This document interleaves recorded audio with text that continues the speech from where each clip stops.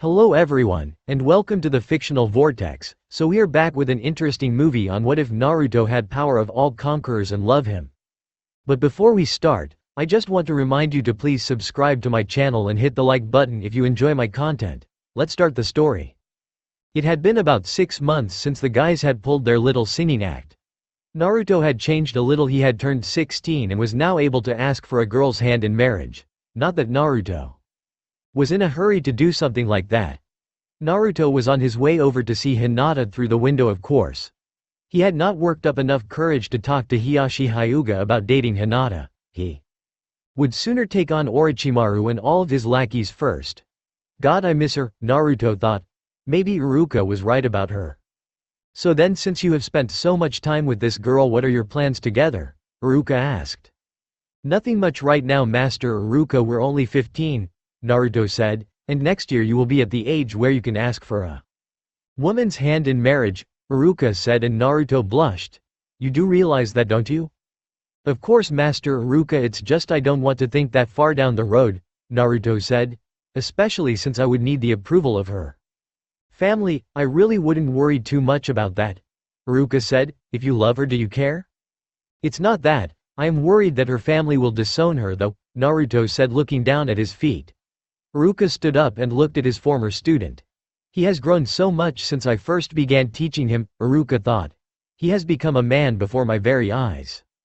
Naruto had reached the Hyuga household and started to climb up the tree. He peeked inside to see Hinata laying on her bed reading a book. Naruto lightly tapped on the window. Hinata looked over to see Naruto's smiling face in the window. She opened it and Naruto hopped in and kissed Hinata on the cheek. Hinata blushed. So what shall we do tonight? Go out or, Naruto said and put his right hand on her right cheek.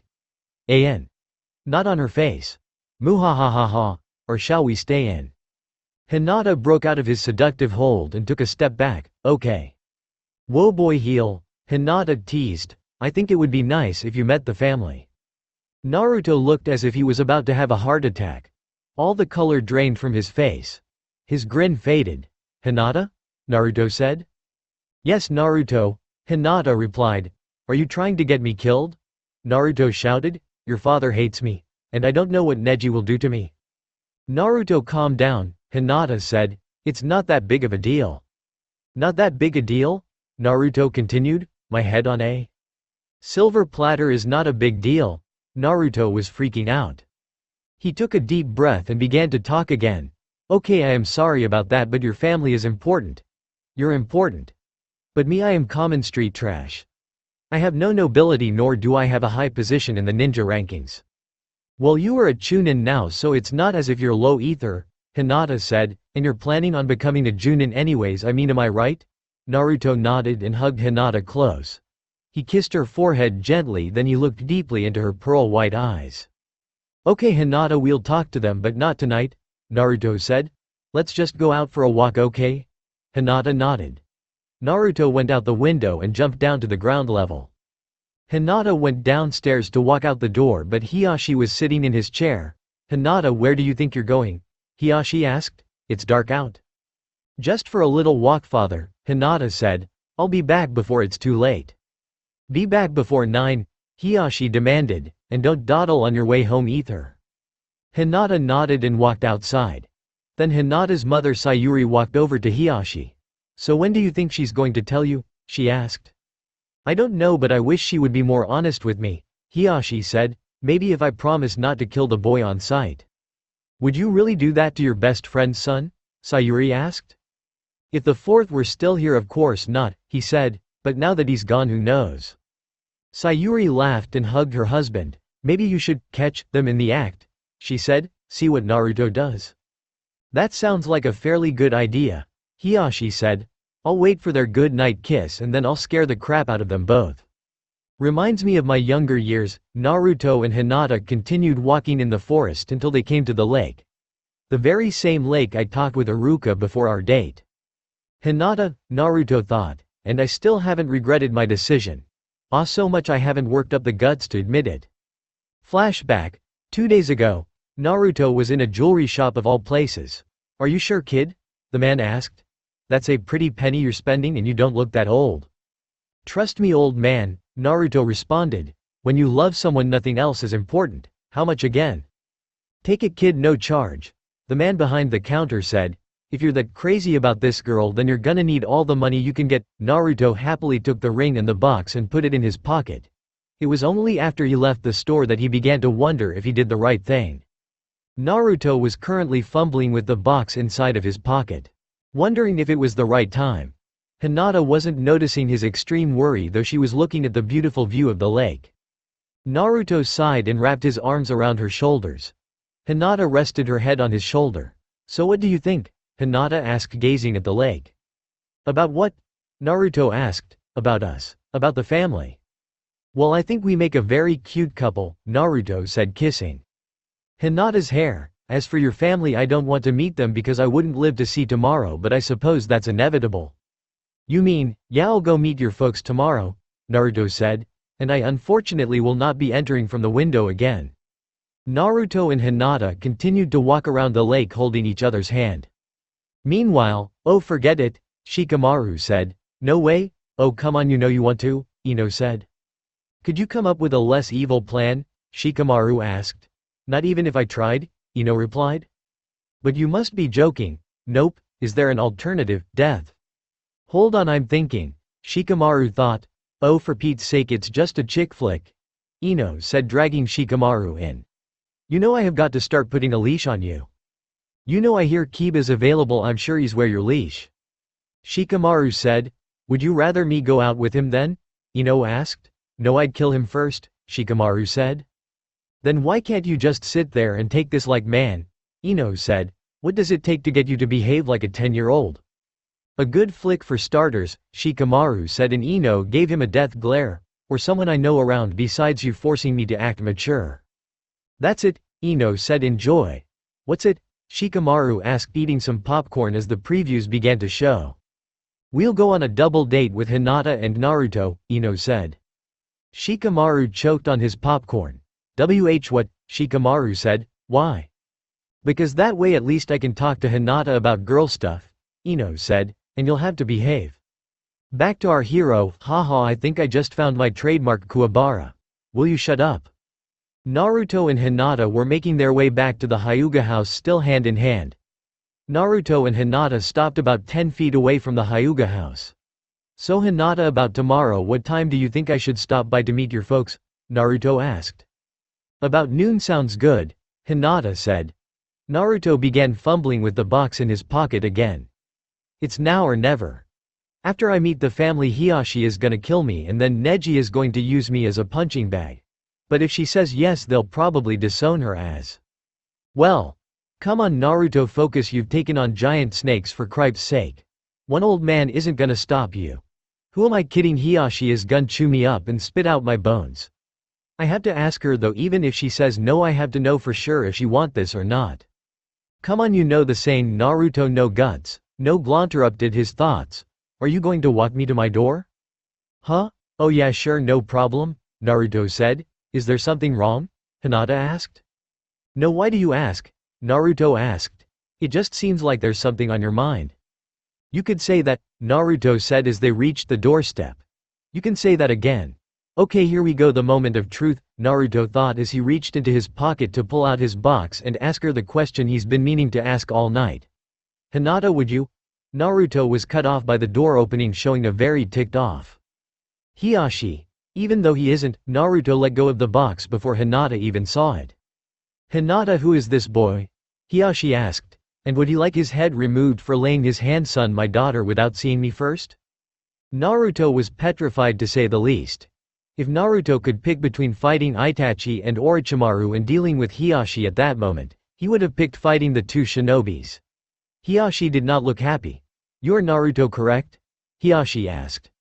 Naruto gulped and nodded dumbly. Come inside and we will talk about your current relationship with my eldest daughter. Naruto walked inside of the house and Hiashi motioned for him to sit. Naruto sat and Hinata sat next to him and grabbed his hand, holding it for comfort. Naruto suddenly brightened up and remembered what he was fighting for. He was not sitting there for his own benefit, he was there for Hinata. He sat up a little straighter and waited for Hiashi to say something. So what is your relationship with Hinata? Hiyashi asked. I love her, Naruto responded plainly and simply. Hinata on the other hand looked as if she was about to burst with joy. He loves me and he admitted it to father, Hinata thought. If he said it to him there's no way that he feels any different. While Hinata was insane with happiness, Hiyashi wasn't looking too pleased. Don't you think you're being a bit bold with your words? Hiyashi asked. I have spent many years in the world of the living and I know for a fact that love is not easily found, nor is it an emotion to be compared to any other. You got one thing right. It's a feeling unlike any other. Naruto said, squeezing Hinata's hand tightly. And it is not something I plan to let go of anytime soon. So if you want to get angry about this I really don't care because I will not give up. Your words are very bold, boy, Hiyashi said. Do you stand behind them? I will not take back my words, for that is my ninja way, Naruto said, grinning his fox-like grin. Hiyashi actually smiled. Boy, you are so much like your father it's not even funny, Hiyashi said. He was the most confident person on the battlefield I had ever met. But when it came to the women he was a coward. It was the only reason he almost didn't end up with your mother. But I watched you, kid, ever since you took my little girl out the first time. I have been watching you. I was just waiting for you to come forward and say something. Naruto was awestruck. So many things were said it shocked him. Naruto was shocked by the fact that Hiyashi could even smile. Hold up, you knew my father? Naruto asked. What was he like? He was unbelievably strong, fearless, and honorable. There was never a task he wouldn't complete or a person he'd leave unprotected. That was just who he was. Hiyashi said. That's probably why they made him the fourth Hokage. My father was the fourth, Naruto was shocked to say the least. Yes, he was, but we'll talk about that another time, Hiyashi said. Naruto just nodded dumbly. So wait a second, Hinata interrupted. You knew this entire time what was going on? Well, I may be old, Hiyashi said, but I am not blind, I could tell. Whenever Hinata was going out with you because of that little smile on her face every day. And Hinata was never this happy all the time. Meanwhile, Sasuke was getting very tired of the daily in and out procedures. Lately, he hadn't had a moment to himself in a long time. It was really beginning to bother Sakura too because she barely saw him anymore. Sasuke was currently doing a lot of minor missions for Tsunade. He decided to take a personal day to surprise his favorite girl in the world though. He walked into Sakura's room as if there was nothing wrong with the situation. Sakura was at her desk writing something. Sasuke simply walked over to her and covered her eyes. Guess who? Sasuke said. Sasuke! Sakura screamed and jumped up to hug him. Sasuke smiled and held onto his girlfriend tightly. What are you doing here? I thought you had work to do. Sasuke just smiled. I took a day off to spend with you, Sasuke said. Sasuke turned as if to walk out. But if you prefer I can still go to work. If you do I will have to kill you, Sakura said, and then I would have to bring you back to life because you are the only person in the world for me. Well, I certainly hope so, Sasuke said, 'cause I didn't take this day off for me, you know. We are going to do anything you want. Anything? Sakura asked seductively. Even if I want to go all the way home? Kuwabara, get me some popcorn, this is getting good, Kuwabara. Hell yeah, that's what I am talking about. Sasuke's sweat roped and fell down anime style. Maybe not that, but how about we go get something to eat? Sasuke said. Okay, sounds good to me, Sakura said back to our hero, signature no jutsu. After many long conversations about the fourth and Naruto's father, Naruto asks Hinata if he can talk to Hiyashi alone. Hinata left the room to help her mother prepare dinner. Mr. Hyuga, I must ask you something, Naruto said. Go right ahead, Hiyashi said, and Naruto reached into his pocket to show his box with the ring inside it. Sorry Naruto, but I am already happily married. Naruto does an anime fall. No, it's for Hinata, Naruto said. I wanted to ask for your permission first before I asked her. I need your approval. Naruto, if you're looking for approval you're looking in the wrong place, Hiyashi said. In my opinion you are all way too young. And because you are too young, I don't think you should be asking something like that until you're older. No, it's more like a promise, Naruto said. I know we are too young, but I want her to know that I will be there for her always, and as long she wants to she can be with me. If she wants to we can get married after we become adults and decide to settle down. Okay Naruto, if that's all it is you have my approval, but don't think it's going to be easy to ask her that question. It took me forever to pop the question to my wife. This could take you an entire year before you ask, Hiyashi said, and Naruto nodded. Hey, dinner's ready, Hinata called from the kitchen. Come on Naruto, let's go eat, Hiyashi said, and the two went to eat some dinner. 4 months later, fast forward no jutsu. It had been 4 months and Naruto still hadn't worked up the courage to pop the question to Hinata. He had really been beating around the bush about it. But Naruto had convinced himself that today was the day. He had to. Today was her birthday. He needed to make it special, so he had arranged for a quad date with Sasuke and Sakura, Ino and Shikamaru, and Lee and Tenten. The 8 of them were going to have one big night out. Naruto had already arranged for everything to be perfect. Naruto was already heading over to the Hyuga house to pick her up. Naruto knocked on the door and began fumbling with the box in his pocket. Hanabi answered the door. Oh, it's you? Hanabi said. Hinata isn't quite ready yet, but if you would wait in the living room for a moment, she'll be right with you. Do you always have to sound like a telemarketer when you're talking to me? Naruto said. It's not like I've done anything to you. Yeah you did, Hanabi said. You stole my big sister. I didn't steal her, Naruto said. She's still living with you. What more can you ask for you two spend the majority of the day together? She deserves better, Hanabi said. You know what, Naruto said. You're absolutely right. And with that Naruto sat down on the couch and waited for Hinata. Up in the room Hinata was desperately trying to be ready on time. She had spent the majority of tat she should wear. Her father was disappointed they would not spend her birthday with the family as they had in previous years, but he understood. He didn't feel too bad trusting Naruto completely. He knew his daughter was in good hands. Hinata finished combing her hair and making sure everything was perfect. Over the past few months Hinata let her black hair grow out longer. It was now grown past her shoulders. She set the brush down and walked over to the stairs. Hinata took a deep breath and began to walk down the stairs. Hinata was shocked to see Naruto actually dressed up. He was wearing a white-collared shirt and khaki pants. Naruto smiled when he saw Hinata looking stunning as usual. She was wearing a white kimono with blue lining and a red sash wrapped around her waist. Hinata walked down the steps and gave Naruto a quick peck on the cheek. Missed you, Hinata said. Then Hinata called into the kitchen, I'm leaving now, I'll be back before 11. Naruto offered his arm and she wrapped her own with his and they headed out the door. Happy birthday Hinata, Naruto said after they had walked about a block away and wrapped his arms around her waist holding her close. She looked up at him and he kissed her on the forehead. Thanks, Hinata said. So where are we going anyways? They continued walking. That is a surprise, Naruto said. We're also meeting up with some others. Oh, I was hoping it would be just the two of us, Hinata said, but I guess it won't be that bad. I have to share such a rare beauty with others, Naruto said. Hinata blushed a deep crimson at this comment. It's not like I am saying anything that isn't already known throughout the village. Ah, we're here. Hinata looked to see the most expensive restaurant in town. Naruto, Hinata said, shocked, how can you afford this? Don't worry about that, Naruto said. Junins get paid a hell of a lot better than Chunins. Speaking of which, when is the exam? Hinata said as they walked in. Only another month, Naruto said. No big deal, I'll be ready. They both walked into the place. There was a man behind one of those fancy podium desks. Name, the man said. Uzumaki, table for 8, Naruto said.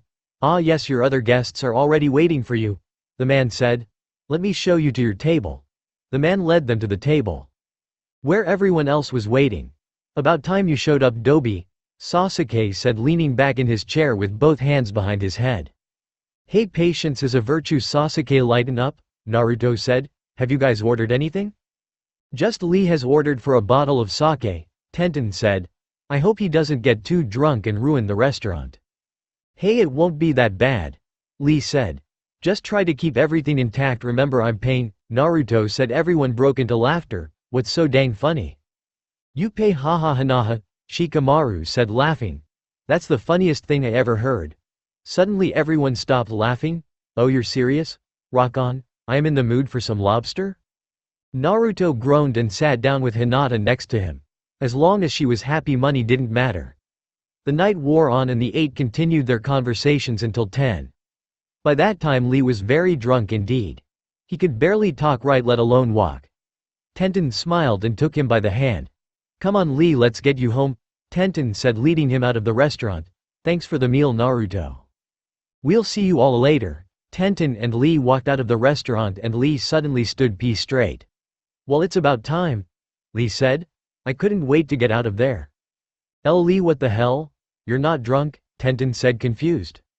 "Huh, no, that stuff wasn't even sake," Lee said. "I switched my beverages with Naruto." "Don't you think he should know that?" Tenten said. "What for?"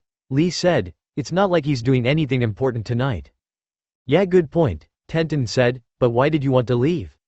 "So I could spend the rest of the night alone with the most beautiful person I know," Lee said. "Why else?"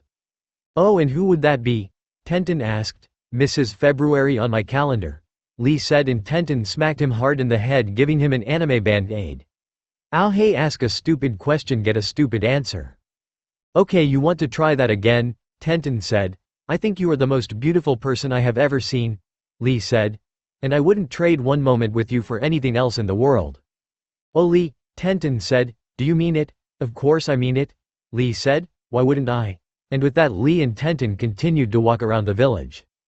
Back at the restaurant, Naruto finished and paid the bill for the food. The 6 remaining all left and decided to go for a walk as well.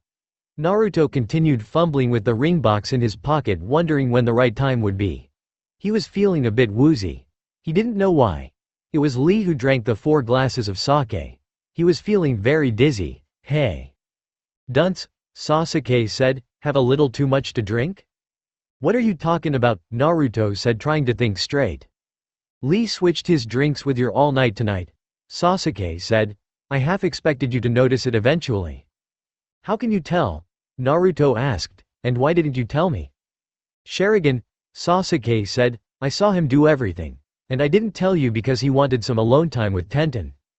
Hash hash hash hash. "Sasuke, you jerk," Naruto said. "I think I am gonna puke." Sakura took this moment to smack Sasuke a good one across the back of the head. Hinata took Naruto by the arm and they went into the woods. "Naruto, don't worry about it, we'll get you home," Hinata said. "No," Naruto shouted, "I mean hold on a second, as long as we're here and we're alone there's something I have to ask you." "Naruto, you should really get home, you're drunk," Hinata said. "We can talk tomorrow." "I'm fine, Hinata," Naruto said and reached into his pocket to pull out his box. "I had to ask you something." "Naruto, it can wait," Hinata said. "You're not well?" Naruto shook his head and got on one knee. "Hinata, will you?" Naruto said, opening the box, revealing a small ring with a small diamond. Considering his income, can you blame him? Kuwabara. "Shut up, this is the climax, marry me?" Hinata's heart stopped. Everything stopped, it seemed as if time stood still. Did he just propose to me? Hinata thought. This is like a fairy tale. Wait, he's drunk, could he just be saying this because he can't think straight? Wait, he already had the ring. He must be serious. "Naruto," Hinata said, and Naruto looked into her eyes. "No." Naruto felt his heart sink. He thought he was going to die. The love of his life had just rejected him. He had proposed to the one girl he cared about more than life itself, and she rejected him. Suicide was looking like a possible option at this point. "Hinata, did I hear you right?" Naruto asked. "Did you say you don't want to marry me?" "Yes, Naruto, I don't want to marry you," Hinata said. "Not yet anyways." "Why?" All Naruto could say. "Naruto, I would like to marry you, but not now," Hinata said. "We are too young for one. Another thing is, you should really ask for father's approval first." "I already did," Naruto said. "Huh? You asked my father? When?" Hinata asked, astounded. "About 4 months ago," Naruto replied, standing up, still holding the box in his palm. "About a week after I bought the ring." "You've had the ring that long?" Hinata asked. "You've been meaning to ask me all this time?" "Ever since I fell in love with you, Hinata," Naruto said. "I never doubted that I wanted to spend the rest of my life with you. I was just worried this would happen." "Naruto, please, we are too young," Hinata said. "I can't accept your ring yet." Naruto's ears perked up at the word, "Yet, so you're saying you may take this ring one day and wear it as you own?" "Naruto," Hinata began, "as long as you love me and want to be with me, there isn't a doubt in my mind that I will." "Alright, fair enough," Naruto said, realizing he was still drunk. He leaned against a tree and puked. You see, it's better to wait for a more magical moment, Hinata said, when you're not drunk.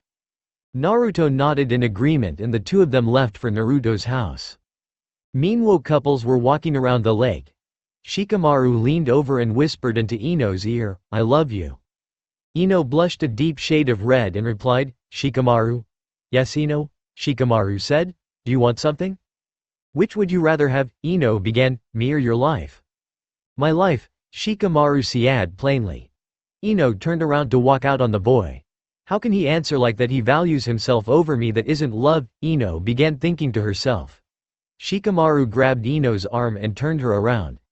Tears began forming in her eyes. "Because Ino," Shikamaru continued, "you are my life." "Really?" Ino asked. Shikamaru nodded and Ino buried her face into Shikamaru's chest and began to cry. Shikamaru just held her there.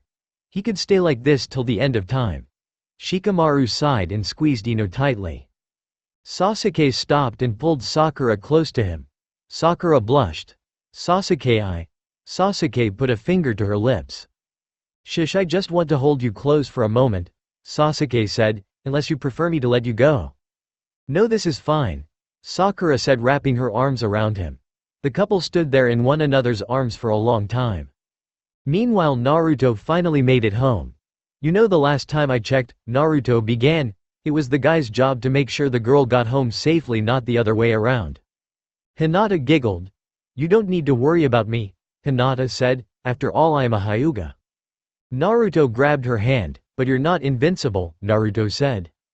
Looking deeply into her eyes, Hinata felt as if she could do anything. Looking into Naruto's ocean blue eyes, they were so happy and innocent. "Hinata, I worry about you." "Don't. I'll be fine," Hinata said, "trust me." "Are you sure you want to accept my ring?" Naruto asked. Hinata sighed. This was the hardest thing she ever had to do, but she knew it was for their own good. "No, Naruto.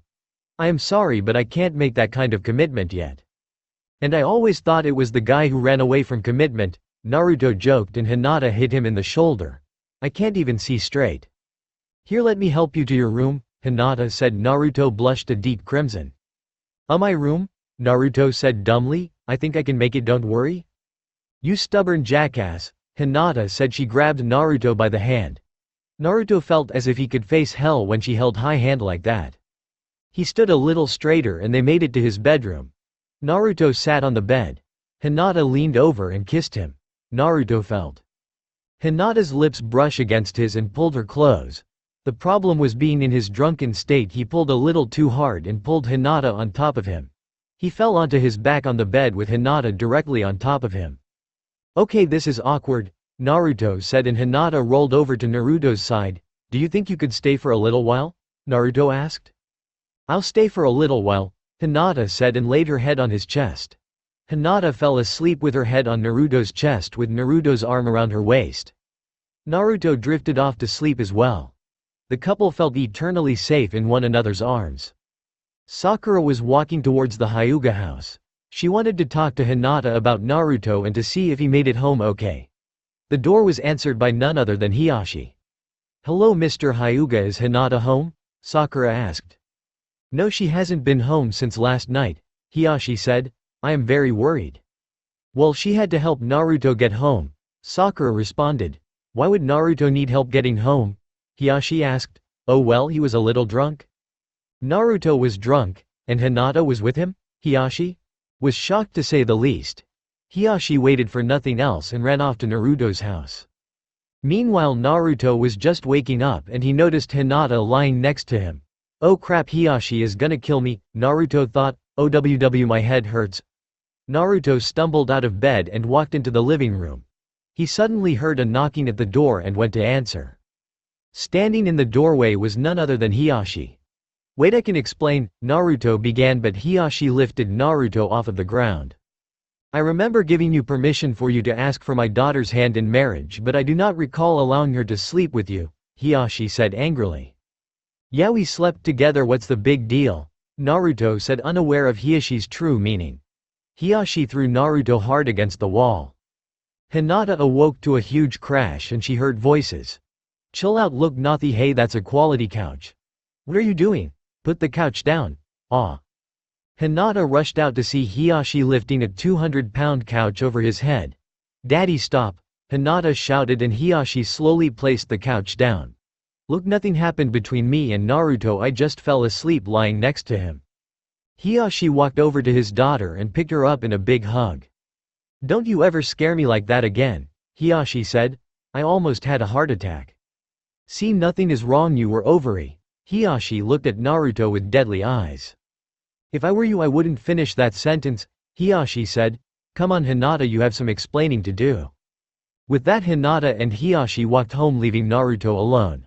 Naruto just thought of an idea. The perfect way for Hinata to say yes. He ran over to Sasuke's house. He knocked on the door. It was still fairly early in the morning. Sasuke leaned over his window looking outside to see Naruto. "What do you want, dunce?" Sasuke asked. "Let me in," Naruto shouted. "I need you to teach me how to play the guitar." "Why should I?" Sasuke asked. "It's important and I need some help," Naruto said. "Forget it," Sasuke said. "Yeah, you're right, I heard Sakura say that Shikamaru could play way better than you anyways." "What?" Sasuke said. "That lazy ass can barely pluck the strings, let alone teach you. Get your ass in here and I will teach you." Heh, Naruto chuckled underneath his breath. "Works every time." Naruto walked in and up the stairs to Sasuke's room. It was pretty plain except for the futon in the middle of the room. "So what kind of song did you want to play?" "Back with the Hyugas, Hinata, is that the whole story?" Hiyashi asked, sitting in the living room with his wife Sayuri. "Yes, father, I swear nothing happened," Hinata said. "So he did propose?" Sayuri asked. "I can't believe he actually asked you and you said no, why?" "Because we are too young, mother," Hinata said firmly. "It's not the fact that I don't want to marry him someday, just not in the near future." "Oh, so he didn't tell you everything?" Hiyashi said. "Well, he was drunk," Hinata said. "He told me that it was a promise to marry you later on in life," Hiyashi said. "It was more like saying as long as you wanted to be with him he would always be there for you until you were ready." "Oh no, I can't believe it," Hinata said. "I mistook it completely, don't worry about it," Hiyashi said. "By the way, if you ever do something like this again, I will ground you from now till the next ice age." Back to our hero. "Oh come on, Naruto," Sasuke said. "You want to play that song? You'd actually have to be able to sing as well." "Hey, I did fine last time," Naruto said. "This won't be any different." "Whatever, alright, let's get started," Sasuke said. The two worked on the song all day and all night until Sakura came to the door. She walked inside to hear the boys playing the song in sync with one another. "Wow, that was good," Sakura said. "Who's the song for?" "Only for someone as sweet as you," Sasuke said, kissing her on the cheek. "You know, you really have gotten used to playing the flirt, Sasuke," Naruto teased. "Or maybe you've had more practice than we all have realized." "Shut up, I just did you a favor," Sasuke said. "And I appreciate it, thanks." Naruto left to go to Hinata's house. "Well, he left in a hurry with one of your extra guitars too," Sakura said. "He's going to play that song for Hinata," Sasuke said. "Well, that's just sweet," Sakura said. "Why don't I get that kind of romance?" "Because you have me," Sasuke said. "What more do you want?" Meanwhile, Naruto made it to the Hyuga house. It was dark at this point. Naruto, deciding it would be bad to go through the front door at this point, climbed up the tree to Hinata's window with the guitar. Naruto saw Hinata lying on her bed with her hands behind her head. Naruto knocked on the window. Hinata saw him and looked a bit puzzled. She opened the window nonetheless and Naruto walked in. "Hey, pretty girl," Naruto said, and Hinata blushed. "What are you doing here, Naruto?" Hinata asked. "If my father finds you, he'll put your head on a pike." "It was worth the risk of just seeing you," Naruto said. "Besides, I have something to play for you." Naruto moved the guitar in front of him and sat next to Hinata on the bed. "I believe this song will explain how I feel about you and me." Naruto began plucking the strings of the guitar to a slow mystical rhythm and began to whistle. After 30 seconds of whistling and a smooth beat of the guitar, Naruto met his cue and let his voice do the talking. "I love Guns N' Roses. Shed a tear 'cause I'm missin' you. I'm still alright to smile. Girl, I think about you every day now. Duh, was a time when I wasn't sure. But you set my mind at ease. There is no doubt you're in my heart now. Said woman, take it slow. Wasn't this the other way around? It'll work itself out fine." All we need is just a little patience. He should talk, said Sugar, make it slow. And we come together fine, all we need is just a little patience. Yeah. I sit here on the stairs cause I'd rather be alone, total bull, if I can't have you right now. I'll wait, dear, the message Naruto is trying to deliver right here.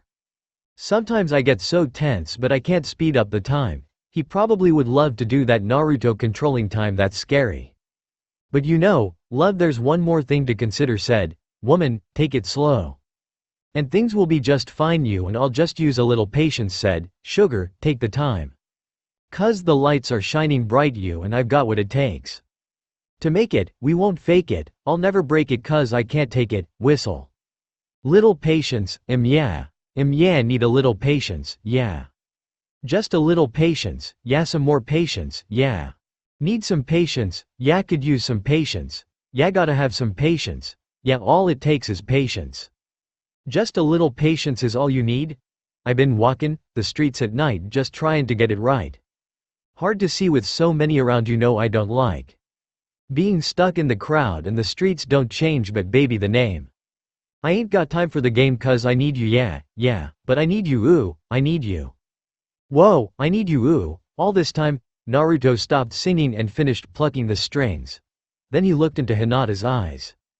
In case you didn't know, that song was Patience by Guns N' Roses. It's one of their few slow songs. If you don't know what it sounds like, do yourself a favor and pick up the CD GNR Lies. It's number 5. Or otherwise download it. It's a great song. Kuwabara. Will you shut up and get back to the story? Hinata. Naruto began getting to one knee once again and removing the box for a second time. I love you more than life itself. And I want to spend my life with you. I don't expect to get married anytime soon. This is just a promise from me to you that I will always be with you, and as long as you'll have me I want to be with you. I just want you to know that I am not a patient person, but I can do anything for you. So Hinata, I will wait for 9 days or 9 years if you want. Whenever you're ready. But I will not give up until you accept this ring. Naruto stood there and held the ring out to her. Cliffhanger, no OWWW, that hurt Master Kuwabara. Kuwabara. There's no way in hell you're stopping now. KP. Jerk. Naruto, if you can really wait then I guess. Hinata began reaching for the ring and putting it on her finger. I can wear your ring as long as you love me. So you'll marry me? Naruto asked, when you're ready? Of course I will, Naruto, as long as you can wait for me, Hinata said. Naruto stood and hugged Hinata around the waist tightly. Hinata laid back on the bed with Naruto's arms still wrapped around her, holding her close. I guess it is true, Hinata thought, that Naruto never really gives up on anything. Downstairs. Our daughter is about to marry a punk, Hiyashi pouted, sitting in his chair. You really shouldn't be eavesdropping, Sayuri said, and our daughter is marrying a fine young man. No she isn't, Hiyashi said. I knew his father, trust me, he is no fine young gentleman. But he might just make our daughter happy. He did what? Sakura gasped along with Ino and Tenten. If you haven't figured out what they're talking about then you fail and quit reading this FIC immediately. I'm kidding, seriously, don't stop, no don't go, Kuwabara. Why aren't you doing push-ups? Start over, potassium phosphide. Damn, Naruto? He asked you to marry him? Ino asked. And you accepted? Tenten asked. Naruto. Was all Sakura could get out. Yes. Yes. And yes. Hinata said. What's the big deal? What's the big deal? Ino asked sarcastically. Is there something wrong with you? Tenten asked. Naruto. Sakura said once again. Yes, Sakura. Naruto, what is it with you guys? Hinata asked, confused. We love one another and we want to spend the rest of our lives together. I understand that, Hinata, Ino said, but are you sure you want to make that decision at this point in your life?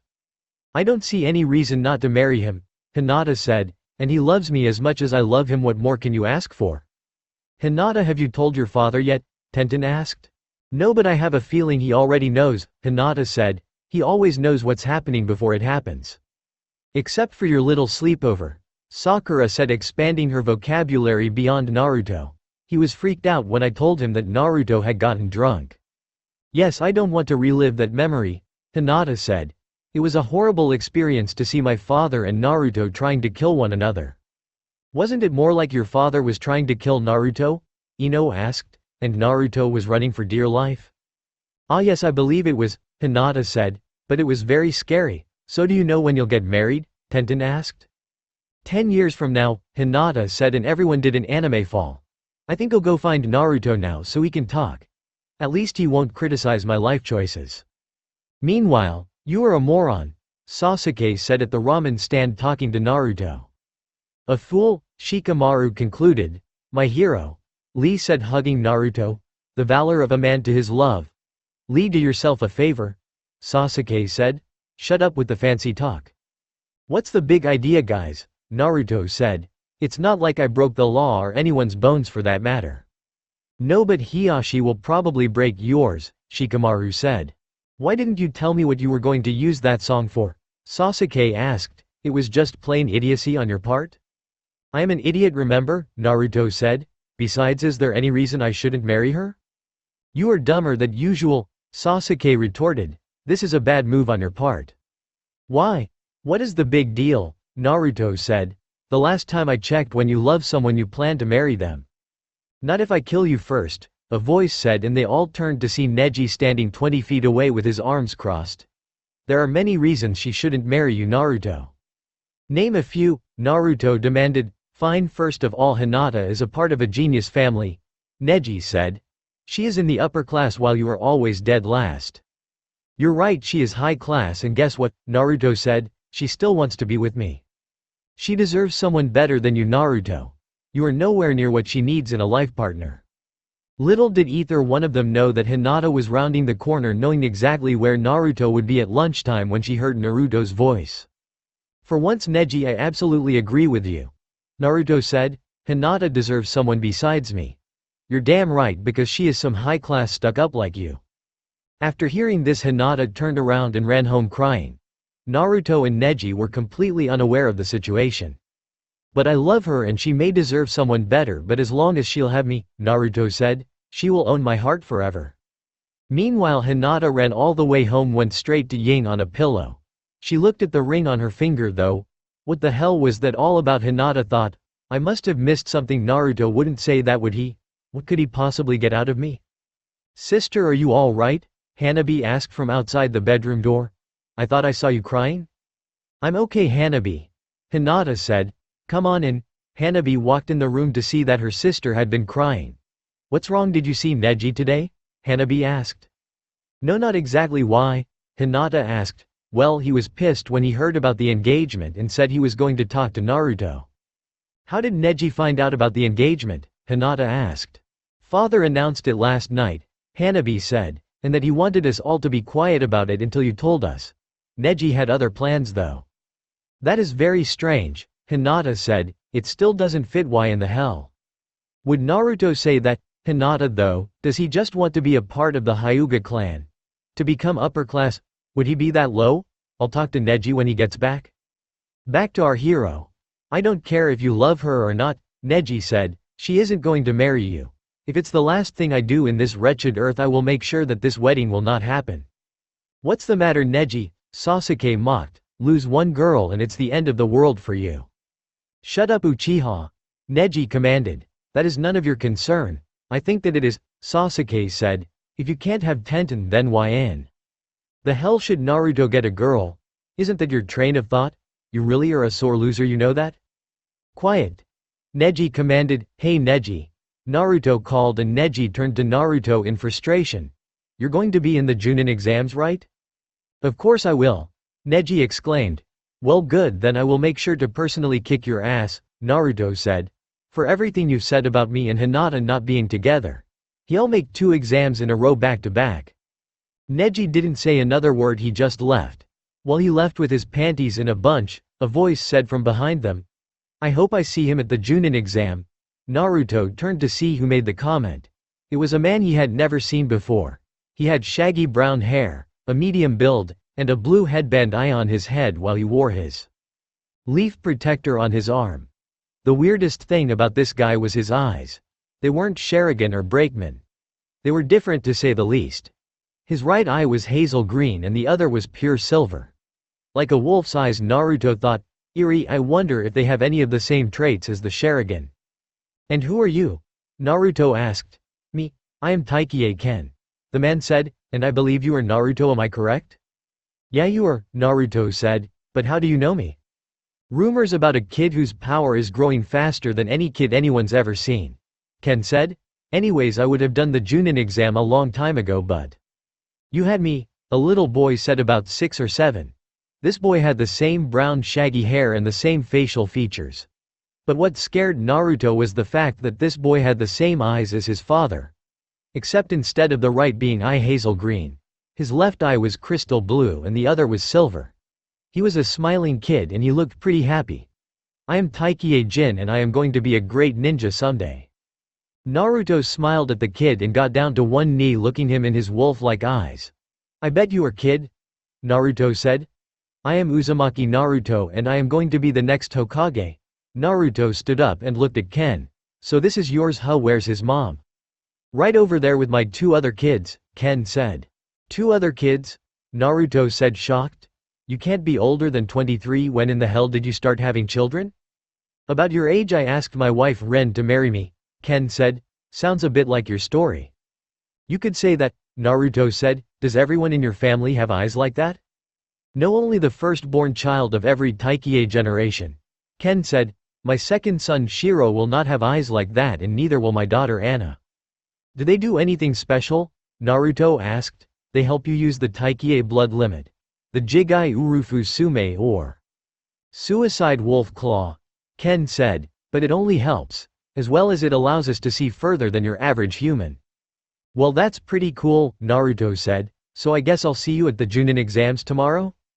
"I wouldn't miss it for the world," Ken said, "besides I am looking forward to a new challenge."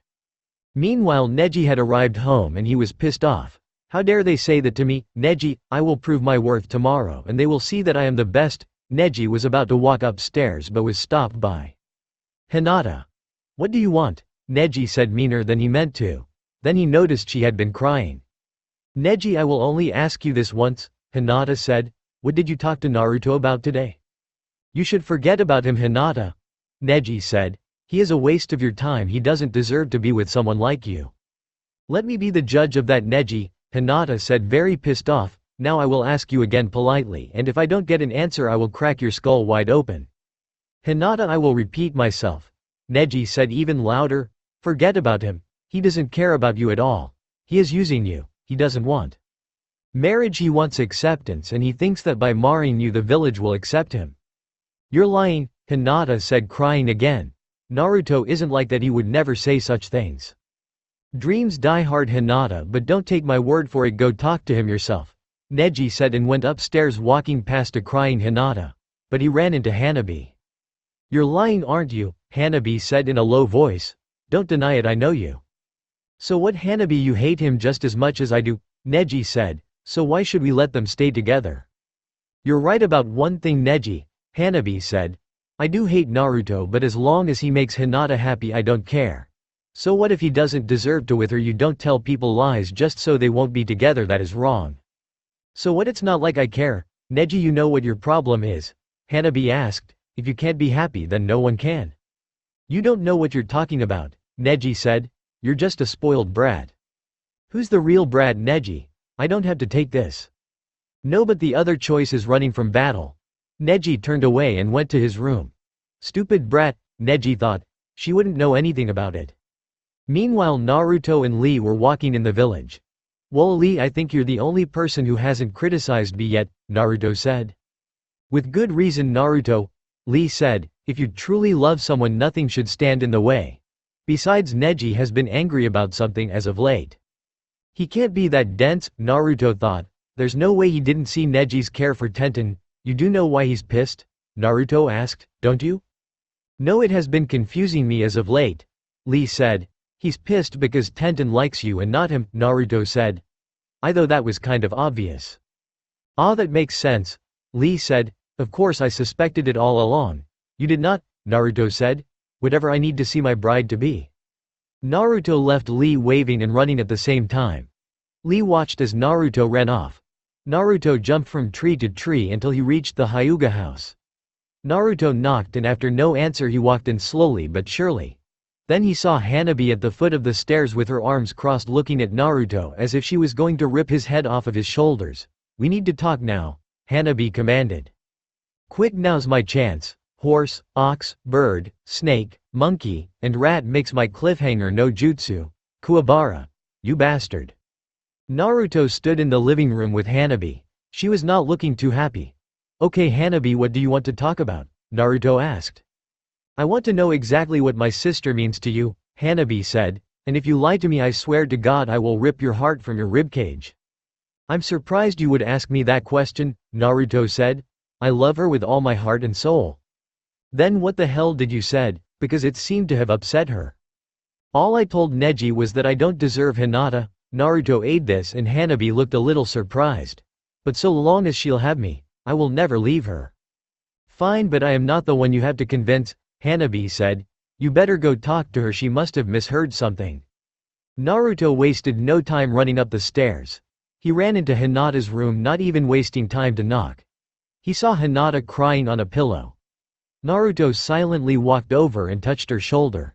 Hinata turned to see her fiancé standing over her with eyes of concern.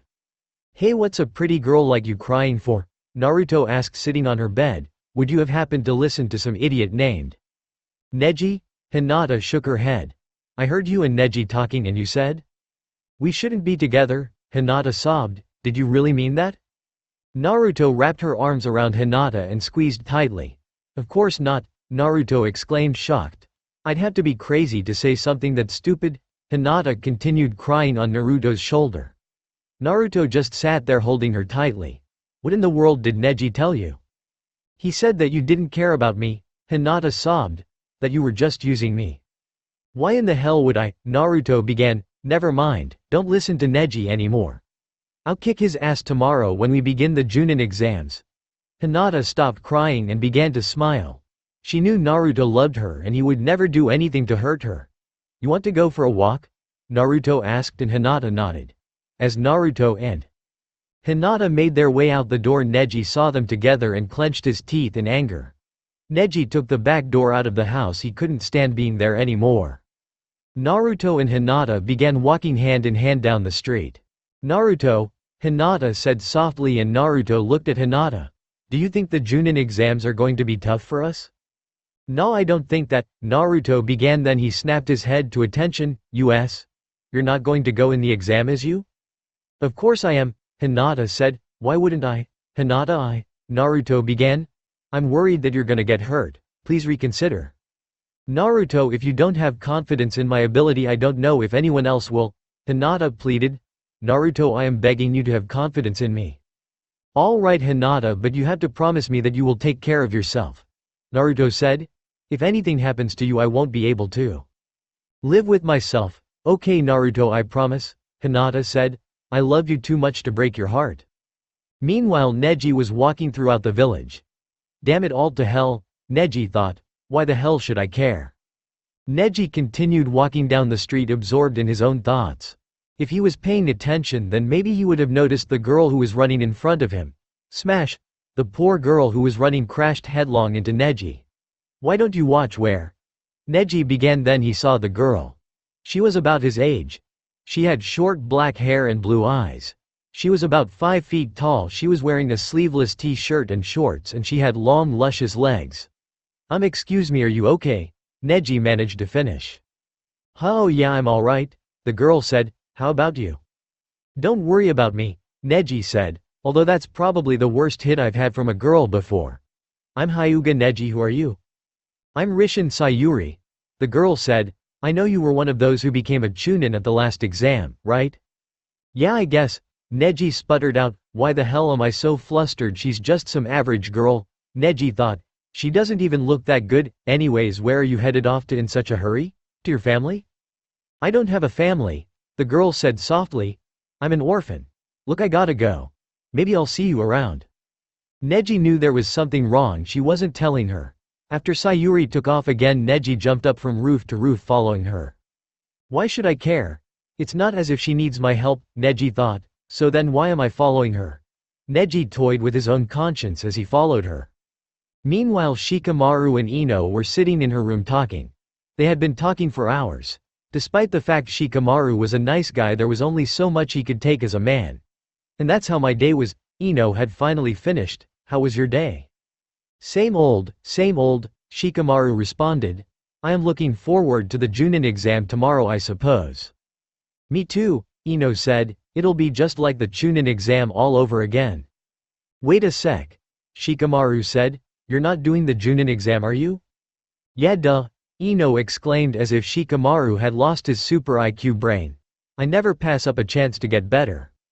Ino, what would you say if I asked you not to participate in this exam? Shikamaru asked.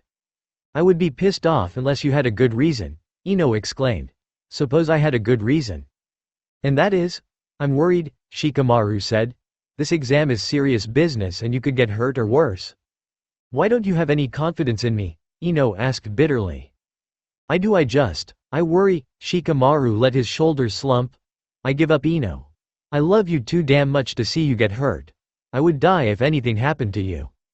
You're sweet, Ino said, kissing his cheek. You're wrong, but still sweet. Meanwhile, Neji had been following Sayuri till she reached the edge of the village. Alright, you can come out, the coast is clear, Sayuri said, and a man in all black came out from behind a tree. He was about 6 foot with shaggy black hair and metallic claws on his right hand. Let him go now. What, your little brother? Oh, he's right over there. The man pointed, showing the boy tied to a tree. Now if you don't mind, I think I will have my way with you. The man opened his mouth, revealing his tongue, and made an effort to lick her. Sayuri did not want this, she leaned away. Bastard. Neji thought, how much lower can you get? Before Neji knew what he was doing, he had already jumped from off of the roof and embedded his foot right in the nose of this jerk. I would leave the girl alone and avoid doing something this stupid again, Neji commanded. Unless you would prefer me to pound the ever-living snot out of you. I have no idea who you are, but I suggest you leave me and my business alone, the man said. Neji had heard enough of this psycho. He ran up to him and hit him hard with a left-handed uppercut. Divination field. 64 hands of hake, Neji shouted and began hammering the man in black. 2 hands. 4 hands. 8 hands. 16 hands. 32 hands. 64 hands. Every blow hit the man until blood began to trickle down his lip from internal bleeding. The man fell back, slipping into unconsciousness. Neji stopped and walked over to the boy tied up. Neji simply took out his kunai and cut the rope, releasing the boy. You okay, kid? Neji asked, and the boy nodded, running over to his sister. It seems my work is done here. Neji thought, I better get the hell out of here before. Neji felt a hand on his shoulder. He turned to see Sayuri griping his arm. Thank you so much, Neji, Sayuri said. I owe you so much. Don't worry about it. It was my pleasure, Neji said. Besides, who in the hell was that guy? I don't know, I just woke up this morning with my brother gone and a note on the table. It told me to meet him here if I ever wanted to see my little brother again. Alright, I'll escort you back to your home if that's okay with you, Neji said. Yes, I would appreciate it very much. Meanwhile, Sasuke and Sakura were sitting by the lake. The sun was starting to set and the two were enjoying it together. Sakura, Sasuke said, and the girl mumbled I want you to stay out of the Junin exam tomorrow. Why? Sakura asked, surprised. Don't you want me there? No, I don't want you there, Sasuke said. That's the whole point. It's very dangerous and something could happen to you. Do you really care that much? Sakura asked. Of course I do. What a stupid question to ask. Stupid, Sakura shouted. Are you calling me stupid? No, I just meant it was a stupid question to ask, Sasuke said, defending himself. Don't add.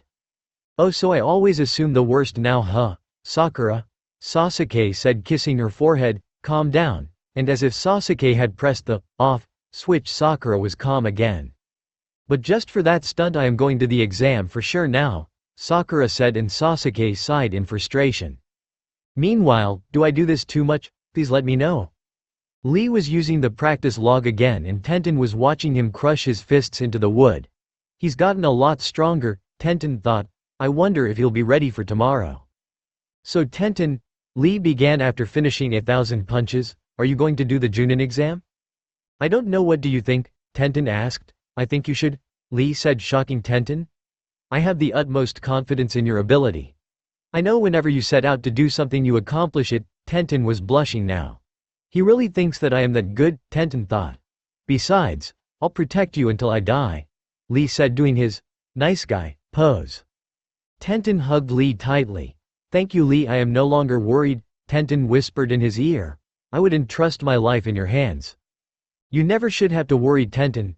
Lee whispered back, as long as there's a breath in my body nothing will ever cause you harm. The two of them just stood there for what few moments were left in the day. There were actually hours, but you get the idea.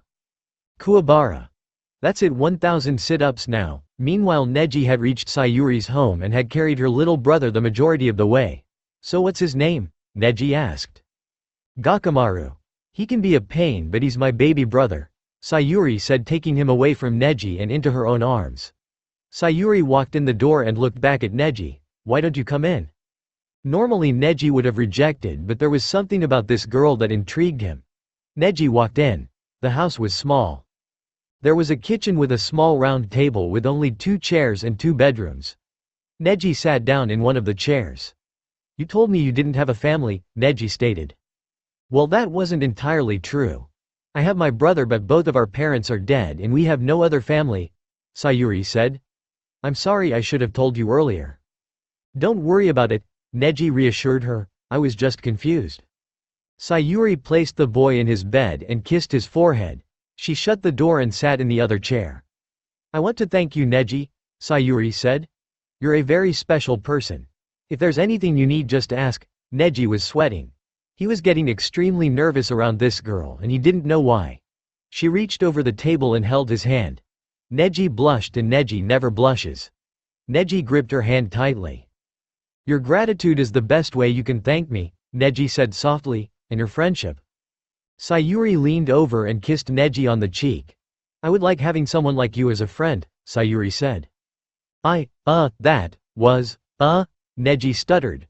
Ahem. I really must be going. I have to get up early for the Junin exams. I will see you another time then? Defiantly, Sayuri responded and Neji left. What a guy, Sayuri whispered to herself. Back to our hero. Naruto is the hero, right? It was nighttime now and Naruto had walked Hinata back to her home.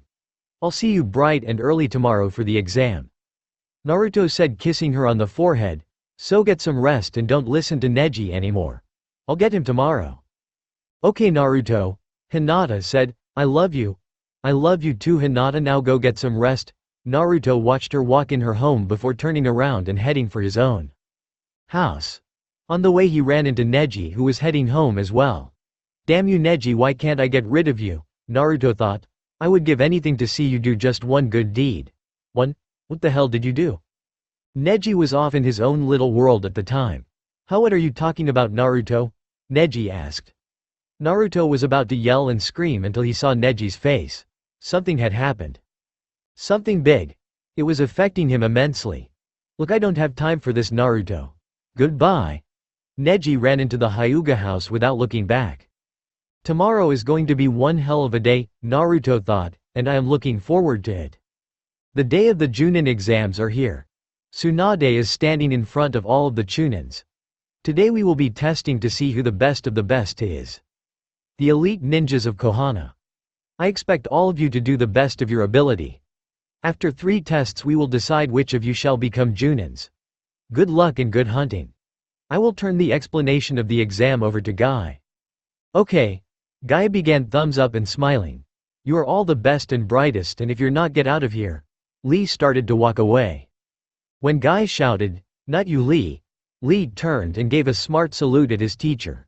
Lee quickly rejoined the ranks, as I was saying, you are the best and brightest, but today we will begin to eliminate those who are not of the elite. Guy stopped and looked through the huge crowd of Chunins.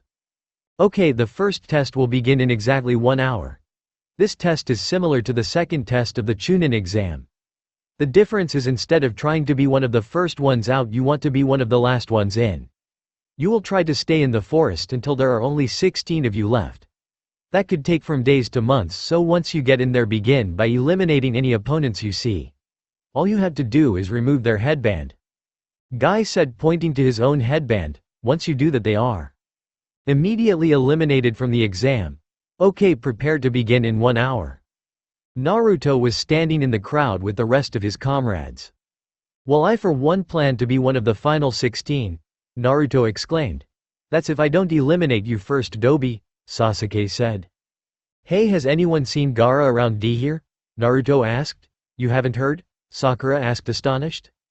No, what is it? Naruto asked puzzled. Gaara has become the case cage of the sand. Lee said stretching. I figured you would be the first to know. Wow, I figured the people would all be scared of him, Naruto said. Well, not anymore. Lee said, the people are now trusting Gaara to protect their village.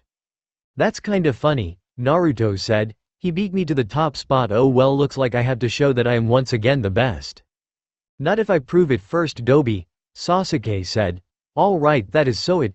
You and I are going to finish this feud once and for all, deal, Naruto said, smiling, holding his hand out. You're on, Sasuke said, griping his hand until a third hand rested on both of theirs. Not if I prove that I am better than both of you, Lee said, for hard work. Surpasses genuous, we know, Naruto and Sasuke said at the same time. An. I love Rock Lee, so don't think I'm dissing him here, okay? 55 minutes later. They are all in place, Tsunade. Kakashi said to the Hokage. Everyone is at a separate starting point and no one will know where anyone else is until the test begins.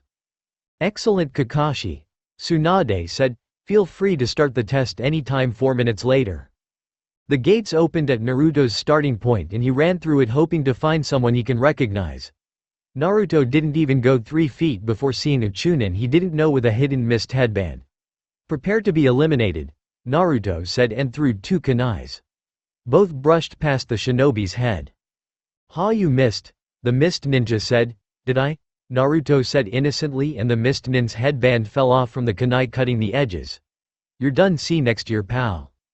Meanwhile, Rock Lee, unlike Naruto, had already eliminated 6 other Chunins and 3 more were trying to take him out. Lee jumped into the air and unleashed his signature kick, Leaf Spinning Wind. The kick knocked all 3 out. Lee calmly walked over and removed their headbands.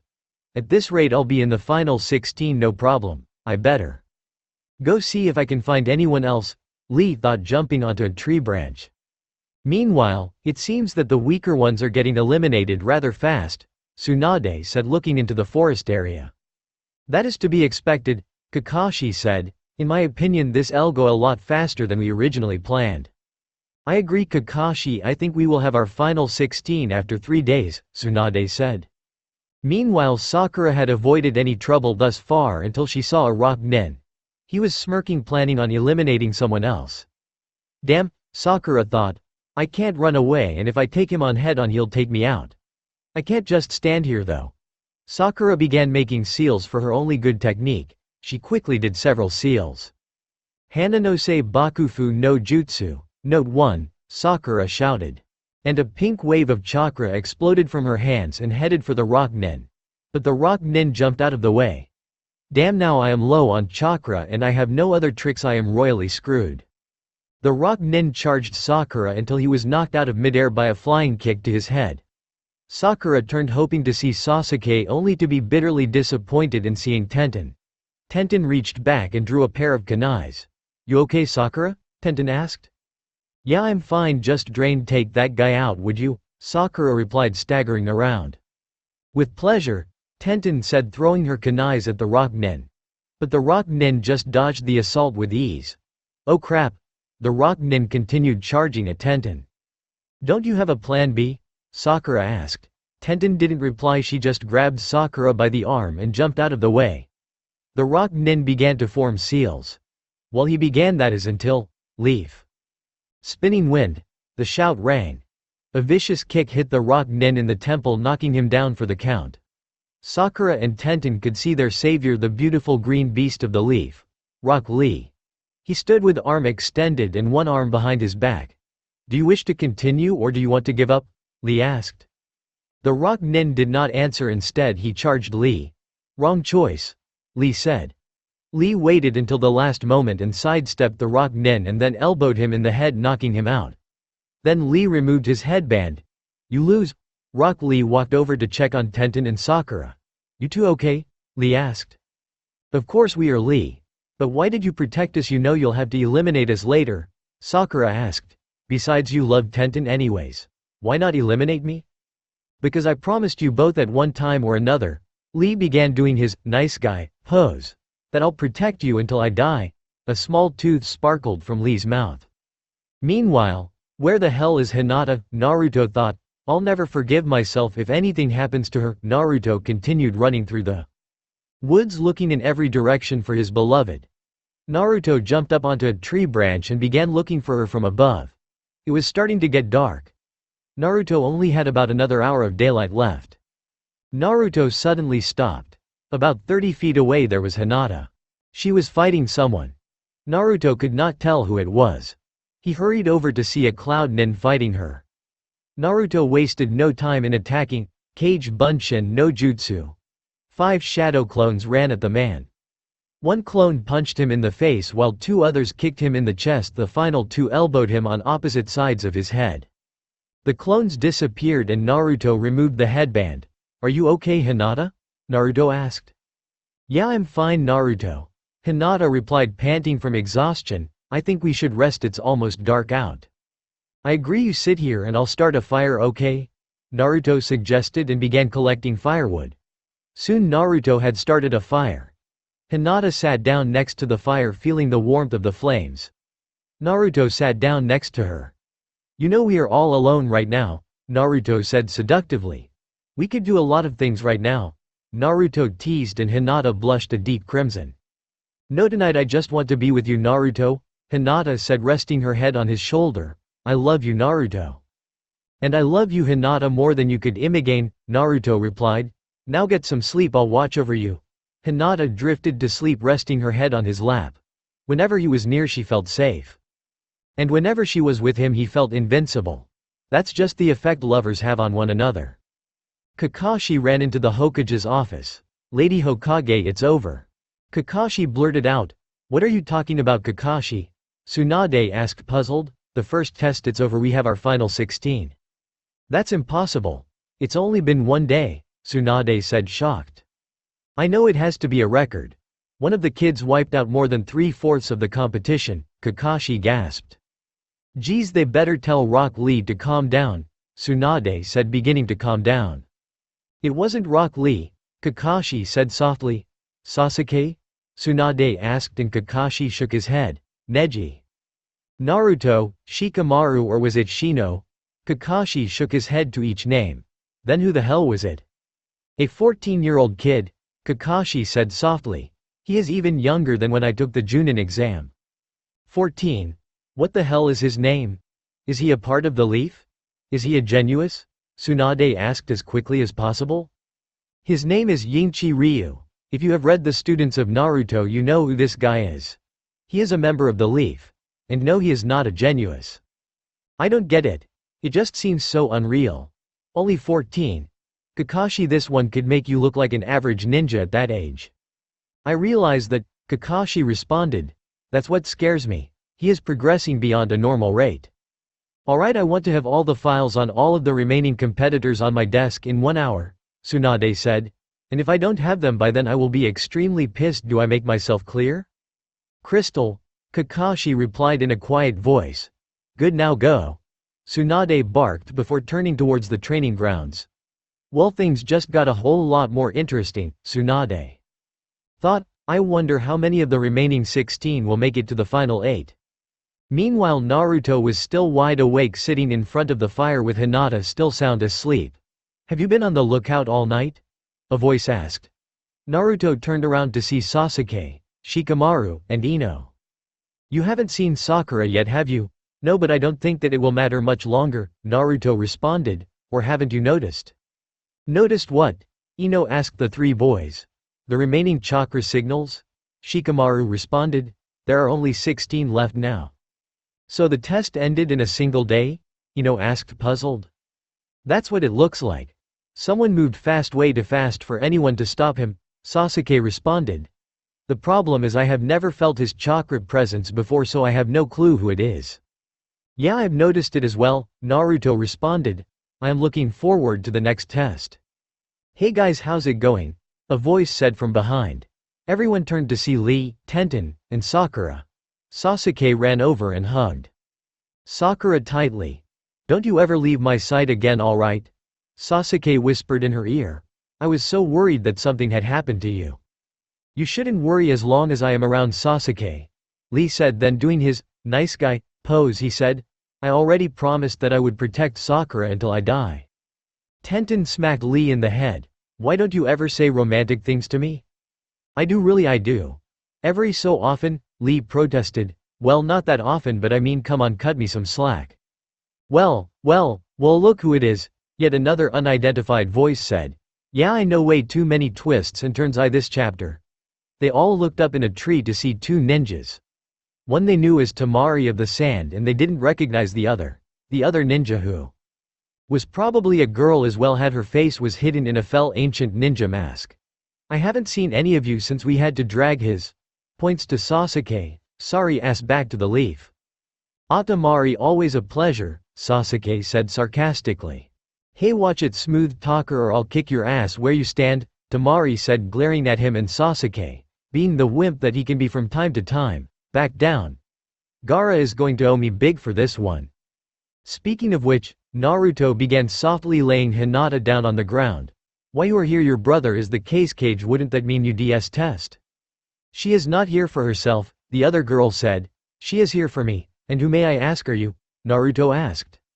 The girl removed her mask to reveal herself.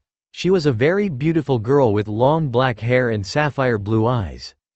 The ninja outfit she was wearing covered almost all of the curves of her body, so you couldn't tell if she was a man or a woman. My name is Aki. And Tamari is protecting me because Gaara wanted me safe. Gaara?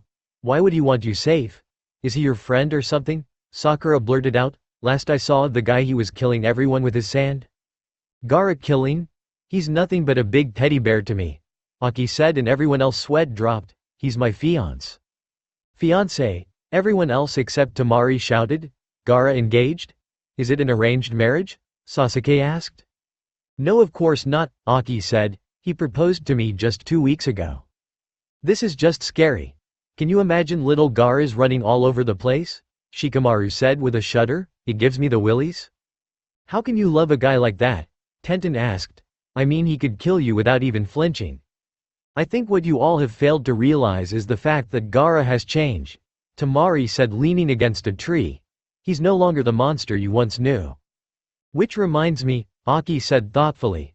Which of you are Naruto and Lee? Naruto raised his hand. That would be me, Naruto responded.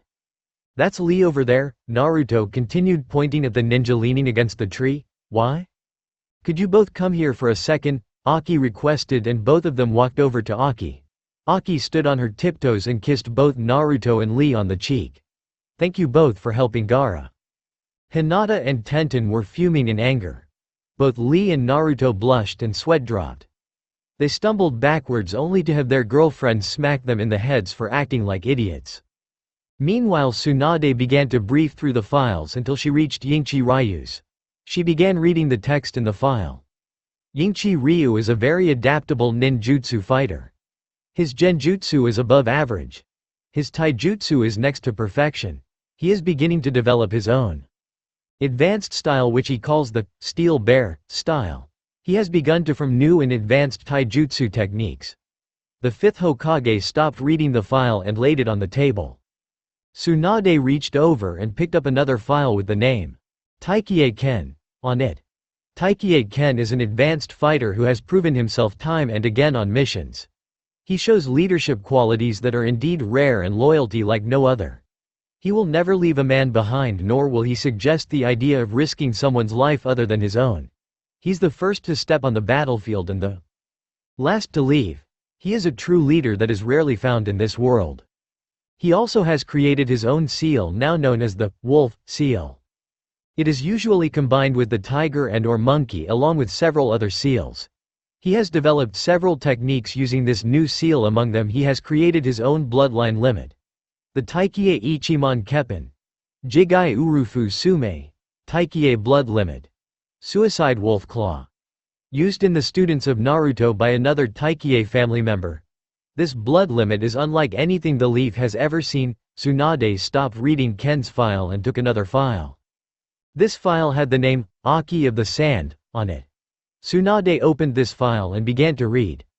Aki is an exceptional manipulator of sand and her ninjutsu is above exceptional.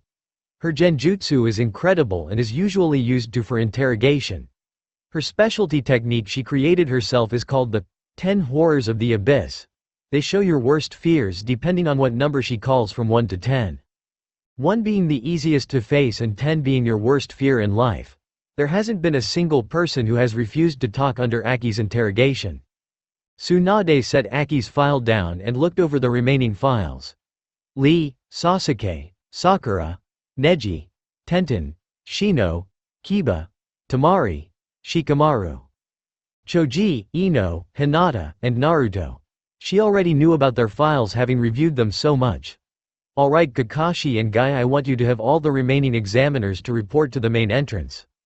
Yes, of course, Lady Hokage, Kakashi said. It shall be done, Guy said, doing his nice guy pose. Guy and Kakashi returned back to the office 30 seconds later. I thought I just gave you an order, Tsunade said, annoyed. Go do your job. There seems little use of that, Lady Hokage, Kakashi said. And why is that? Tsunade asked. They're already here, Guy responded. Hey Tsunade. When can we start the next test? Or are you just so old you need to get your walker? In voice said so obnoxious it could only belong to Naruto. I'll show him a walker, Tsunade mumbled before heading outside. Tsunade walked out to see the remaining participants of the Junin exam. Naruto was standing in front of everyone smiling. What took you so long? Naruto asked. Couldn't find your dentures? Ahem. Congratulations on all of you making it past the first test. Tsunade announced. We will begin the second test immediately. The last one wasn't much of a test, somebody said from the group. The boy was tall with short red hair and brown eyes. He had a decent build and wore his forehead protector on his arm. And you must be Yingchi Ryu, am I correct? Tsunade asked. That would be me, Ryu responded. So what of it? Never mind, let's just begin the second test already. Kakashi, could you please lead them to the second test and explain the rules? Tsunade asked. Kakashi motioned for them to follow. He walked away from the forest. Naruto looked around and realized he had never been here before. It was just behind the Forest of Death. Suddenly the group stopped in front of a large concrete wall about 20 feet high. This is where you will begin the second test, Kakashi explained. What the hell is this thing? Temari asked, and how is it a test? If you would give me a moment I will explain, Kakashi said. There are currently 16 of you. My job is to make sure there are only 8 of you remaining. So here's your dilemma. You must go through this maze and find the center where I will be waiting. The first 8 who can find my body will move on to the final stage of the exam. There will be many obstacles including traps and Anbu members who will be attempting to stop you. If you make it to the center and are not one of the final 8, well, better luck next year.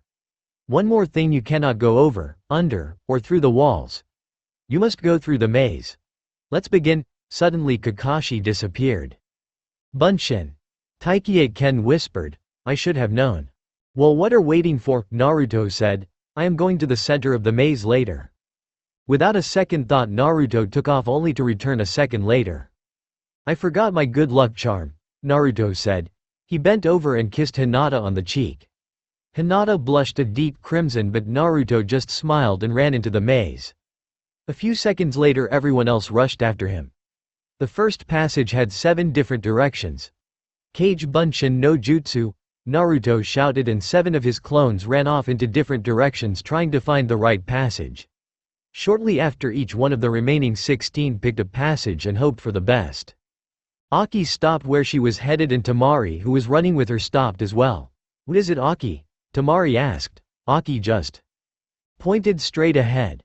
What, oh crap, the entire passage was filled with exploding traps set to go off the minute any movement was detected. Temari smiled. I will take care of this, Temari said, taking the fan off of her back. No Temari, don't do it, Aki shouted, but it was too late. She had already swung her fan, erupting a huge gust of wind. But the notes didn't explode, instead they let out a gigantic flash. Why in the hell would it flash? Aki thought. The only things it could do would either blind us or signal to an Anbu. Shoot Temari, we need to get out of here. Why, there wasn't even an explosion, Temari asked. There's no danger. There's gonna be, let's go Anbu AR, just an Anbu. A voice said from behind. They turned to see an Anbu member in a flak jacket and a tiger mask. You two are about to be eliminated. Hey, Tamari scoffed. I don't think so. I'll take this one down, Aki. The Anbu thought that she was bluffing until Tamari took out her fan again. Later, pal, Tamari swung her fan, knocking the guy back so hard he smashed into the wall, leaving an indent of his body outline. Well, Tamari, I must say you haven't lost your touch, Aki said. Come on, we have to hurry. Meanwhile, this part has been overly done in animes, but I think you'll like the originality of the end result.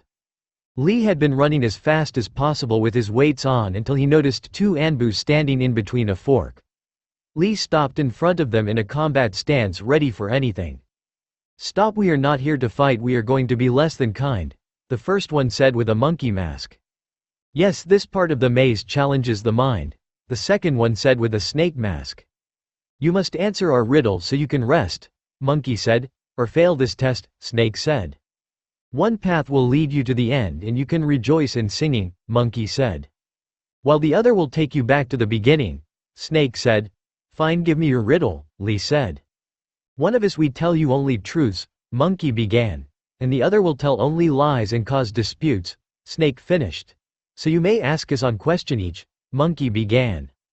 To find the final destination you must reach, Snake finished. One question, Lee thought. I could ask which one is lying, nah, then they would just point to one another. How about which one likes men, yeah? The lair will have to answer wrong, haha hanaha. Okay, then which one of you likes men? Lee asked, smirking, but neither one raised their hand. Wait a sec, if one is lying then. Ew, I think I am gonna puke. You have one more question to ask, Monkey said. Let it help you complete this task, Snake finished. Fine, which one of you two is stronger? Lee asked. The two looked puzzled before answering in unison. I am. Lee smirked and ran at them. Lee jumped into the air and aimed to kick them both, leaf. Spinning wind. The attack hit them both underneath the chin, knocking them back. Then he grabbed them both by the shirt and banged their heads together, cracking their masks. I am going to do this the old-fashioned way. Guessing is always the best way, especially when you have my luck. Lee took the right passage and continued running. Shortly after, Sasuke came running down the same way and saw the two beaten up Anbu. What the hell happened to you two? We got hit by a truck, Monkey began. And I must say the feeling literally sucks, Snake finished.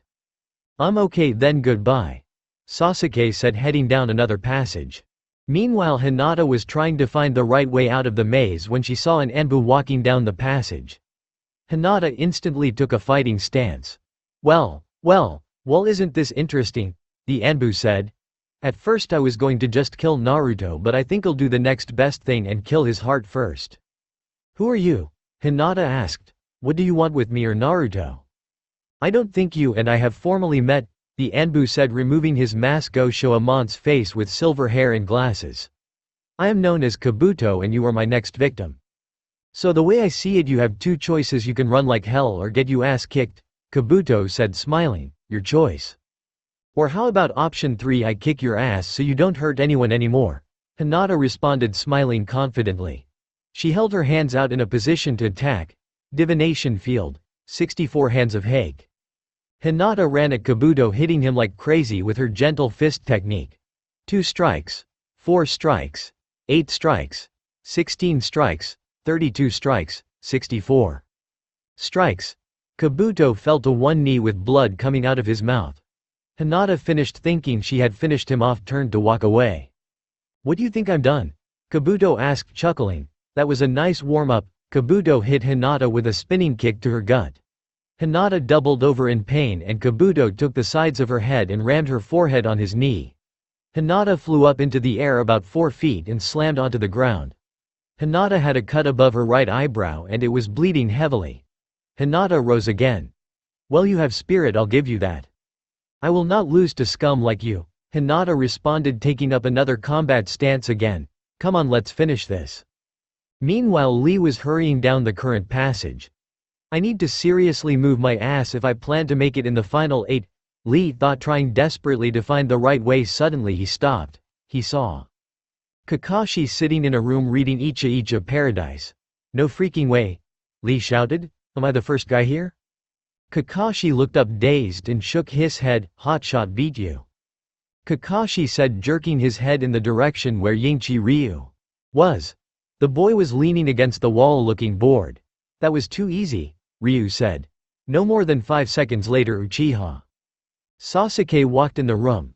Well, I wasn't the first one here, damn, Sasuke said, punching a wall. Meanwhile, Taiki Ken was tired of playing games. He knew that there was only one real way to get to where he needed to go. He just didn't like to use it. Ken did several seals extremely fast and he stopped on the 20th seal, which was his own seal, the wolf seal he called it. Then Ken shouted, Taiki Ichimonkeppan, Jigaiyurufu. Tsume, if you've read The Students of Naruto you would know what this does. Suddenly all of Ken's veins popped out. Blood was pumping to every part of the body. Now this is more like it, Ken said in a voice that really didn't belong to him and ran at a level of velocity that would put Rock Lee's speed to shame. 30 seconds later Taiki Ken stopped right next to Kakashi and powers his Jigai Urufu Sume down. So I guess I am number 4, right? Meanwhile Shikamaru was hurrying along the maze when he saw Kiba ahead of him. Shikamaru stopped dead in his tracks and watched the dog like ninja sniff the air. He must be sniffing for Kakashi's scent, Shikamaru thought. If he can find it then all I need to do is following him. Kiba stopped as if he had found the scent and hurried down a corridor and Shikamaru hurried after him. Shikamaru was an okay runner but Kiba was deadly fast when it came to running. Shikamaru had to pick up the pace. Kiba knew Shikamaru was behind him but he really didn't care. If he wanted to use his brains instead of his skill it was fine with him as long as he made the final 8. Kiba turned a hard right turn and skid across the floor trying to keep his composure. Shikamaru slipped around the corner and hit his knees. Shikamaru stood up and quickly hurried to catch up. Meanwhile Naruto was going full on as fast as he could. Naruto saw Kakashi standing in the middle room and waved to Naruto. Naruto began to make his way over to Kakashi but stopped. Something wasn't right. Naruto could feel it in his bones. He didn't know what it was but it was telling him to head back. Sorry Kakashi but there's something wrong, Naruto responded and turned around. Naruto, wait, Kakashi called, you're going to miss being one of the final 8. Worse things have happened. Naruto called back. On the way Naruto ran past Shikamaru and Kiba. Hey, Kiba yelled, you're going the wrong way. I know, just hurry up and finish, Naruto yelled back and continued running. Kiba and Shikamaru both finished and began wondering why in the hell Naruto would avoid finishing the exam. It just doesn't make any sense, Shikamaru thought. There is nothing that would distract him from being one step closer to being Hokage or being one step ahead of the rest of us. There has to be something, otherwise why would he do it? Sasuke asked. I mean, it's not like him to just ditch it once he's reached the final stretch. Of course there is, Ken said. The only way for a man to give up his dream is for a woman to be in his life. Back to our hero Naruto hurried. He felt something had gone wrong deep in the pit of his stomach. He hurried to Hinata standing unharmed. Why hello Naruto, what's wrong? Hinata asked smiling. Are you okay? Naruto asked. Of course, Hinata replied still smiling, never better. Why? It's just I thought that the test would have taken its toll on you. Naruto said, puzzled. No, I'm perfectly fine, Hinata responded, her smile never fading. Come on, let's get out of here.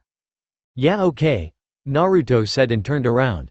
Hinata withdrew a kunai as soon as Naruto turned around and held it high above her head. Ah, look out Naruto. That's not Hinata. Hinata or Kabuto aimed a stab for the middle of Naruto's back but Naruto leaned forward just enough and spun around, kicking Kabuto in the chin, changing him back to his original form. He looked as if he got in a fight with a truck. He had blood all over his face and blood dripping down his lip, plus a purple bruise over his right eye that was definitely going to be a shiner.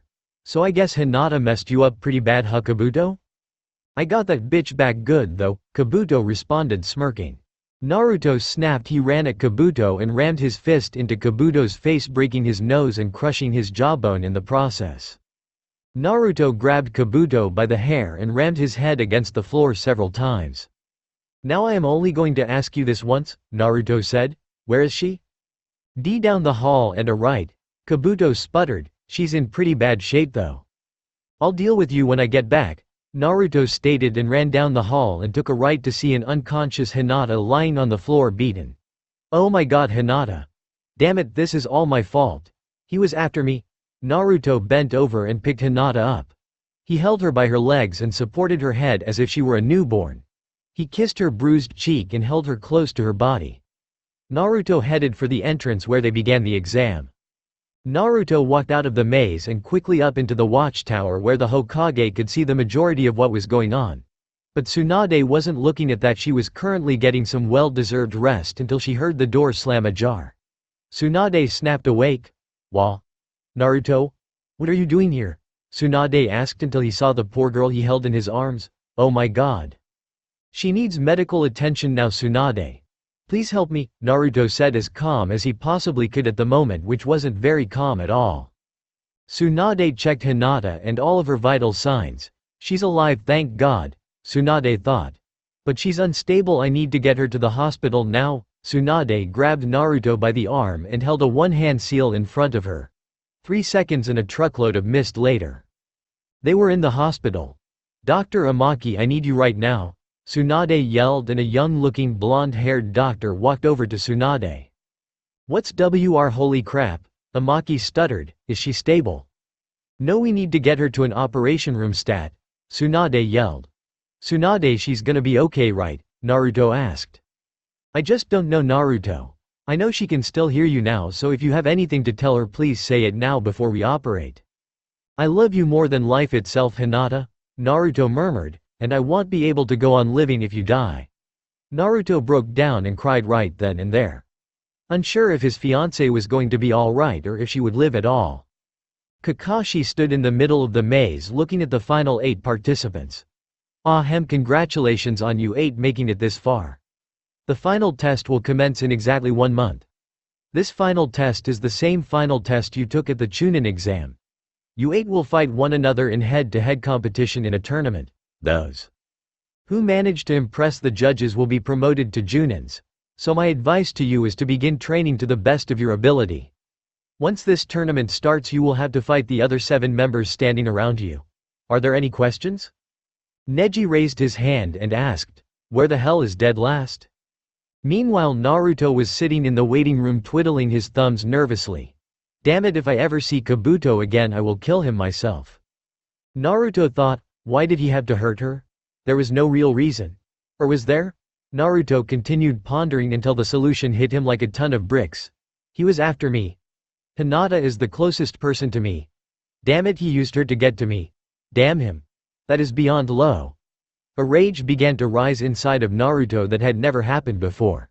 Then Naruto stopped and began to think about Hinata. I wonder if she remains close to me, if they will continue to hurt her in the process. I can't always be there for her. That's the problem with being a shinobi. I'll be with her whenever I can, but that's all I can really do. It doesn't matter, she can take care of herself. Kabuto was no pushover and Hinata stood up to him fine. Naruto knew he was fooling himself, but he refused to continue thinking about it. Naruto continued waiting for someone to tell him something about Hinata. Suddenly the doors opened and Tsunade walked through. Naruto jumped out of his seat. How is she? Is she gonna be okay? Was the surgery a success? Tell me something. Naruto, the good news is that Hinata is okay and the surgery was a success, Tsunade said. The bad news is that she had slipped into a coma.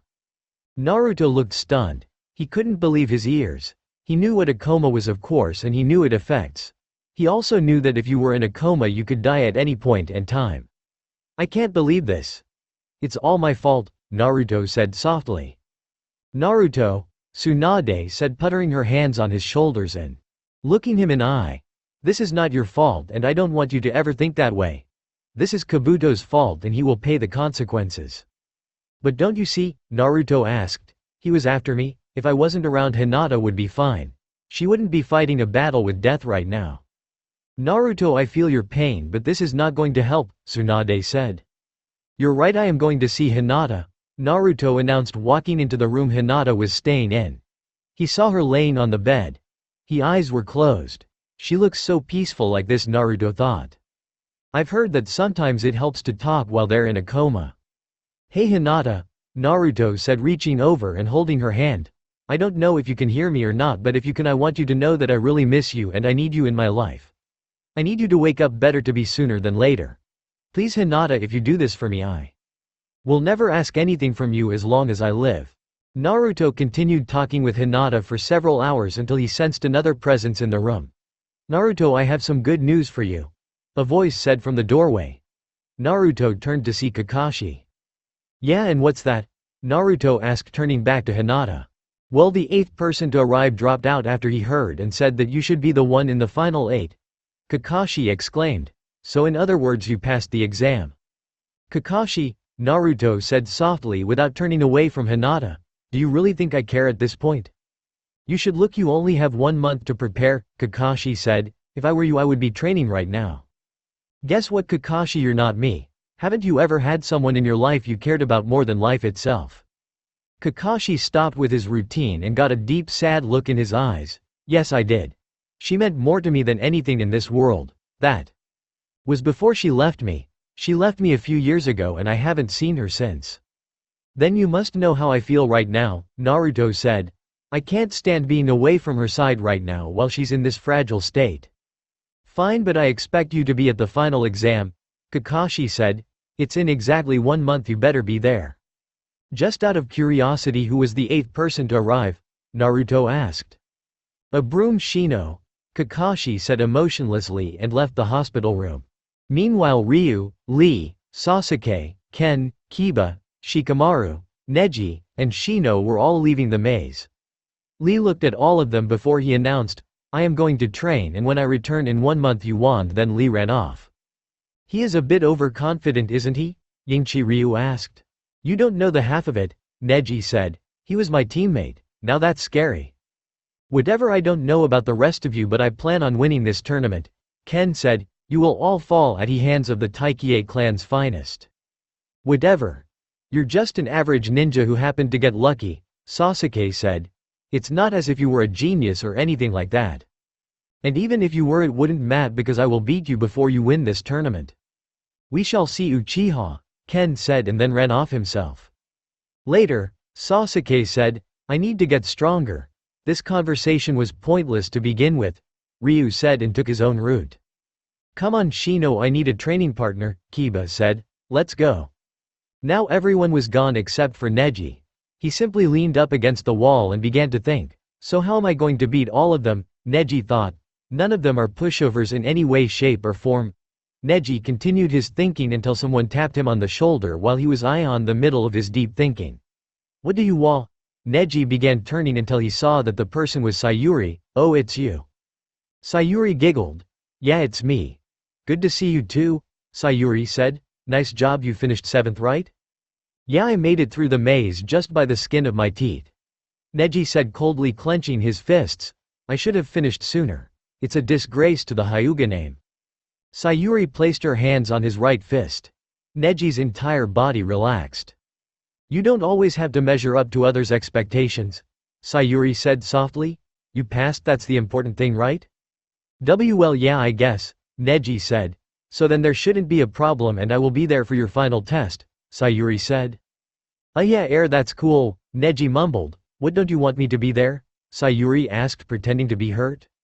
What? Of course I want you there. What gave you the impression that I didn't? Neji asked, worried that she was serious. Good, Sayuri said, still holding his hand. Neji squeezed back and looked into her eyes. He just looked deeply and couldn't tear them away for the life of him. Suddenly Neji snapped out of it. I'm sorry, I got to go and train, Neji said, gently pulling his hand away and turning to leave. He was about to run when Sayuri placed a hand on his shoulder and he stopped dead in his tracks. I'm sorry, is there something you want? Oh, I just wanted to wish you luck, Sayuri said, smiling. Neji's cold heart melted at her smile. She leaned close to him and wrapped her arms around his torso. Neji stiffened from the hug Sayuri was giving him. He was shocked, to say the least. Sayuri looked up into his eyes innocently. What, don't you like me? It's not that, Neji said, loosening up a little. I'm just not a touchy-feely sort of person. I guess I'll have to change that, won't I? Sayuri teased and squeezed him tighter. Neji finally returned her embrace by wrapping his arms around her waist. Sayuri placed her head on his chest and Neji blushed a deep crimson. Okay, Neji managed to sputter out. Yeah, I'm just fine, Sayuri replied. I just want to be close to you. Neji blushed an even deeper shade of red. Yeah, I have tea to go and now I'll talk to later, okay? Neji stuttered out, completely nervous. If he was any more afraid he would have wet himself. He would fight anyone any time of the week without a second thought, but when it came to girls he was just a babe in the woods. Neji ran off like the dickens as soon as Sayuri let him go. Hey Neji. Sayuri called, not Aga. Neji thought, yes Sayuri? Could you please stop by M place tonight? Sayuri asked sweetly. Aw man, why did she have to ask? I don't want to be a total ass and say no. It won't be that bad, at least she can talk to me without looking away. Yeah sure, I'll stop by after training, now I really have to go. Neji finally left for real this time and Sayuri leaned back against the concrete wall Neji had been resting on moments before. Sayuri sighed, what a nice guy and cute too, Sayuri thought. He is a nice guy huh? A voice said and Sayuri turned to see a girl she didn't know. She was tall with black hair tied into buns. She was wearing a Chinese dress and had brown eyes. I don't think we've properly met. I am Tenten. Does anyone know her last name? Rishin. Sayuri, pleasure to meet you. Likewise, Tenten said. So you know Neji huh? Yeah, Sayuri sighed. He's everything a girl could want. Geez, I sound like a lovesick puppy. Yeah, I know he seems to act a little different around you though, Tenten said smiling. He seems to like you a lot. Really, I think he's a little cold around me is all, Sayuri said softly. It's because he doesn't know how to act around you, Tenten explained. He is always 100% cold to everyone he talks to, even his own family. When he's around you he doesn't have the slightest clue as how to act. If you don't mind me asking, how do you know Neji? Oh, he's my teammate, Tenten replied. Why do you ask? Sayuri blushed. Oh, no reason, I just thought you might have a different sort of relationship is all. What kind of, Tenten began, then she stopped blushing. Oh no, we're not like that. We're just good friends is all. Besides, I already have a boyfriend, but you like him, don't you? Sayuri looked down blushing. He kinda helped me and my brother out. Really? Tenten asked. Well, why don't I come with you and we can talk all about it? That sounds great, but don't you want to hang out with your boyfriend? Oh Lee, he'll be too busy training to even bother with me. I can't say that I blame him though. This is a big opportunity for him. Okay then, come on, my place is this way. Meanwhile, Tsunade saw Naruto still sitting near the bed holding Hinata's hand. Tsunade walked behind him and put her hand on his shoulder. I know you want to stay here with her Naruto, but visiting hours are over, Tsunade said sadly.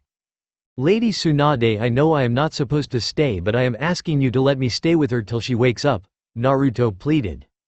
Tsunade looked into the boy's blue eyes. He was crushed with worry. Tsunade nodded. All right Naruto, you can stay here as long as you wish. Try to get some rest though, I will see you in the morning.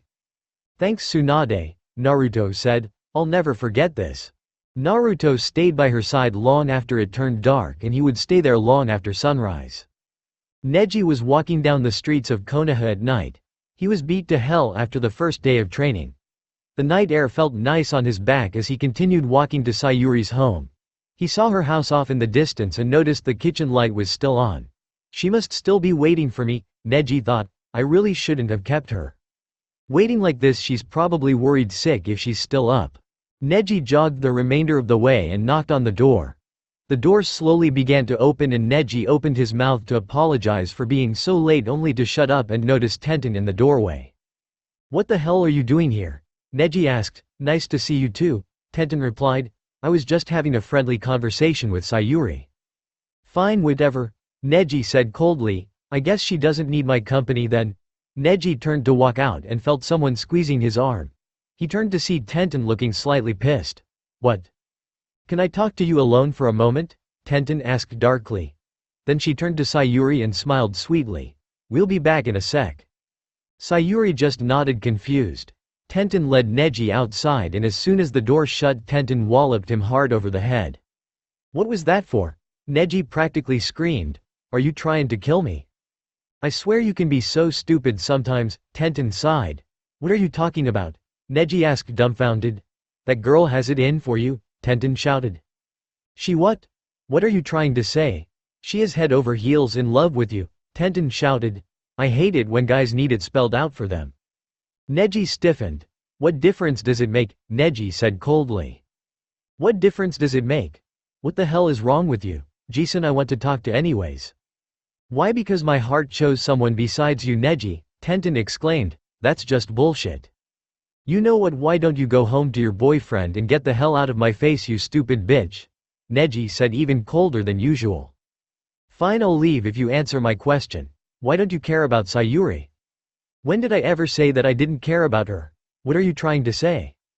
Isn't that what you just said? Tenten asked, confused. It doesn't matter. I never said I didn't care. I am confused now. Do you love her or not? Neji stared at her face darkly with his Byakugan. That's just what I mean. It doesn't matter if I love her or vice versa. We could never be together. You're not making any sense, Tenten shouted. It's destiny that I could never be with her. Geez, what's with this destiny bull? Don't you realize that you create your own destiny? You control it, don't let it control you, Tenten shouted and turned to leave. I feel sorry if you think like that, Neji, Tenten said without turning and continued walking. Neji shook it off and walked inside the house. Sayuri was still sitting at the table smiling. Hello, Neji, Sayuri said quietly. Where's Tenten? She went home, said she had things to do, Neji replied. That's strange, she said she was free tonight, Sayuri pondered out loud. No big deal, I suppose, Neji said, she probably just forgot about something. Sayuri snapped her head. Yeah, I suppose you're right, Sayuri replied. So did you have dinner? Neji shook his head. Alright, I have some leftover shark fin soup from earlier tonight, I'll just zap it in the microwave. Thanks a lot, Sayuri, Neji said. Sayuri merely walked over to the pot on the stove and placed it in a small bowl. So where's the kid? Oh, Gakamaru? He is sleeping right now, Sayuri replied as she put the bowl in the microwave and punched some numbers. Sides, he had a long day today. Oh, Neji said, raising an eyebrow. What happened today? End of the year examinations at the academy. Sayuri responded. Next year, if all goes well, he should become a genin. What about you? Why aren't you a ninja? Neji asked. Someone has to provide for this family, Sayuri responded, and Gakamaru is too young to do it. Not to mention that ninja wages don't pay very well. So what do you do? Neji asked. I am a cook at a local restaurant, Sayuri said quietly. Yeah, I'll have to stop by sometime. What's the name of it? Neji asked. Your soup's ready. That's a strange name for a place to eat, Neji said, confused. No, I mean your soup is ready, Sayuri said, blushing and standing up. I'll go get it. Arigato, Neji said quietly. Neji. Sayuri began fumbling over her own words. What did do you think about the TT tournament? Oh, that. I think I'll do just fine, Neji said, taking a sip from his soup. Hey, this is pretty good. Arigato, Sayuri said, blushing. Sayuri. Neji began taking her hand in his. Sayuri tensed but didn't pull away. Could you do me a favor? Of course, Neji, Sayuri replied. Could you please relax? Neji said. You're so wound up it makes me nervous just being around you. I'm sorry, Sayuri mumbled, looking down at her feet. Don't apologize either, Neji said, standing up and placing his hands on her shoulders. Sayuri, you are a very pretty girl, but you're way too uptight. A girl your age shouldn't have so much stress. Neji, well, that is, oh the hell with it, Sayuri muttered.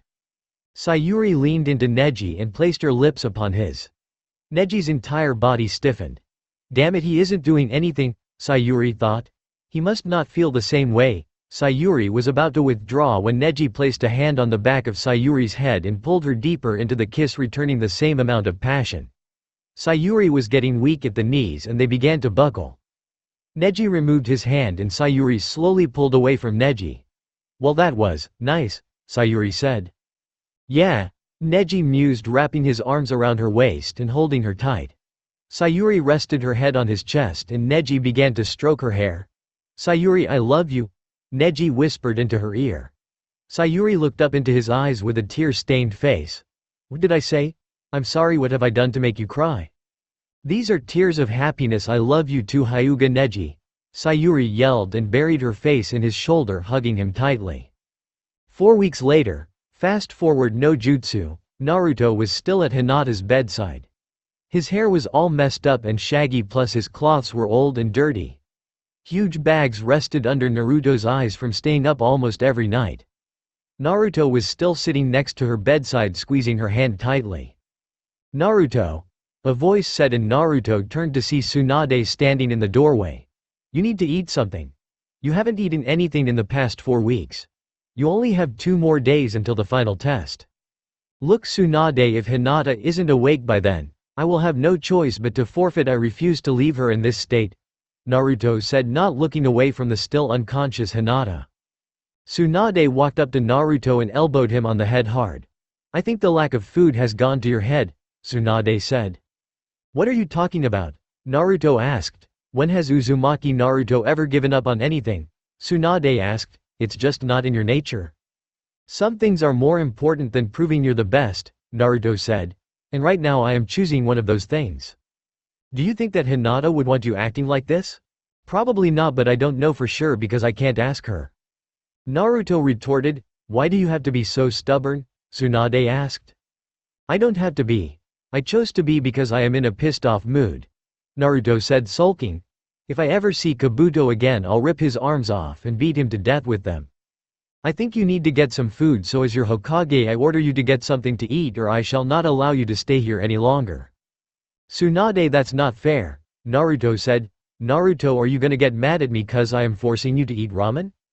Meanwhile, Kakashi was leaning back on his bed thinking about a lot of things. But mostly thinking about Kurenai. He didn't understand why she left all those years ago. She just got up and left. She didn't tell anyone where she went or what she was doing. Kakashi requested to search for her, but Tsunade denied it. Kakashi heard a knock at his door and he went to answer it. "Hello, what's Cai Kurenai?" There she was after 7 years, standing in the doorway. Still as beautiful as ever. Kakashi was speechless. "Hello Kakashi, it's been a while," Kurenai said softly. "Kurenai, where have you been? Why did you come back? God, I missed you so much," Kakashi sputtered out. "I missed you too, Kakashi, but I came back because there's someone you should meet," Kurenai said. "Who?" Kakashi asked. "What are you talking about?" Kurenai stepped aside, showing a little girl with long silver hair and brown eyes. "Hello, my name is Hitaki Miyuki." "What, is this some kind of joke?" Kakashi asked. "No, Kakashi, say hello to your daughter," Kurenai said. Kakashi stood there stunned. The little girl started to look a little sad and hid back behind Kurenai. "I don't think he likes me, mommy," Miyuki said softly, shaking.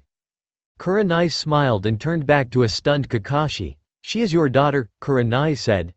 "I figured the silver hair would give it away, and the fact that I never slept with another man besides you." "So is this why you left? Because you were pregnant with our child?" Kakashi asked. Kurenai nodded sheepishly. "I was worried." Worried about what exactly?" Kakashi asked. "I was worried you'd want me to get an abortion," Kurenai said. "Then I was worried about how angry you'd be when I came back home." "That is such a load of bull," Kakashi said, and Kurenai looked shocked. "I have never nor will I ever force you to do something you don't want to. Secondly, I wanted to have a family more than you could possibly know." "Why?" Kurenai asked. "Because I have no family and most of my friends are dead," Kakashi said. "I wanted a family more than anything else in the world." "Yes, I guess I guess you hate me now." "No, I don't hate you," Kakashi said. "But I am definitely pissed off." "Don't be mad at mommy," Miyuki said, as if scolding Kakashi.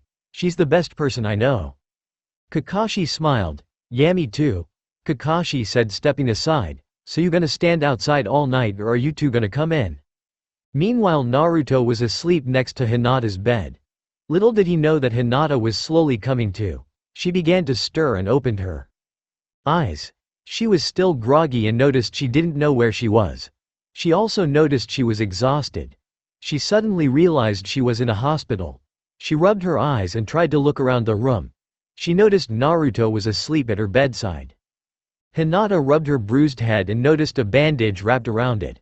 "Where the hell am I?" Hinata thought. "What happened to me?" Then suddenly Hinata remembered everything. Hinata was trying to find the right way out of the maze when she saw an Anbu walking down the passage. Hinata instantly took a fighting stance. Well, isn't this interesting?" the Anbu said. "At first I was going to just kill Naruto, but I think I'll do the next best thing and kill his heart first. Who are you? Hinata asked. What do you want with me or Naruto? I don't think you and I have formally met, the Anbu said, removing his mask to show a man's face with silver hair and glasses. I am known as Kabuto and you are my next victim. So the way I see it, you have two choices: you can run like hell or get your ass kicked, Kabuto said, smiling. Your choice. Or how about option 3, I kick your ass so you don't hurt anyone anymore? Hinata responded, smiling confidently. She held her hands out in a position to attack. Divination field. 64 hands of Hake. Hinata ran at Kabuto, hitting him like crazy with her gentle fist technique. 2 strikes. 4 strikes. 8 strikes. 16 strikes. 32 strikes. 64 strikes. Kabuto fell to one knee with blood coming out of his mouth. Hinata finished thinking she had finished him off, turned to walk away. What do you think I'm done? Kabuto asked, chuckling. That was a nice warm-up. Kabuto hit Hinata with a spinning kick to her gut. Hinata doubled over in pain and Kabuto took the sides of her head and rammed her forehead on his knee.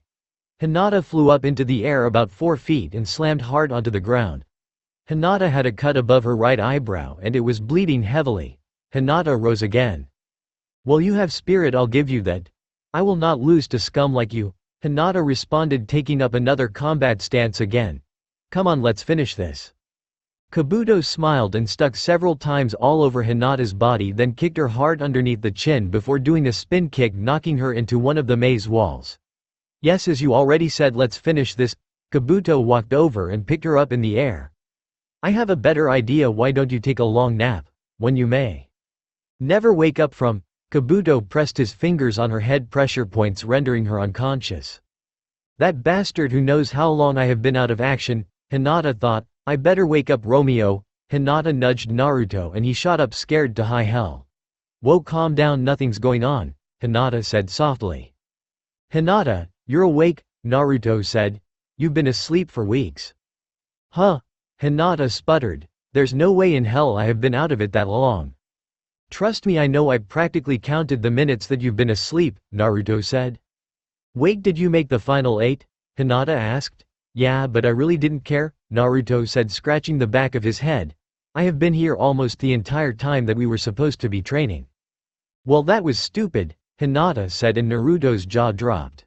I was expecting loyal or maybe even romantic, but the one I didn't expect was stupid, Naruto said. Aren't you supposed to support me?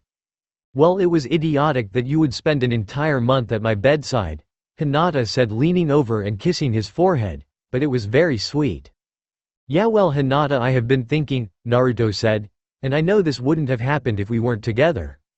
I don't care if I ever see Kabuto again, I'll kick his ass, Hinata said confidently.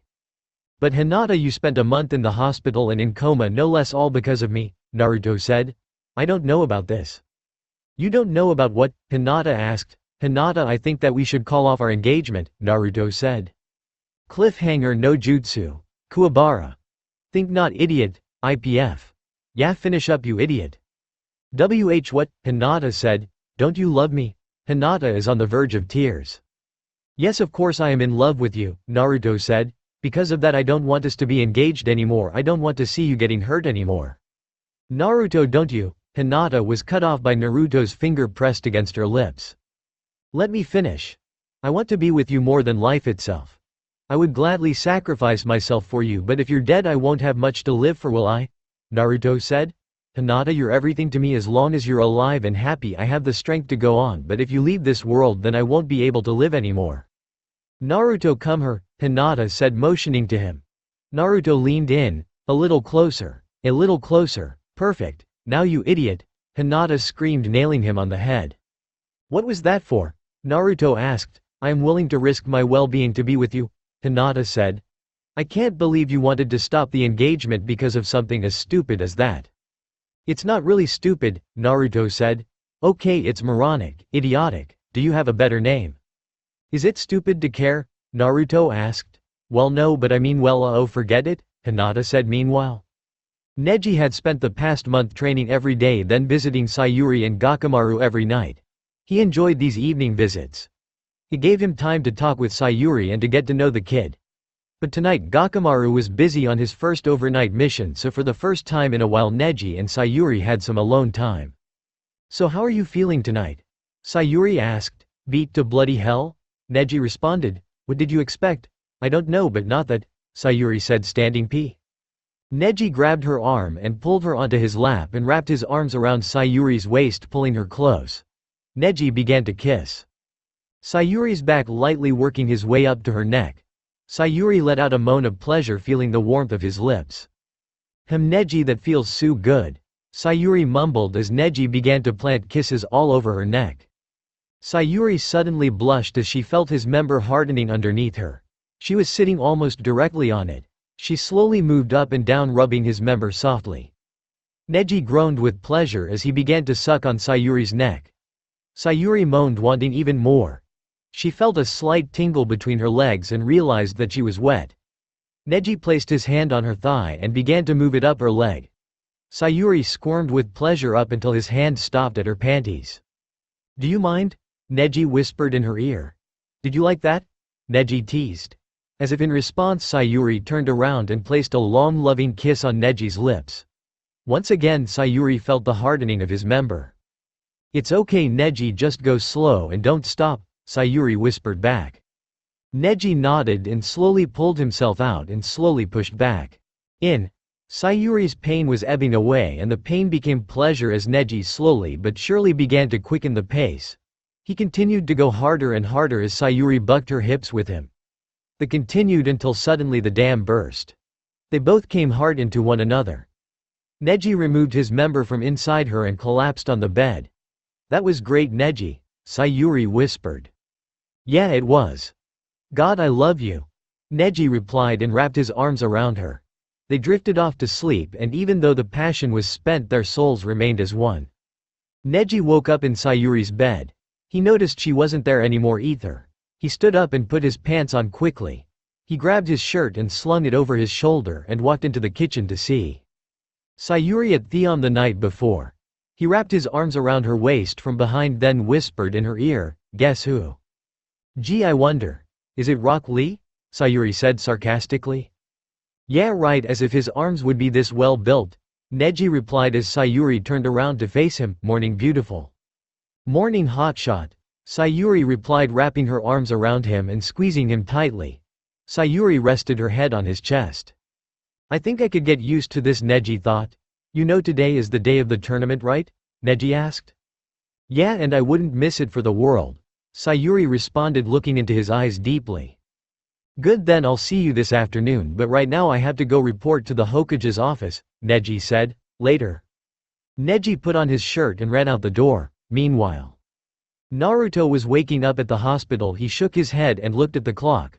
"Oh shit, I'm late," Naruto thought. "I have to leave now, but I can't. Hinata is still recovering and she's out of it right now." He leaned forward and kissed Hinata on the cheek and she began to stir in her sleep. "Naruto," Hinata mumbled happily and Naruto smiled as he headed out the door. He stopped by the main desk. Excuse me, could you tell Hinata that I had to leave this morning so she doesn't worry?" Naruto asked the person behind the desk and she nodded. "Thanks a lot." Naruto ran out the door and headed for the Hokage's office. Meanwhile, Taikie Ken was looking out of his bedroom window with his hands in his pockets. His wife and 3 kids were all still sleeping.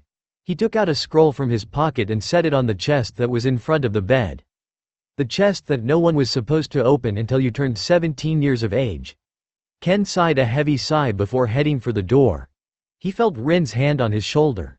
"You have the same feeling as me, don't you?" Rin asked. "Yeah, I know what you're thinking," Ken responded, "but I'll prove our history wrong.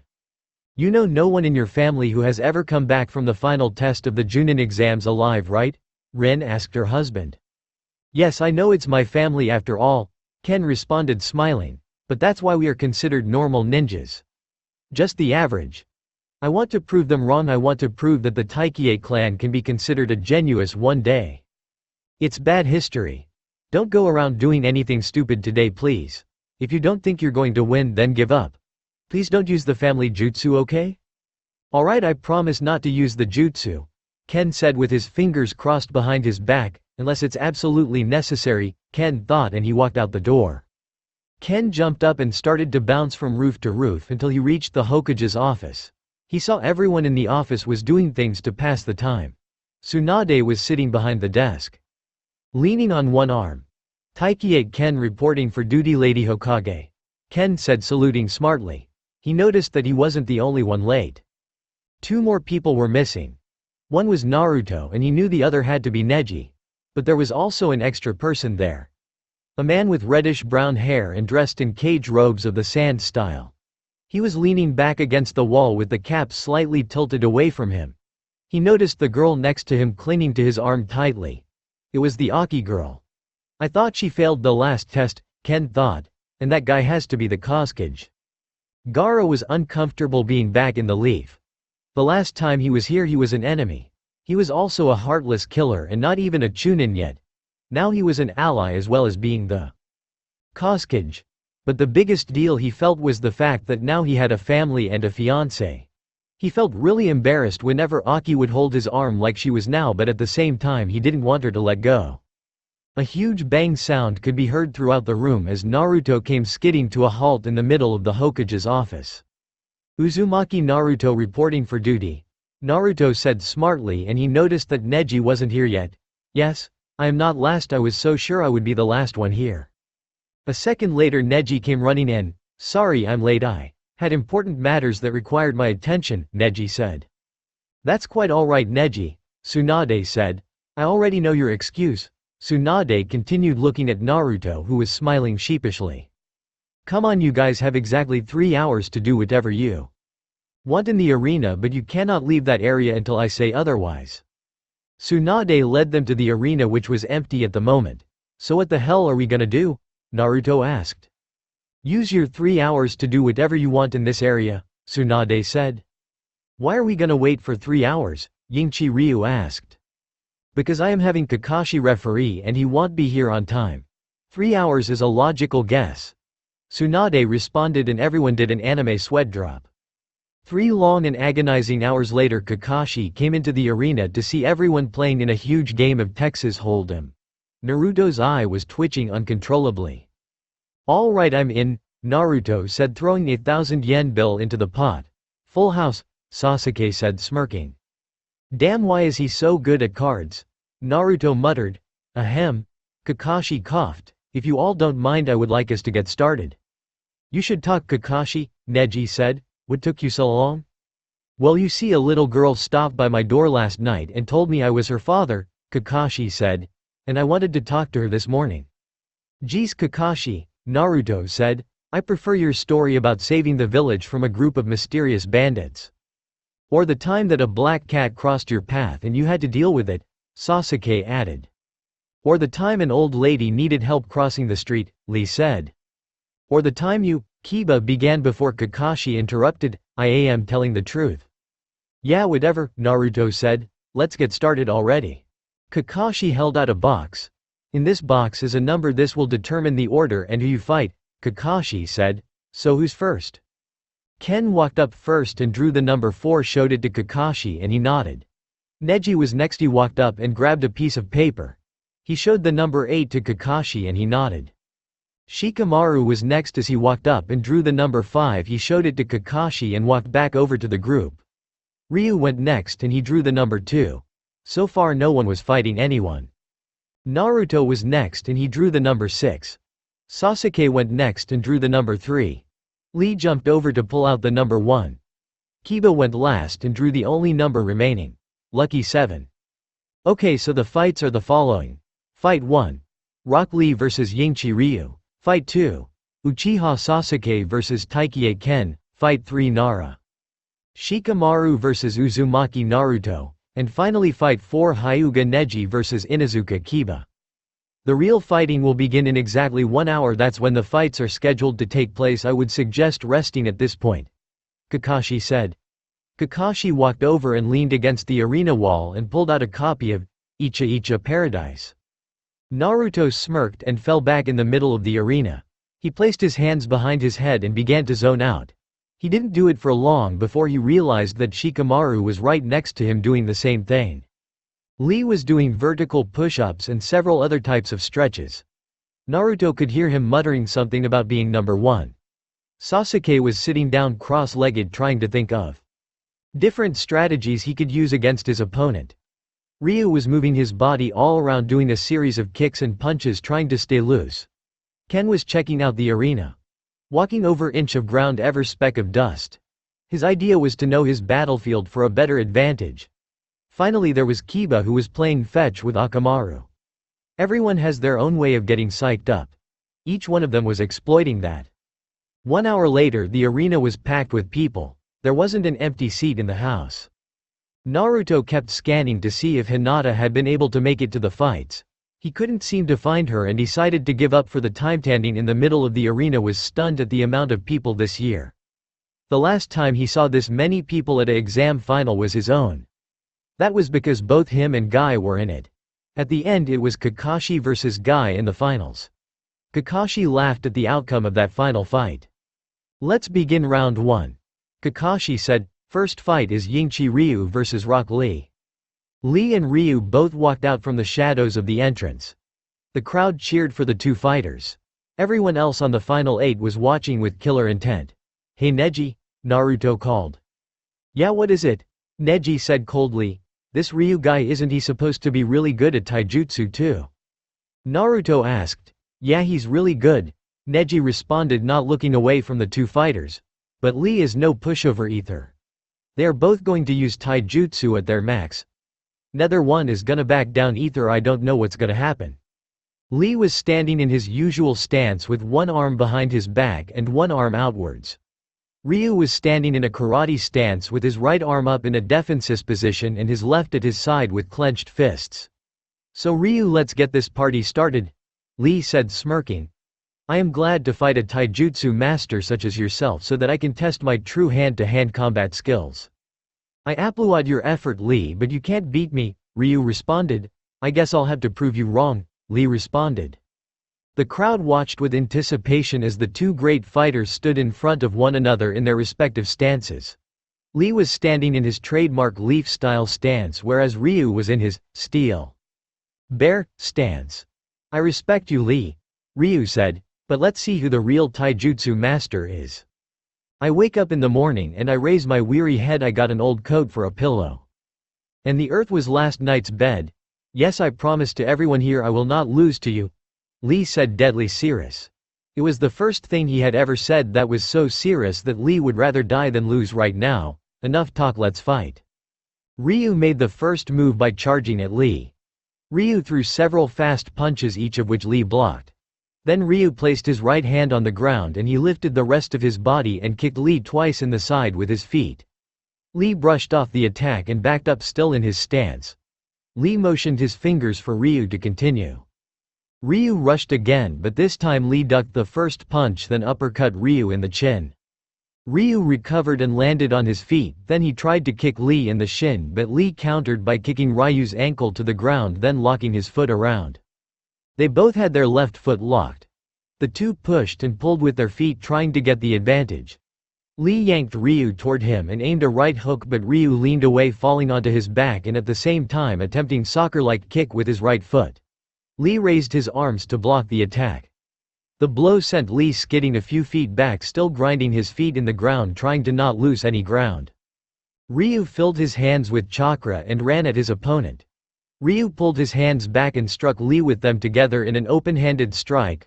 Washi Batsu, eagle strike. Ryu screamed.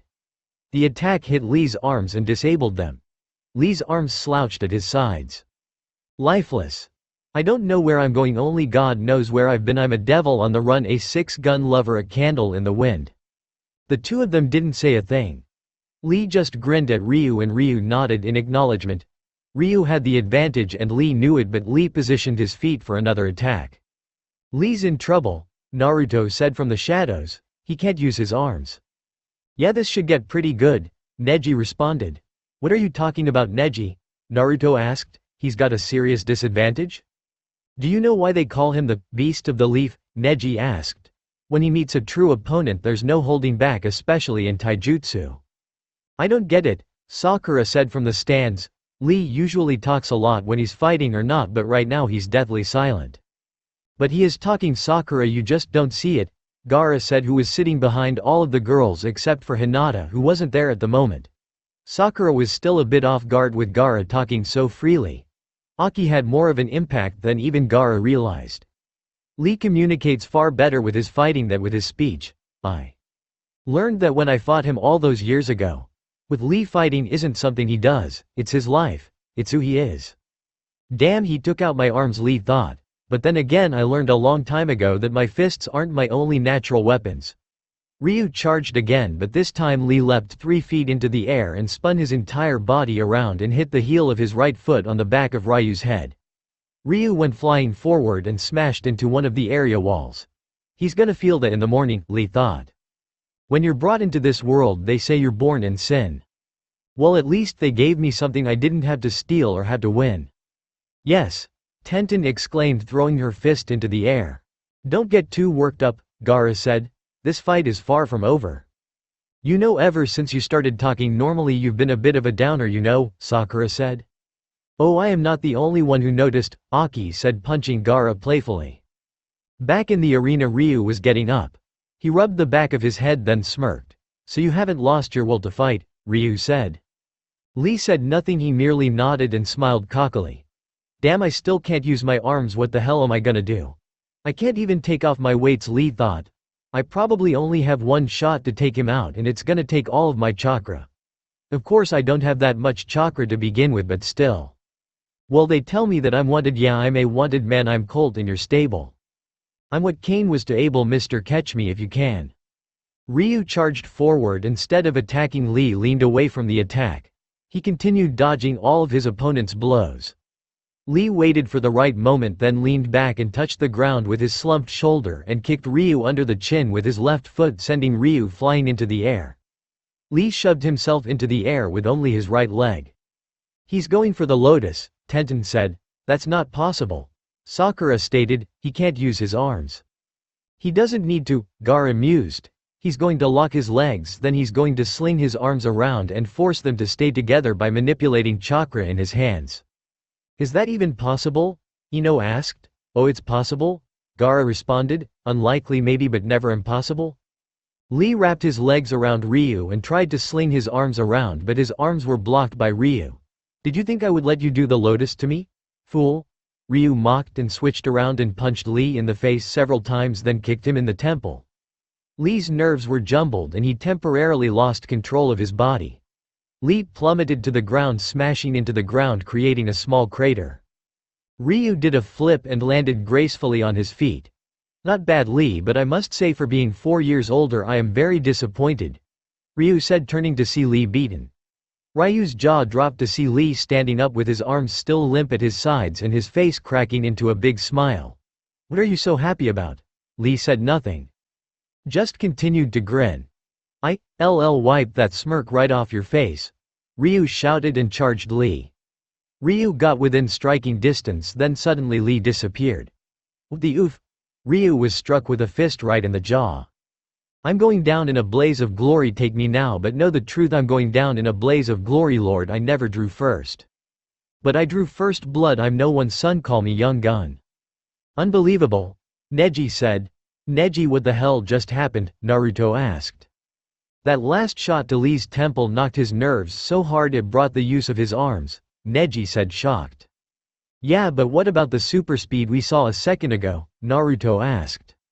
While Ryu was basking in his early Vei used his arms to remove the weights on his legs. Ryu stood back up, but Lee knocked him right back down with a sidekick that was so fast everyone just saw a shadow-like image strike Ryu to the ground. Ryu stood up again, trying to regain his composure, and the second he reached his feet he was struck down by a punch from above, smacking him to the ground yet again. It doesn't seem like I have a choice, Ryu thought. This time he rose and he took something out of his pocket. It was small and black. You ask about my conscience and I offer you my soul. You ask if I'll grow to be a wise man, while I ask if I'll grow old. Soldier pill, Lee thought. Usually that wouldn't make that big a difference, but I have never seen a black one before. Never seen a black one before, have you? Ryu asked. That's because I made this one myself. Why don't you judge the results for yourself? Ryu put the pill in his mouth and clenched his fists. Ryu shut his eyes tightly and began to focus. Lee could actually see his muscles bulging with power. Ryu grew to a massive 7 feet and his arms got as big as 4 feet around the bicep. His fists were 2 feet wide. His legs got as big as the logs that Lee practiced hitting. Damn, this is not good, Lee thought. I promised Tenten that I wouldn't use the 8 gates in this tournament. Lee was doing vertical push-ups in Tenten's living room. This is what you call quality time? Tenten asked as Lee continued to do push-ups. Well, I can't waste a second, Lee said, pushing himself harder. Lee, can you please take a moment for me? Tenten asked in a sad voice and Lee jumped to his feet. Whatever you ask of me, Tenten, I shall do without a second thought, Lee said, doing his nice guy pose. I'm worried about the tournament, Tenten said. I mean, at the first Chunin exam you almost killed yourself trying to beat one person. I don't want you to do that again. Do what, Tenten? Lee asked. Tenten looked into his eyes with tears forming. I want you, oh, promise me that you won't use the 8 celestial gates, Tenten pleaded, sobbing on his shoulder. Lee placed a hand on her head and stroked her hair gently. I promise, Tenten, I won't do anything that bothers you in any way, Lee said. You have my word that I will watch out for my own well-being more than my will to win. Lee charged forward and jumped into the air. Konoha. Whirlwind. Ryu ducked the giant kick, but Lee placed one hand back on the ground and swung his legs around as a counter, smashing it into Ryu's cheek. Ryu didn't budge an inch. Instead, Ryu kicked Lee in the side while he was upside down. Lee went flying and hit a far wall, leaving an indent on it. You ask me if I known love and what it's like to sing songs in the rain. Well, I've seen love come. And I've seen it shot down. I've seen it die in vain. Lee tried to pull himself out of the wall, but suddenly Ryu reappeared in front of him and punched Lee several times in the sides rapidly. Lee fell forward to his hands and knees and began to cough up blood. He's fast, Lee thought, and strong. How can I use that to my advantage? Wait a second, what if I use that speed and strength against him? That will definitely turn the tables. Lee charged again, this time hitting Ryu several times rapidly in the chest. Ryu pulled back his massive right fist and swung it at Lee, but Lee ducked it and moved in to uppercut Ryu with his right fist. Once the fist hit Ryu's chin, Lee twisted his body around and hit him with his left foot in the chest, knocking Ryu back a few feet, holding a hand to his chest. Ryu fell to his right knee, panting. Lee stood up in his usual stance with one arm behind the back and the other open-handed. Ryu charged again, swinging his gigantic right fist. But Lee jumped over Ryu and he hit the ground, having clods of dirt fly everywhere. Lee spun in the air, rotating his body around, then once on the ground he swung out his leg, tripping Ryu. Ryu slammed his back onto the ground, shaking the entire arena. Tenten was shocked at Lee's performance. I don't get it, Ryu's stronger than Lee. But Lee is winning. How is that possible? Tenten asked. Simple, Gaara replied. Lee is using that head of his. What do you mean, Gaara? Sakura asked. Well, Lee is not nearly as strong as Ryu, but Lee knows that Ryu is a man just like everyone else and he is breakable. He knows that with his weights off Ryu can't match him in speed. So he lets Ryu make the first move, leaving his massive open and vulnerable to his attacks, Gaara responded. Ryu reached his feet, panting, while Lee stood looking at Ryu without a sign of fatigue. Why can't I hit him? Ryu thought. He isn't that fast. Lee still stood without any words being spoken. Just a cocky smile on his lips. Ryu stood holding his hands out with his hands flowing with chakra. They began to glow dark red. Sparks erupted around them and dust around Ryu began to kick up.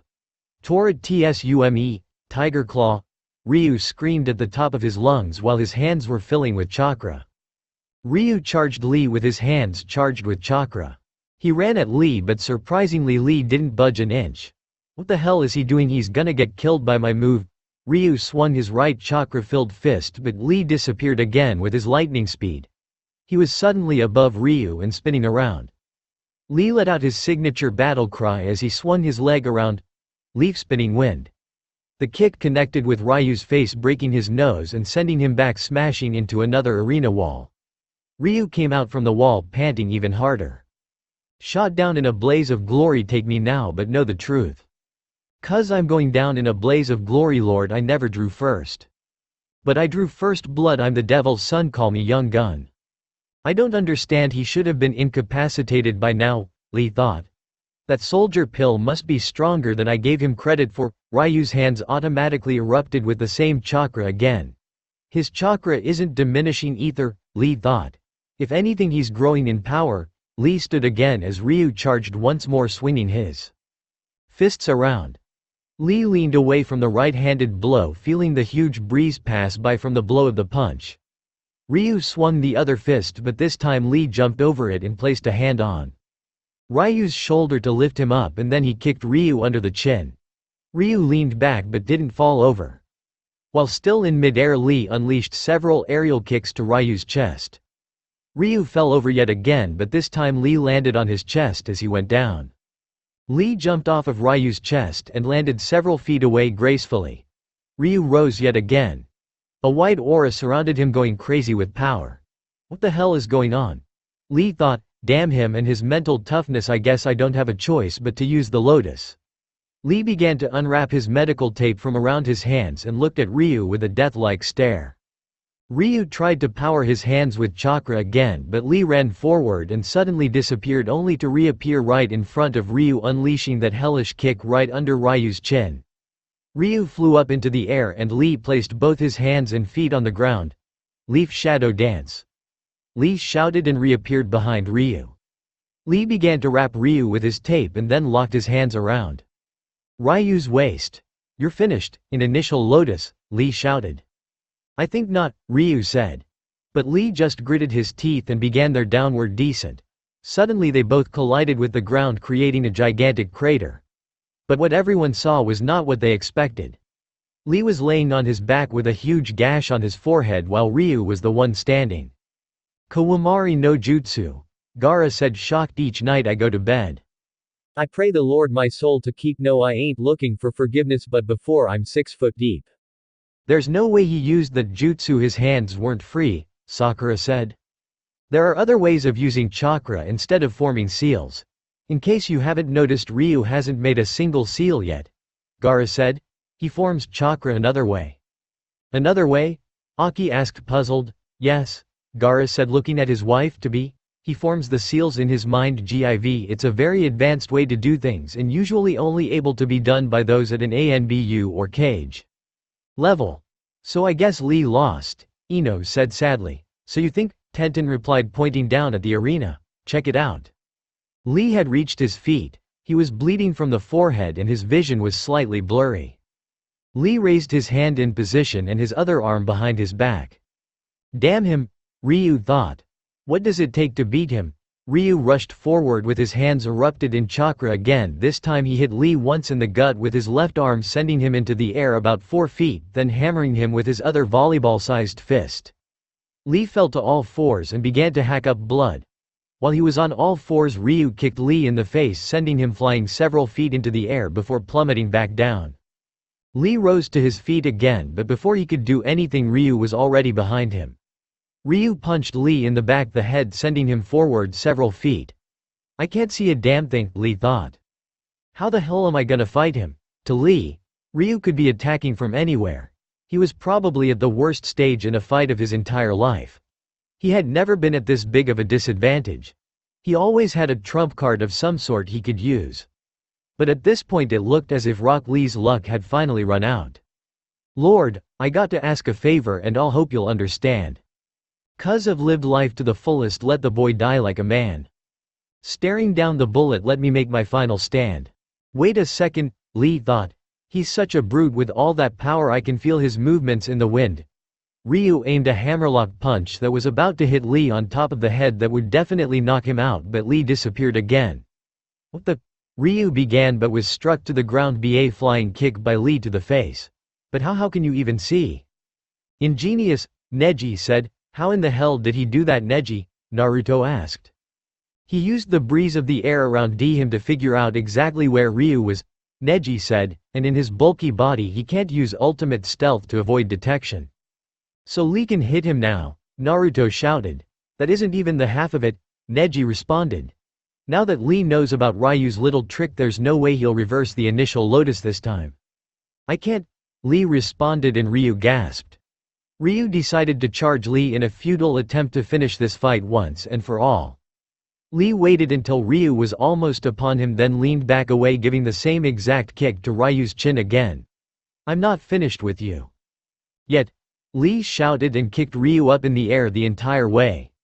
Lee wrapped Ryu up once again in the bindings and locked his arms tightly around Ryu. Lee yanked Ryu towards the direction of the earth and began to rotate them both in the air. "Shot down in a blaze of glory, take me now, but know the truth, I'm going out in a blaze of glory. You must have forgotten the one rule about taijutsu, my friend," Lee shouted as they continued their downward descent. "It's very simple. If you put a true fighter in the position of death or loss, we will choose death every time. Because if you have no guts, then you will have no glory. I am always prepared to go down in a blaze of glory. So let's find out which one of us can take a bigger beating." Secondary Lotus. "Lord, I never drew first, but I drew first blood, and I'm no one's son. Call me young gun, I'm a young gun."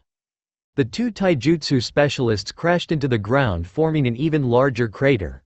Lee rose to his feet, panting and bleeding from his mouth due to internal injury, but all in all he was okay. Kakashi raised his right hand and spoke, "Suza Rock Lee." The crowd erupted in cheers and hoots and hollers. Ryu rose to his feet even though injured. "You're right, Lee. I forgot about the law of a true fighter and their way of life." Ryu held out his hand in congratulations. "I hope to one day be as powerful and headstrong as you." Rock Lee accepted his handshake and smiled. "Ryu, you don't leave any doubt that you will one day be a fine ninja. But always remember, a fighter be willing to go down in a blaze of glory." Lee walked out of the arena, barely making it to the shadows of the entrance before falling over. Naruto and Neji caught their friend and leaned him up against a wall. "So did I look good out there?" Lee asked, chuckling. "I think I broke my ribs." "He'll be fine," Neji said, "surprisingly fine actually, he just needs some rest." Taikei Ken stood up next. Sasuke was right behind him. The two walked out into the arena. Taikei Ken vs Uchiha Sasuke. "Ready, fight," Kakashi shouted. "I hope you don't plan on winning this," Sasuke said confidently. "You're not a genius like me, so in other words you don't have a chance. Off through the new day's mist I run, out from the new day's mist I have come, I hunt. Therefore I am harvest the land, taking of the fallen lamb." "So you think?" Ken responded. "I am no average fool." Ken ran forward and swung a right hook at him. Sasuke was caught off guard by Ken's speed and just barely got his right arm up for a block. Damn, he blocked it, Ken thought, time to improvise. While still at close range, Ken swung his leg out to trip Sasuke, but Sasuke jumped over the leg sweep and attempted to kick Ken in the face. Ken rolled out of the way and using his head and his arms he sprung up to his feet. Ken got in a battle stance, prepared to fight. "Try this on for size." "Uchiha!" Ken shouted and began to form seals. He finished the seals before Sasuke could activate his Sharingan. Kaiju Gufu no Jutsu. Rock Tornado Technique.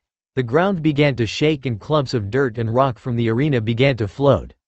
Then they began to swirl. They formed a cyclone, creating the Kaiju Gufu. The Kaiju Gufu began to rip everything in its path to shreds.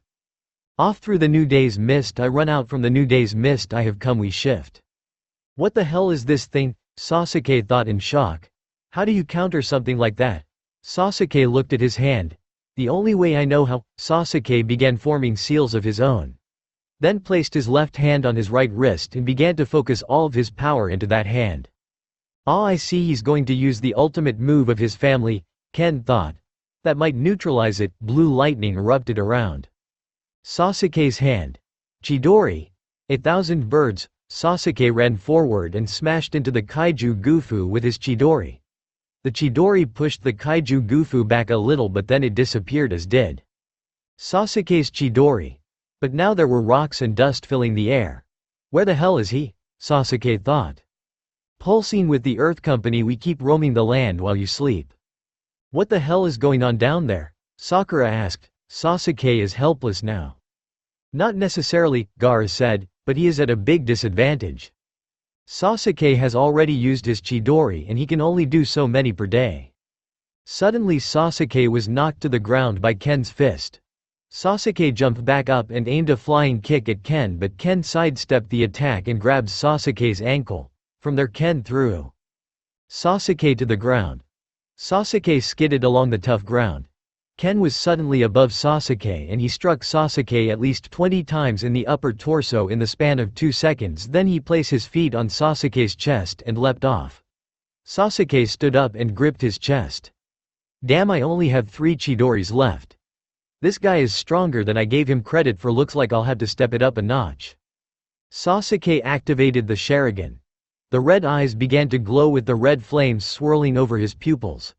Alright, try and do that trick again. With pleasure, copy this. Kaiju Gufu no Jutsu. Ken shouted at the top of his lungs. Ken unleashed the move, but Sasuke did the same thing and the moves met one another. The tornadoes combined into one. The Kaiju Gufu began to go off course and it slowly died down again with dirt and smoke everywhere. Ken stood in a battle stance, as did Sasuke. They inched closer until they saw one another. Sasuke made the first move by aiming a punch at Ken, but Ken leaned away from the punch and tried to kick Sasuke in the air and formed several seals while in midair and shouted, "Goukaiyu no Jutsu, Major Fireball." Then spurted his fireball at Ken from above. Ken tried to jump out of the way, but the fire scorched his right arm. Noticing the fire on his arm, Ken dropped to his chest and rolled quickly, taking out the flames. "Your arm is injured," Sasuke said, taking out a kunai. "Here, let me help you." Shapeshift. Nose to the wind shapeshift. Feeling I've been moved swift, all senses clean. Earth's gift. Back to the meaning of life. Sasuke ran at Ken, aiming several slashes, but Ken dodged them all. Sasuke aimed a downward right-handed slash, but Ken raised his left arm and blocked it with his wrist, then implanted a punch with his right fist. Because of his injury, Ken lacked power in the blow and winced in pain. Sasuke grinned at the lack of power. "Not so cocky are we?" Sasuke said and kicked Ken hard in the chest, then punched him in the forehead. Ken started to bleed from the forehead. Rin gasped at the sight of her husband getting hammered by the Genuous. Her oldest son put his hand on her shoulder. "It's okay, mama." Jin said, "Daddy is alright, watch, he'll be okay, he's strong." Rin smiled at her son. "He reminds me so much of his father even at this age, such confidence." Rin thought before speaking, "You're right, your daddy is strong. Bright as the moon, high in starlight, chill in the air, cold as steel, tonight we shift." Damn, I'm basically crippled, Ken thought. There's no way in hell I'll be able to use my jutsus in time to take care of this guy. "What are you gonna do now?" Sasuke asked. "Give up quietly?" "Nah, I got a better move for you," Ken said and crouched into a low stance near the ground. "This is Urufu Ryu, wolf style. It is martial arts style that has been passed down in my family throughout the generations. Let's see what your Sharingan can do against me." Ken's wolf-like eyes seemed to light up with anxiety. Sasuke stood up and grinned. "I am gonna show you that there's no way a little doggy style of martial arts can beat me." Ken grinned and disappeared. His moves, Sasuke thought. Where have I seen them before? Ken hit Sasuke with both of his hands in an open palm style. Sasuke fell back several feet. What the hell was that? Sasuke panted and noticed that his shirt was torn. It had 10 slash marks in an X pattern. Ken was 10 feet away, still in the same stance. His burned arm was twitching with pain though. Ken was gasping. The move had taken a lot out of him because of his arm. "It's a wolf style, get it right Sasuke, call it a doggy again and you will definitely regret it," Ken said, looking serious. "But hell, you don't like my style, then you're gonna have to deal with it." Ken disappeared again, but this time when he reappeared he hit Sasuke with his left elbow, knocking him back again. "That's right. Kiba uses a style similar to this. How did Naruto beat him all those years ago?" Sasuke thought. "That's right, it was brute force." Sasuke ran at Ken and jumped in the air, slinging 2 bicycle kicks. Ken raised his arms and winced in pain as each kick deliberately hit his right arm. While his arms were still up, Sasuke dropped to the ground and unleashed a series of hellish punches to Ken's gut, then kicked him in the chest. Call of the wild, fear in your eyes, it's later than you realized. "Ken's in trouble," Gaara said. "He can only use one arm effectively." "Hey, why aren't you rooting for Sasuke?" Sakura asked. "Can't I pick my own side?" Gaara asked. "You can, but that's just mean," Sakura said, and Gaara rolled his eyes. Aki grabbed onto Gaara's arm tighter and put her head on his shoulder. "I'm with you, Gaara," Aki said. "By the way, what do you want to do once the exams are finished?" Gaara blushed. "You mean together?" Gaara asked and Aki nodded, looking into his eyes with her innocent deer eyes. Damn, she looks so irresistible like that, Gaara thought before speaking again. Whatever you want to do sounds good to me. Ken was on his right knee panting. Suddenly Sasuke appeared in front of him. Sasuke jumped into the air and placed his hands on the ground and kicked Ken in the head with both of his feet. Ken fell back onto his back. He kicked his legs and jumped back to his feet. He was panting hard when Sasuke came up close and uppercut Ken hard in the chin, then side kicked him in the chest, sending him flying several feet back. Ken got back to his feet. No other choice, I need Kenji's help, Ken thought. Hey Uchiha, copy this. Ken bit his thumb, forcing Hit to bleed, and began to surround himself with a white aura. Hey Naruto, what the hell is he doing? Neji asked. He's getting ready to summon something. I've never seen it like this before. It's not going to be huge or anything, it's actually going to be small. It makes me wonder why he doesn't summon something bigger with all the chakra he has. Ky Schwa's no jutsu. Summoning, Ken yelled and slammed his hand against the ground. Sasuke raised his hands, trying to keep the dirt out of his eyes. Out from the mist Ken began to walk, and a small figure was walking next to him, growling. Meet my little brother. Kenji. Ken said, scratching the ears of a white wolf. It had an icy blue right eye and a silverfish white left eye. Similar to Ken's own eyes. There's Uncle Kenji. Jin said, laughing, pointing to the white wolf. Daddy won't lose now. Yeah, you can say that again, kiddo, Rin said, smiling. Sasuke looked at the wolf, puzzled. How is that your brother? Sasuke asked. He was born the same day I signed the contract of the wolves. Ken said, therefore Kenji is my unbiological brother, obviously. Kenji let out a growl of agreement. Shapeshift, nose to the wind, shapeshift, feeling I've been moved swift, all senses clean. Earth's gift, back to the meaning of life, doesn't he talk? Sasuke asked. Why would I waste words on those who can't comprehend my thoughts? Kenji said. I am a wolf and you don't understand that way of life. Okay, whatever, little doggy. Sasuke said before getting hammered by a right hook from Ken. Ken ignored the pain in his arm, he only focused on the disrespect Sasuke just inflicted. Didn't I just warn you not to call them that? Ken said, his right arm twitching from pain. You know you have a lot of respect for an animal that isn't very smart, Sasuke said mockingly. Fool, Kenji said, we are the most cunning of animals because we can work as a team and we know when to ask for help, unlike some humans. Sasuke's blood began to boil and he charged the wolf. Because he ran at Kenji, Ken took advantage of his anger and kicked him in the side.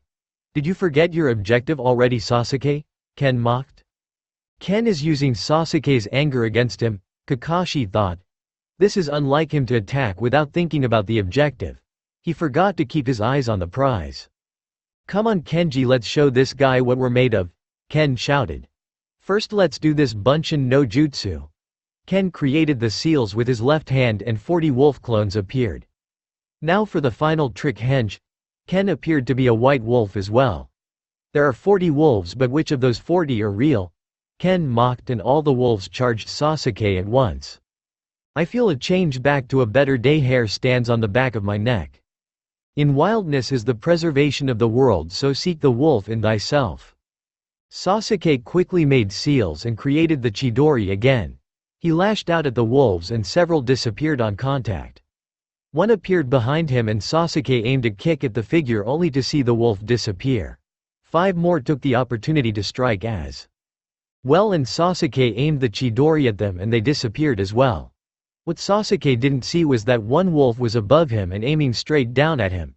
The wolf changed into Ken and he brought both of his hands back in a hammerlock. He then used his downward force to increase the blow. He slammed both of his fists on top of Sasuke's head. Sasuke hit the ground hard. Sasuke forced himself back to his feet, panting. The wolves began to circle Sasuke while Ken got in position for his Urufu Ryu again. Sasuke created another Chidori. Come on, let's finish this, right? K shouted. No problem, Sasuke. Ken shouted. What the hell is going on? Sakura asked. They're gonna end it all with this next move, Gaara shouted. It doesn't get any bigger than this. Neji shouted back in the arena. Shit, what's gonna happen? Naruto asked. Shape-shift, nose to the wind. Shape-shift, feeling I have been moved swift, all senses clean. Earth's gift back to the meaning of wolf and man. Sasuke charged with his Chidori and Ken opened his hands and aimed at Sasuke. Sasuke's Chidori was aimed for Ken's chest but Ken moved to the other side so that just his right arm was grazed. And at the same time he hit Sasuke in the jaw with his left fist. The two were hit by such force in their moves they were sent to opposite sides of the arena. They both smashed into the arena walls. KP. Cliffhanger no Jutsu. The two fallen warriors forced themselves to their feet. Both were panting and leaning on their legs. Sasuke smiled before collapsing, falling flat on his face. Kakashi raised his right hand before announcing, Suza Tikye Ken. The crowd cheered their enthusiasm. Ken raised his fist in victor and limped off to the end of the arena before collapsing himself. Neji and Naruto looked at one another before grabbing him and setting him next to Lee. Sasuke was carried back to the secluded area by the medical team. He was fine, just unconscious. So you think you'll take another piece of me to satisfy your intellectual need? So who won? Lee asked as Ken leaned back against the wall. Ken just smirked and Lee nodded. They would be fighting one another in the next round. Next match, Uzumaki Naruto vs Nara Shikamaru, Kakashi announced. Shikamaru nodded at Naruto as they both headed out to the middle of the arena. You may begin. Do you want action, action, action, action? Naruto began to run at Shikamaru but the Shadow Master quickly formed several seals before shouting, Kagemane no Jutsu. Shadow copy technique, Shikamaru shouted. Shikamaru's shadow shot out at Naruto, freezing him in place with his fist about a foot away from Shikamaru.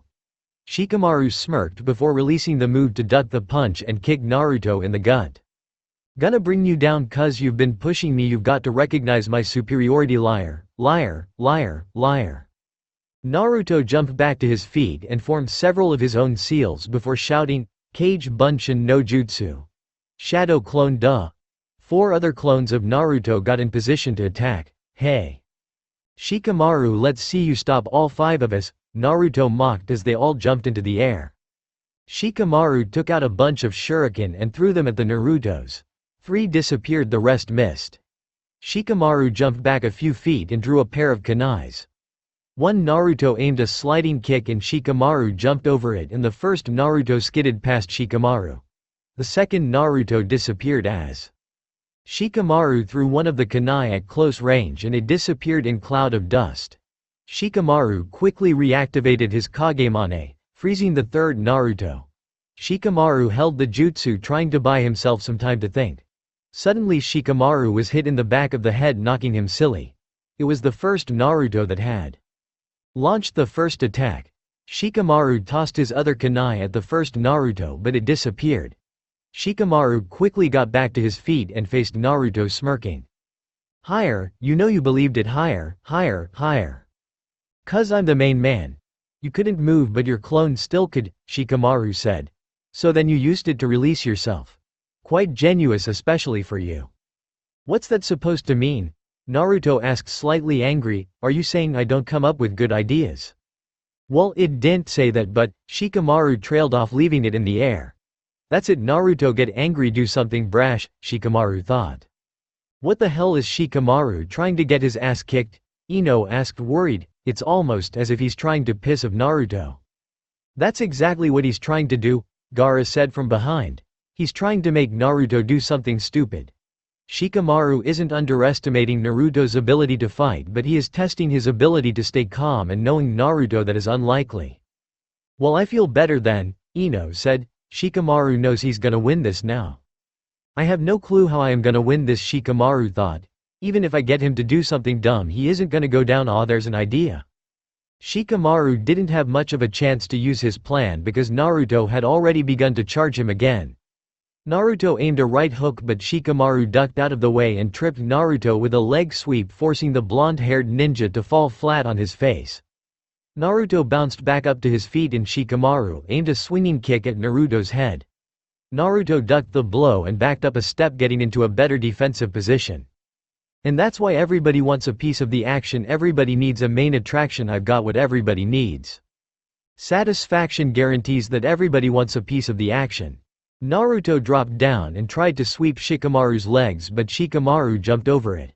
But while Shikamaru was in the air, Naruto raised his leg and kicked him in the midsection. Shikamaru stumbled when he hit his feet and held his gut for a moment before recovering. Naruto took advantage of his opponent's unsuspecting position and aimed his own high kick, but Shikamaru raised his right forearm to block. Quickly trying to land a blow, Naruto drew his leg back and spun back around, aiming a backhand punch, but Shikamaru jumped a few feet away, avoiding the second attack. "Oh, I was suicidal cause you was my idol, baby, bring it to your knees. Oh, there was a time I would have walked the line, but you bled me dry with your insatiable greed." Shikamaru attempted a punch of his own and Naruto dropped down, planted his left hand on the ground and kicked Shikamaru in the ribs. Shikamaru winced in pain again and gripped his rubs.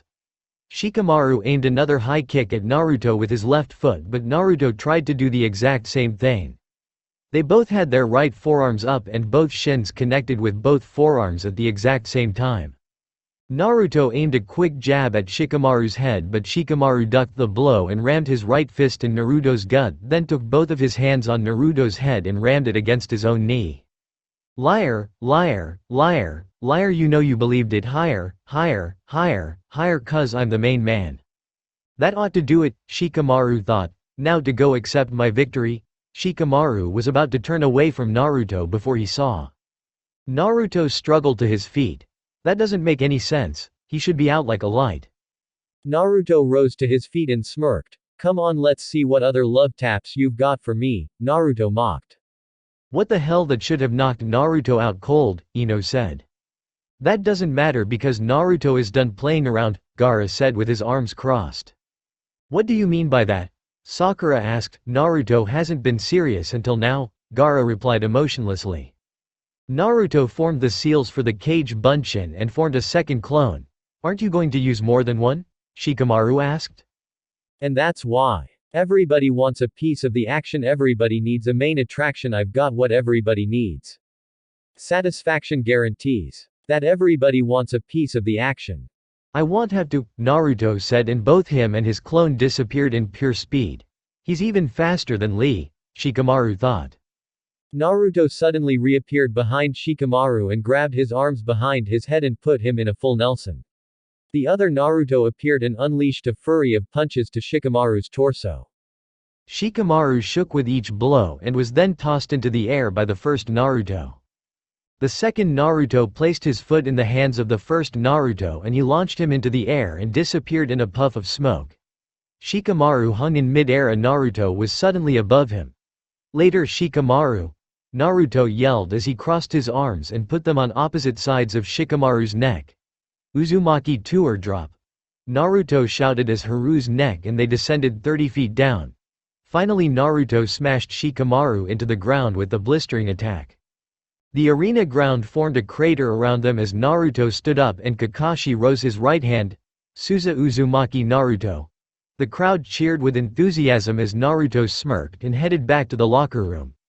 The medical team quickly got a stretcher for Shikamaru. It seemed that he had a minor neck injury and needed to spend some time in the hospital, but other than that he was gonna be okay. Do you want action? Everybody wants, everybody needs, everybody wants, everybody needs." Tsunade was walking along the bleachers until she spotted Gaara. She stopped and sat next to him. "Cage," Tsunade called and Gaara turned. "I thought I asked you to call me Gaara?" the Cage said as if thinking out loud. "Okay, fine, Gaara. I have thought about your offer and have decided to accept," Tsunade said. "Excellent," Gaara said softly. "You won't regret it, Lady Hokage." "Please call me Tsunade," she replied, "and let me ask you, why do you want to do this?" "Everybody wants a piece of the action, everybody needs a main attraction, I've got what everybody needs. Satisfaction guarantees that everybody wants a piece of the action. You could say it's mainly because I know most of the guys trying out at this exam and there are some old scores that need to be settled," Gaara said, smirking while inwardly he was thinking, "Naruto, you and me shall fight once more and this time we shall see who the better man is, not the better demon." Neji stood up and passed Naruto on the way to the ring. Naruto smirked and whispered as they passed on another. "I look forward to kicking your ass all over again next round." Neji stiffened and smirked. He saw Kiba already in position to fight. "Are you crying tonight? Are you feelin' all right? I told the world that you were down on your luck?" At the same time Sayuri was walking along the stands looking for a seat. She scanned for a seat until she heard a, "Hey, Sayuri." Sayuri turned to see Tenten with a warm smile on her face. Sayuri walked over to her and the rest of the group. "So is this the girl that Neji is head over heels for?" Ino asked nosily. Sakura nodded in agreement. "It has to be," she added. Sayuri began to blush in embracement. "So you're the one," a voice said from behind her. Sayuri turned to see the cage of the sand. He extended his hand out to her with a little smile. "My name is Gaara and you must be Sayuri. Amy, right?" Sayuri shook his hand and nodded sheepishly. "I am Aki," the girl next to him said, and he, jabs finger at Gaara, "is my fiancé." "I am Horno Sakura," the pink-haired girl said, "and I am Yamanka Ino," the blonde said smiling, "not to mention the cutest girl here." "So I take it you're here to see Neji fight," Tenten said to Sayuri who nodded. "I promised him I would," Sayuri replied, "besides I wanted to see him fight." They all turned their attention to the fight which was about to begin. "You were one of a kind, one who'd never give in even when they put a price on your head." Kakashi looked at each fighter and raised his hand. "Hyuga Neji vs Inazuka Kiba. Fight!" Kakashi shouted and Neji instantly held out his right palm and his other hand closely to his body. His hands began to glow a bright blue and an aura swirled around his body. The veins around Neji's eyes bulged and his usual lavender eyes changed into pure white. Neji ran forward striking Kiba several times in his body with his open hands and single fingers every time. He ended it with an open palmed strike in Kiba's chest sending him back a few feet. Kiba gripped his chest in pain and winced. How the hell did Hinata deal with this kind of paw? And Kiba thought, then he smirked, "She just must be stronger than she looks." Kiba began to chuckle. "Mind telling me what's so funny?" Neji asked. "Has anyone heard the tales you tell or seen the scars you wear? Did anyone speak up when you fell? Does anybody care?" Kiba shook his head grinning and formed several seals, quadruped ninpu no jutsu. Kiba shouted and his human body began to change to share animalistic qualities. An aura swept over his body as he finished his transformation and sunk to the ground. Kiba ran forward and began to rotate his body 360 degrees horizontally using the Gatsuga, piercing fang. The attack came with close range of Neji before he quickly jumped over the attack. Kiba blew right past and skidded up one of the arena walls. Kiba turned around and positioned himself for another attack. "What the hell is that?" Sayuri asked shocked. "That's Kiba's transformation," Sakura replied quietly. Sayuri gasped before asking, "He can do that?" "That much is obvious," Gaara said. "The move that shocks me is his piercing fang technique." "That does look pretty deadly," Sayuri replied worried. "Strange," Neji thought, "his chakra points are all rearranged." Kiba quickly began to spin again, recreating the Gatsuga. The spinning technique was aimed to strike Neji once again. Neji sighed and pivoted his right foot. "Rather than avoiding it, I am gonna take it head on," Neji thought, grinning. He isn't going to dodge. Gaara said, puzzled, and rose from his seat. He wouldn't. "What is it, Gaara?" Sayuri asked worriedly. Tenten smirked. "You're about to see why Neji is referred to as an elite Hyuga," she said cockily. Neji began to spin around, creating the Kaiden, heavenly spin. The Gatsuga crashed headlong into the Kaiden. The Gatsuga slowed down but didn't stop. Neither did the Kaiden. The Gatsuga began to slowly push the Kaiden back. Neji gritted his teeth and rotated all of his power into the Kaiden, sending the Gatsuga and Kiba flying backwards. Kiba landed hard on his back and grunted. He reached his feet to see Neji standing away with his hands stretched outwards. "What was that?" Sayuri asked, puzzled. "That was the Kaiden," Tenten replied. "It's also called the heavenly spin. Supposedly nothing can penetrate it." "I'm a bit more excited about what he'll do next," Gaara said. "Just watch. I've only seen Neji fight a few times, but I know how he fights. Rise again, little fighter, and let the world know the reason why. Shine again, little fighter. And don't let him end the things you do. I wonder what he's up to." Kiba thought and then looked around. "Oh shit, I'm in his divination field." Kiba didn't have time to react because Neji ran forward and struck Kiba with both of his hands at once and continued to multiply as he screamed, 2 strikes, 4 strikes, 8 strikes, 16 strikes, 32 strikes. 64 strikes. After Neji finished with the final blow, he hit Kiba in the chest with an open palm, sending him flying. Yet again and crashing into the ground. Kiba spat up blood and managed to pull himself up to his hands and knees. Yes! Sayuri shouted, throwing a fist in the air, and everyone around her looked at strangely. Sorry, Sayuri replied, it's exciting. I figured he would use that move, Gaara said, leaning back, it's only natural. You should just give up, Neji said while scanning the arena for Sayuri. You can't beat me. Kiba reached his feet and grinned his dog-like smile. And you were one with a cause and a reason to be. You were a fighter for peace on this earth. Kiba's smirk grew even wider when he reached his feet.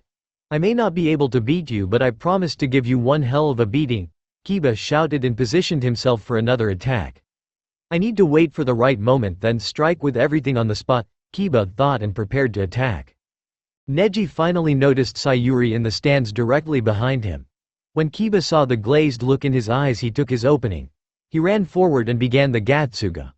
Neji saw it coming at the last moment and tried to get out of the way, but in the end the viscous spin smashed into his shoulder, sending him flying. Neji flipped from the force and crashed into the ground. And you were never afraid? You put your life on the line. And you were always alone out on the sea? Is he in trouble? Sayuri asked worriedly. I don't know, but it isn't looking good, Tenten replied, not moving her eyes from the fight taking place. Kiba stood. You were saying, Kiba mocked, something about not being able to beat you. My opinion hasn't changed, Neji said soundly. Your fate has already been decided. I see you talking, but all I hear is blah blah blah, Kiba mocked again, smirking. Kiba got into position again, as did Neji. Okay, that should have knocked him out, Kiba thought. I won't be able to pull that trick off again. I'm gonna have to use another strategy. Kiba ran at Neji and threw a right hook, but Neji blocked it with his left arm and stuck Kiba in the chest with his open right hand. Kiba stepped back a few paces and held his chest tightly. Neji ran forward and rammed his elbow into Kiba's face, breaking his nose. Kiba took a few more steps back, trying to regain his composure. Kiba ran at Neji again, aiming a right hook, and as Neji raised his arm, Kiba dropped a level and smashed his shoulder into Neji's gut hard. Neji doubled over, getting the wind knocked out of him. Kiba continued to drive him until they both crashed into the wall, creating a crater in the side of the arena from the force of the blow. Neji coughed up blood and leaned against the wall as Kiba took advantage of Neji's pain and hit Neji several more times in the gut, trying to weaken his torso area so it would be vulnerable. Without a weapon in your hand, you came to fight a war. They took your life but didn't know that you would never die. Sayuri gasped. Do you think he's hurt? That much is obvious, Gaara replied. The question is, does he have enough will to keep going? Of course he does, Sayuri replied. He'll win this, just you watch. Neji fell to his hands and knees and coughed up more blood from his mouth. I can't lose now, Neji's head screamed, not to a dropout. Not again. Neji rose to his feet and wiped the blood from his mouth and clenched his fists, taking an offensive position. I will not lose again. Neji screamed at Kiba and his blue aura swirled with more force than he had ever emitted before. Rise again, little fighter, and let the world know the reason why. Shine again, little fighter.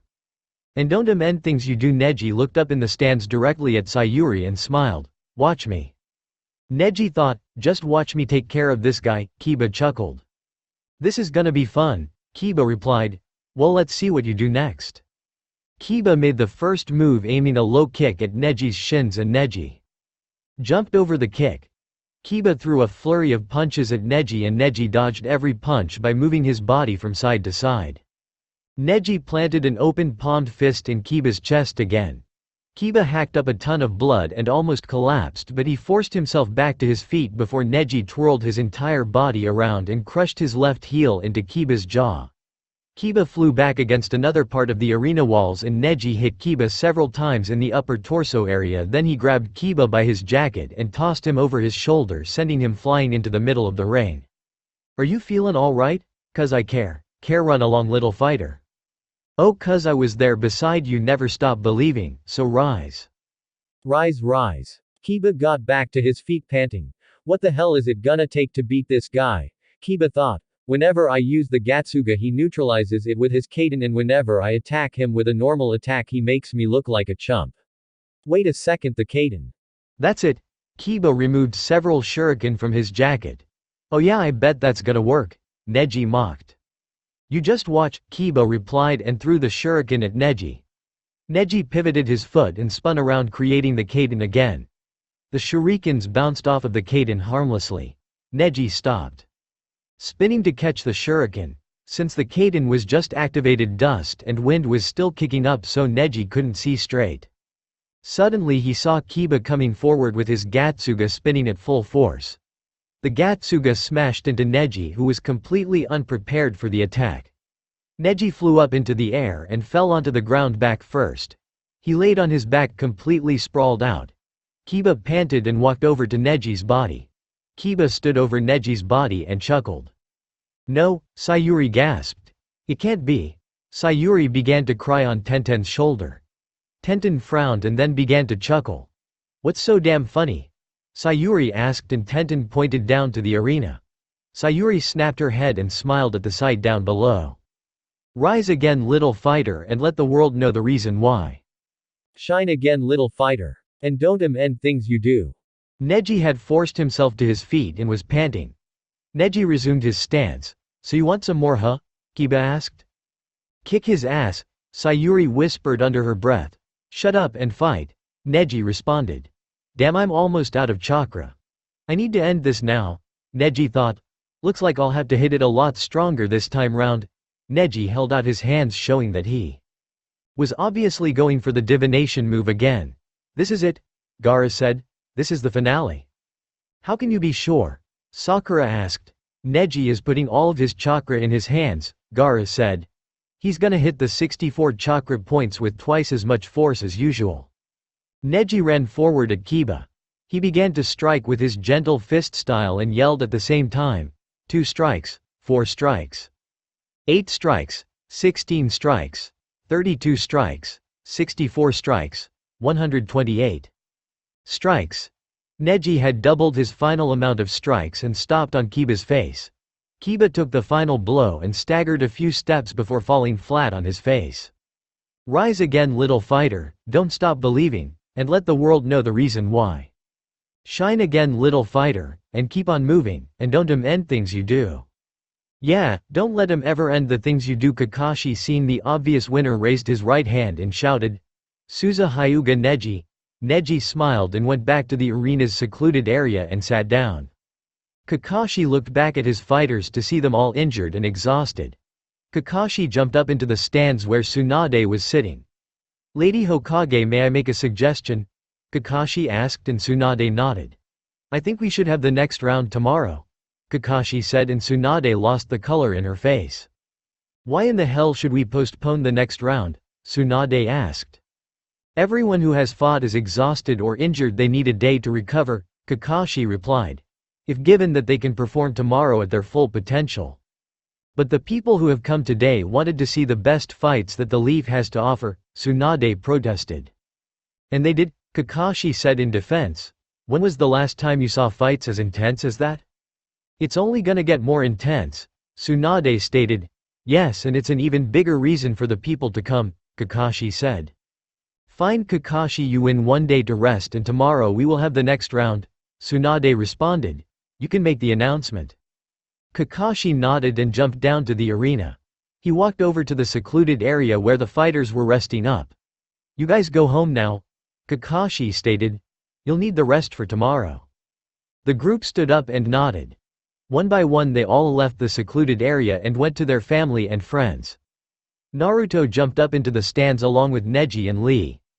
They were all battered and bruised, but they managed to put on smiles for the group. Hey, didn't Hinata come? Naruto asked. She told me she was gonna make it. We haven't seen her, Naruto, Sakura said. She should be here soon. Doesn't matter, the fighting is done for today, Lee said. You'll just have to meet her back at the hospital. What, why? Aki asked, puzzled. Because we need a day to recover after a round as intense as that, Neji responded as he sat down next to Sayuri. Hello, precious, Neji said, smiling. Hello, Neji, Sayuri responded, blushing before he claimed her lips with his own. Ah, young love, it's in the air, Lee joked, and Neji responded with his middle finger while still kissing Sayuri. Well, that's not very nice. Forget it, I have to go, Naruto said as he ran out of the arena. I wonder how he recovers so quickly, Aki said thinking aloud. I think we, Gaara said pulling her closer to him and kissing the top of her head. Ken stood in front of his wife and 3 children smirking. So what do you think of your dad now? Anna just giggled and Shiro laughed. But Jin hugged his father's leg tightly. You're the best one out there, Dad, Jin said loudly. Yeah, look, Rin, I am gonna have to see you both later tonight, Ken said. Trust me on this, there is something I have to take care of. Sure, I trust you. Does it have to do with our little visitor? Rin asked with hinting eyes and Ken nodded. Please, Ken, be careful. I'm always careful, Ken said smirking as he left the area. Meanwhile, Hinata was waking up from her afternoon nap and she looked at the clock. Should I have to get out of here and to the arena? Hinata thought as she hopped out of bed. She ran out the door and down the hall and right into Naruto. Hey! She exclaimed. Wait, if you're here then the exams must be over, which means you won. Which means you beat them quickly. Wait, it couldn't have ended that quickly. Which means you lost. Which means it's all my fault. Oh, I'm sorry, Naruto. Naruto smirked and held his hands up. Don't worry, nothing is your fault. Which means you did lose, Hinata groaned. No, I didn't, Naruto said. Then you did win, Hinata said happily. So how did you beat them so quickly? I didn't, Naruto said. I am confused, Hinata said. What happened? The first round finished and they postponed the remaining fights to tomorrow, Naruto said. And before you ask, I fought Shikamaru in the first round and defeated him. So they didn't finish the finals? Hinata asked and Naruto shook his head. Hinata walked over to him and hugged him tightly. I'm sorry I didn't make it, she whispered into his chest. Naruto began to stroke her hair, holding her tightly. It's okay, you've been in the hospital, Naruto soothed her. I shouldn't let you out of bed anyways. Hey, don't say that, Hinata said. I need to get out of this place. No, you need to rest, Naruto said, leading her back to her room. You're just being mean, Hinata pouted. Tell you what, I'll cut you a deal, Naruto said, grinning. You take another nap and I'll stop by tonight and we'll go out somewhere. Sound good? Hinata nodded eagerly. Good, I'll be back in a few hours and I'll bring you some street clothes. Could you do me a favor? Hinata asked and Naruto nodded. Could you have Hanabi bring my clothing? No offense, Naruto, but you don't know what would be appropriate for me to wear. That's because everything makes you look beautiful, Naruto said, smirking, and Hinata blushed. I'll see you tonight. Naruto headed out the door. Naruto ran out of the room and down the hall. When Naruto reached the elevator, he saw Sakura, Ino, and Akio getting off, each holding a bouquet of daisies.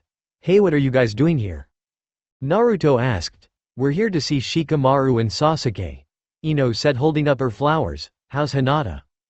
She's fine, she just needs some rest, so please leave her alone until tonight, Naruto pleaded. Why, what's happening tonight? Sakura asked. We're going out, Naruto said, grinning before asking, where is Gaara anyways? He's downstairs, Aki said, blushing a little. He said he didn't like hospitals, but as long as we were in the leaf he wasn't going to leave my side. Huh, I think I'll say hi, Naruto said and hopped in the elevator as everyone else hopped out. See y'all later. Naruto waited until the elevator stopped and Naruto walked out to see Gaara leaning against the wall without his usual cage attire. Just his old outfit. His arms were crossed and eyes closed. Hey. Naruto, Gaara said softly. Just wait a second and I'll tell you all something. All? Naruto asked. What do you mean? Just then Neji, Sayuri, Lee and Tenten all walked in. Oh well, that explains it then. What's going on? Lee asked. That's what I want to know, Naruto said, waiting for Gaara to say something. Gaara's eyes snapped open and they all noticed something. The dark rings that usually hung around his eyes were gone. I have something that will interest you all. And that is? Neji asked with his eyebrow raising. The winner of the tournament will be awarded a very special opportunity, Gaara said, smirking. And that is? Neji asked yet again. The winner will fight me, Gaara said, smiling. Which means if Naruto wins I'll get the rematch I've been waiting for. Naruto smirked. That sounds like fun. But I'll still kick your ass, Naruto said, throwing his fist into the air. Aren't you forgetting something, Naruto? Neji asked. You have to get past me? And then past me, Lee said, doing his nice guy pose. I will win the tournament and I will fight you again, Gaara, and this time I will win. Your skills have improved, Lee, but I don't think that you'll beat Naruto or myself so keep dreaming. Gaara said, then again last time I underestimated you and you nearly beat me so maybe I shouldn't be talking. Hey there is an idea, Lee said laughing. This is gonna be fun, everyone else sweat dropped anime style. A few hours later up in the hospital room Hinata was sleeping soundlessly. She didn't notice the man holding a kunai walk in the room. Kabuto had walked in the hospital disguised as a doctor to get to Hinata's room and finish the job he started. Kabuto raised the kunai above his head and aimed to stab Hinata but a shuriken knocked the kunai out of his hands. Kabuto turned to the window to see a shadowy figure standing on the window sill. You are beginning to become a bother you know, Kabuto said. I thought I already told you this young one is under my protection and as long as I am here you won't touch her, the figure said. Listen old man I don't care what you say I made my attempt at the second test what makes you think I won't try again and again? Kabuto said, because I know how weasels work. They only attack if their opponents are weaker than them and they have a sure chance of winning. The figure replied his eyes glowing in the night and his fang-like teeth glistening.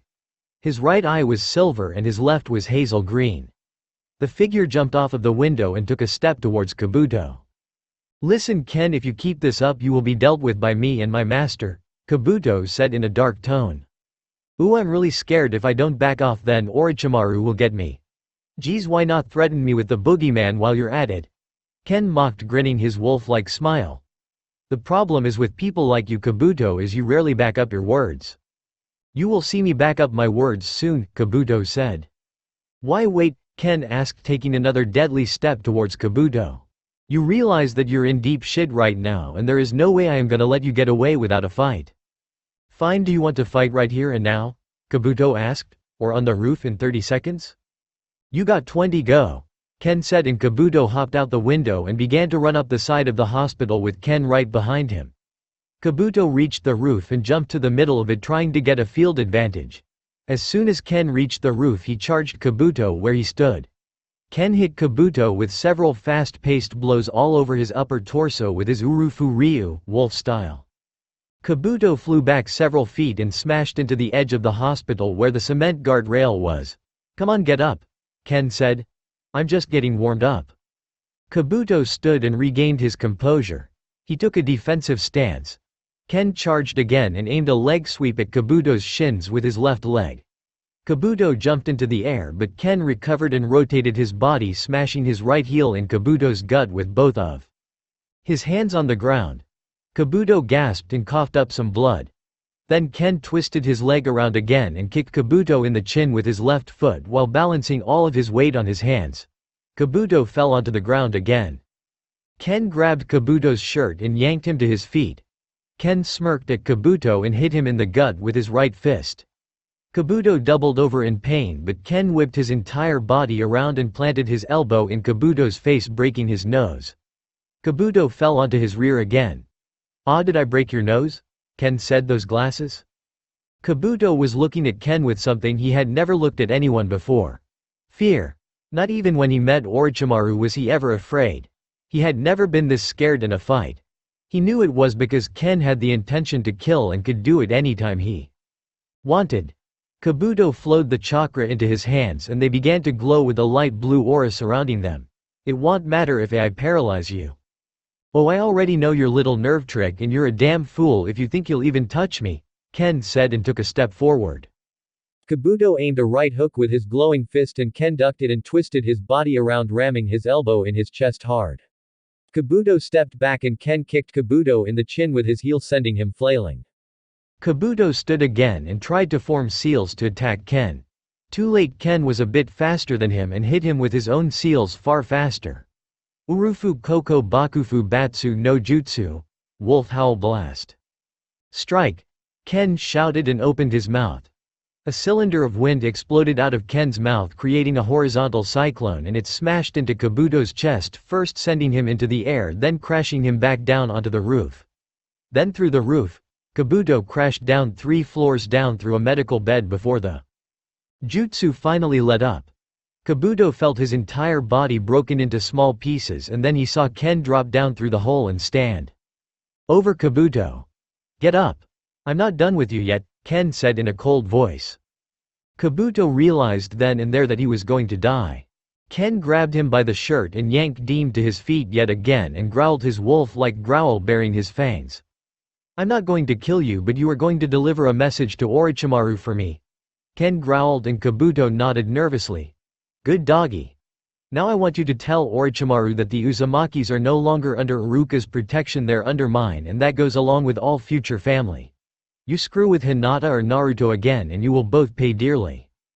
Ken dropped Kabuto and he scrambled out the door. A group of nurses and doctors were making their way to the area of the wreckage.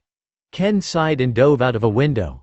Shortly after he reached his home and walked in to see his wife rocking his youngest child Anna to sleep. Ken walked over and kissed Rin on the top of her head gently. So did you take care of business? Rin asked. You know you could have your cousin do the job? Iruka isn't strong enough to screw around with them and you know it, Ken said. The duty has been passed on to me and one day my son will protect the fourth family. Unless it becomes the sixth family, Rin said smiling. If that kid does become the next Hokage I will laugh my ass off, but until then we need to rest up. Ken said yawning. Do you think I could get some company tonight? Ken said this smirking. Jin is right in the next room, Rin said nervously. Has that ever stopped us before? Ken asked playfully and kissed his wife full on the lips.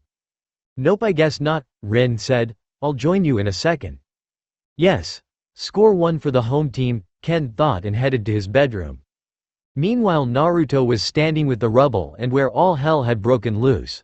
There is no way in hell I am talking Hinata anywhere tonight. Naruto thought, I better check up on her now. Naruto walked away from the debris and into Hinata's room. He noticed she was still sleeping and Naruto decided to just sit in the chair next to hers and watch over her through the night. Good night Hinata, Naruto whispered in her ear and gripped her hand while sitting in the chair. Morning came faster than usual and Naruto awoke to the sun beating on his eyes. He felt his entire body sore from sleeping on the chair. Naruto yawned and gently shook Hinata. Hinata stirred and sat up sleepily. Is it time for our date, Naruto? Hinata asked tiredly. Nah, it's morning, Naruto said. Morning? Hinata shouted surprised and noticed the sun. Why didn't you wake me up? I probably shouldn't tell her about the trouble last night, Naruto thought. No point in worrying her. Naruto scratched his head and spoke. Well, you just looked so peaceful sleeping it seemed a shame to wake you. You have to begin the next round of the Junin exams, don't you? Hinata asked and Naruto nodded. So then let's go. The two headed out to the arena together holding one another's hand. Shortly after the two reached the arena and parted their separate ways. Naruto walked into the arena where Neji, Ken, and Lee were all waiting. Lee was warming up in the shadows with a series of kicks and punches so fast and rapid the pattern was impossible to see. Naruto sat down cross-legged and waited for something to happen.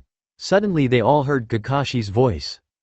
Ladies and gentlemen, we SAHLL begin the next round of the tournament, Kakashi said and the crowd roared with approval. Next bout Rock Lee vs Taikei Ken. Both Ken and Lee stepped out of the shadows and into the light. May the best man win, Lee said to Ken. I intend to, Ken responded heading to the middle of the ring. Listen Lee, I have seen you fight and let me tell you something. You don't have what it takes to beat me and have another reason other than to boost my own pride to win this tournament. You may begin, Kakashi said and the two warriors took a taijutsu stance. Lee made the first move by jumping into the air and aiming a flying kick at Ken, but Ken sidestepped and twisted around, kicking Lee in the back of the head. Lee rolled forward and sprung back to his feet before removing several shuriken and throwing them at Ken. Ken dodged the shuriken and charged Lee with 3 quick jabs. Lee weaved away from the blows and aimed a kick at Ken's midsection. Ken blocked with his forearms and threw a backhand at Lee, but the genius of hard work dropped onto his back and did a quick kick up. Lee smirked at the last stunt before jumping into the air again. Leaf spinning wind. Lee spun his entire body around aiming the powerful kick at Ken and Ken stopped the attack by grabbing Lee's right ankle then slamming him into the ground hard. The force of the blow created a small crater. You can hear the thunder long before the storm. You'll need to do something more original, not a move you've performed millions of times, Ken said. Lee's response while Ken was still holding him was kicking him hard in the gut with his left foot 3 times before kicking him in the chin with his heel. Ken flew into the air a few feet and fell back onto his back. The crowd roared in approval of the fight as the two combatants reached their feet again. Lee ran at Ken again with a sidekick aimed at Ken's midsection and Ken caught Lee by the ankle. Ken twisted Lee's foot and Lee spun out several times before crashing onto the ground. Lee quickly recovered and aimed a leg sweep at Ken's shins, but Ken did a backward handspring till he was 20 feet away. Ken smirked before created several quick seals with his hands. Kaiju Gufu no Jutsu, Rock Tornado. Ken shouted as huge hunks of rock began to levitate around them. Lee looked panic-stricken. He didn't know anything that could go toe-to-toe with a tornado. The gust of wind advanced at Lee and the young ninja jumped as far as he could to his left, doing a roll at the same time. Seeing the tornado hot on his heels, he decided to go left with another roll, and again the tornado pursued him. "You can't dodge it forever," Ken called from the distance. Lee noticed that the tornado was gaining on him and there wasn't much he could do at this point. He turned to face the monster and jumped through the tornado. When heading through it, even though it was only 10 feet in diameter, Lee was crushed with tons of rocks the entire way through and crashed to the ground hard, skidding along the tough surface. Lee coughed up blood and forced himself to his feet. But you can't hear the lion when he stalks his prey. He's moving like a shadow, creeping up on you, and like a siren's call, he's gonna have his way. That had to hurt. Sakura winced from the stands. The group was slightly larger this time around. There were Hinata, Shikamaru, Sasuke, Tenten, and of course Sakura. To say the least, Ino said, "Ouch, how can he get up after something like that?" "I thought I already told you two that fighting is a part of Lee," Gaara said with his arms crossed. "Lee will fight this fight to the death if he needs to. He is not scared of death. That's what makes him so remarkably strong," Tenten said, not tearing her eyes from her boyfriend down in the arena. "That hurt," Lee said to himself as he struggled to hold his position. He knew he couldn't take another blow like that. Ken instantly recreated the seals again. Kaiju Gufu no Jutsu. The tornado was created again and chased Lee again. Damn it, Lee thought. Time for plan B. Lee ran, waited for the tornado to come at him again. Then at the last moment he jumped off to the right and then did a dead sprint at Ken. Ken smirked. "Smile all you want. But I will take you down," Lee shouted. "You'd better run. Forget your pride, don't make a stand. Just step aside." "He's gonna do what I think he is?" Sakura asked. "More than likely," Tenten replied. "What's going on?" Ino asked. "Lee is going to take Ken down with him, or Ken will release the tornado to fight Lee at close range," Hinata said. "Not a complex plan, but effective." Lee jumped into the air and aimed a powerful kick at Ken's head. Konoha whirlwind. Ken grabbed Lee's ankle and Lee's eyes widened. Ken gripped his ankle tightly as he threw Lee to the ground yet again onto the tough surface. This time Lee rolled away and aimed a sweep which Ken jumped over and Lee jumped after him. With another spinning kick. Ken blocked the kick by raising both of his arms, crossing them, dulling the blow before somersaulting backwards and landing on his feet. Lee aimed a punch at Ken's face, but Ken ducked and kicked Lee in the ribs before twisting back around, kicking Lee in the back with his right shin. Lee fell forward and struggled back to his feet, panting. "Lee is getting hammered," Sakura said. "This much is true," Shikamaru said quietly. "Well, I guess it's to be expected. If Sasuke can't beat this guy, then Lee shouldn't have a much better chance," Sakura said. Gaara snickered. "I think you are underestimating Lee," Gaara said. "Or have you already forgotten his first round fight? If you don't have what it takes, don't try to play, you'll lose your stakes, remember this at least." Lee rose to his feet again, but before he could do anything, Ryu was already behind him. Ryu punched Lee in the back of the head, sending him forward several feet. "I can't see a damn thing," Lee thought. "How the hell am I gonna fight him?" To Lee, Ryu could be attacking from anywhere. He was probably at the worst stage in a fight of his entire life. He had never been at this big of a disadvantage. He always had a trump card of some sort he could use. But at this point it looked as if Rock Lee's luck had finally run out. "Wait a second," Lee thought. "He's such a brute with all that power, I can feel his movements in the wind." Ryu aimed a hammerlock punch that was about to hit Lee on top of the head that would definitely knock him out, but Lee disappeared again. "What the?" Ryu began, but was struck to the ground by a flying kick by Lee to the face. "But how can you even see?" "Ingenious," Neji said. "How in the hell did he do that, Neji?" Naruto asked. He used the breeze of the air around him to figure out exactly where Ryu was, Neji said, and in his bulky body he can't use ultimate stealth to avoid detection. So Lee can hit him now, Naruto shouted. That isn't even the half of it, Neji responded. Now that Lee knows about Ryu's little trick, there's no way he'll reverse the initial lotus this time. I can't, Lee responded, and Ryu gasped. Ryu decided to charge Lee in a futile attempt to finish this fight once and for all. Lee waited until Ryu was almost upon him, then leaned back away, giving the same exact kick to Ryu's chin again. I'm not finished with you yet, Lee shouted and kicked Ryu up in the air the entire way. Lee wrapped Ryu up once again in the bindings and locked his arms tightly around Ryu. Lee yanked Ryu towards the direction of the earth and began to rotate them both in the air. You must have forgotten the one rule about taijutsu, my friend, Lee shouted as they continued their downward descent. It's very simple. If you put a true fighter in the position of death or loss, we will choose death every time, because if you have no guts, then you will have no glory. I am always prepared to go down in a blaze of glory. So let's find out which one of us can take a bigger beating. Secondary Lotus. The two taijutsu specialists crashed into the ground, forming an even larger crater. Lee rose to his feet, panting and bleeding from his mouth due to internal injury, but all in all he was okay. Kakashi raised his right hand and spoke, "Suza Rock Lee." The crowd erupted in cheers and hoots and hollers. Ryu rose to his feet even though injured. "You're right, Lee. I forgot about the law of a true fighter and their way of life." Ryu held out his hand in congratulations. "I hope to one day be as powerful and headstrong as you." Rock Lee accepted his handshake and smiled. "Ryu, you don't leave any doubt that you will one day be a fine ninja. But always remember, a fighter be willing to go down in a blaze of glory. It's the nature of the beast, it's the nature of the beast. Think about it, Lee hasn't used any of his tricks just yet," Gaara said. "But neither has Ken," a voice said from behind the group, and they turned to see Rin and her 3 children. "Hello, I am Taikie Rin." She said this with a slight bow. "I believe that we have yet to meet." "Yeah, I know you," Hinata said. "You were the one who was talking to Naruto that one day with Neji." "Well, my husband talked, I just sat there," Rin said. "You know, some say that the Taikie clan has been cursed." "Yes, by the wolf," Shikamaru responded with both his arms crossed. "The wolf was said to be one with the Taikies at least a century ago, but the Taikies turned their backs on their way of combat, the Urufu Ryu, wolf style. Since then the Taikies have all died in the Junin exams or before they even became Chunins.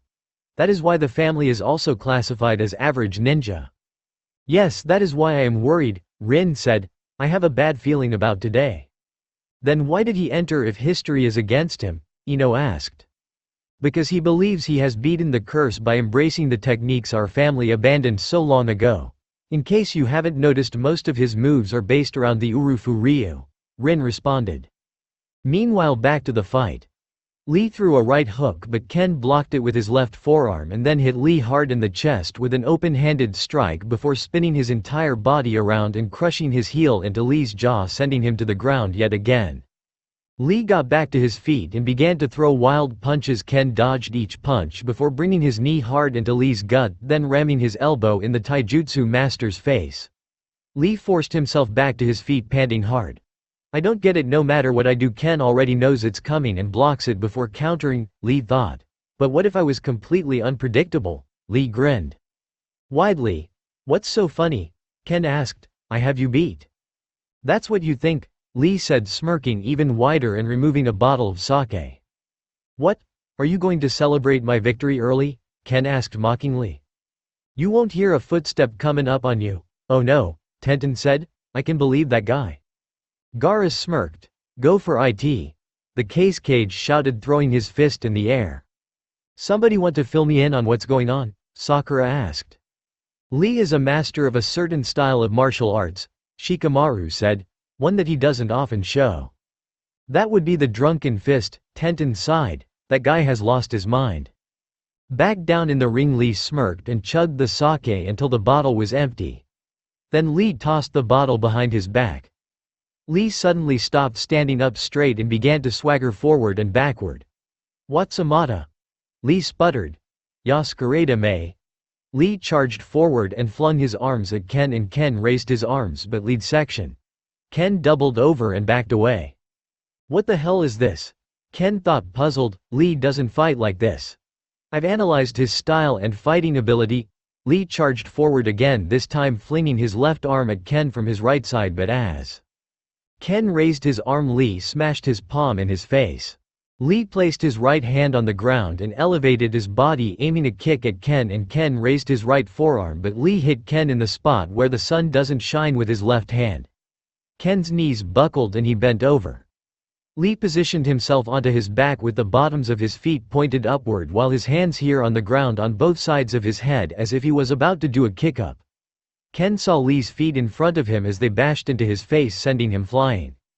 Moving like a snake, he's in complete control. This killer knows his business. I have no clue where the hell anything is coming from, Ken thought. How am I supposed to fight that? Ken took a couple of deep breaths and smiled. I must have faith in the wolf. Ken closed his eyes and waited for Lee to strike again. Lee aimed a wild strike at Ken with his right, and Ken leaned away without opening his eyes, but then Lee continued rotating his body and smashed his calf into the side of Ken's head. Ken stepped back but then attacked with several fast strikes at Lee.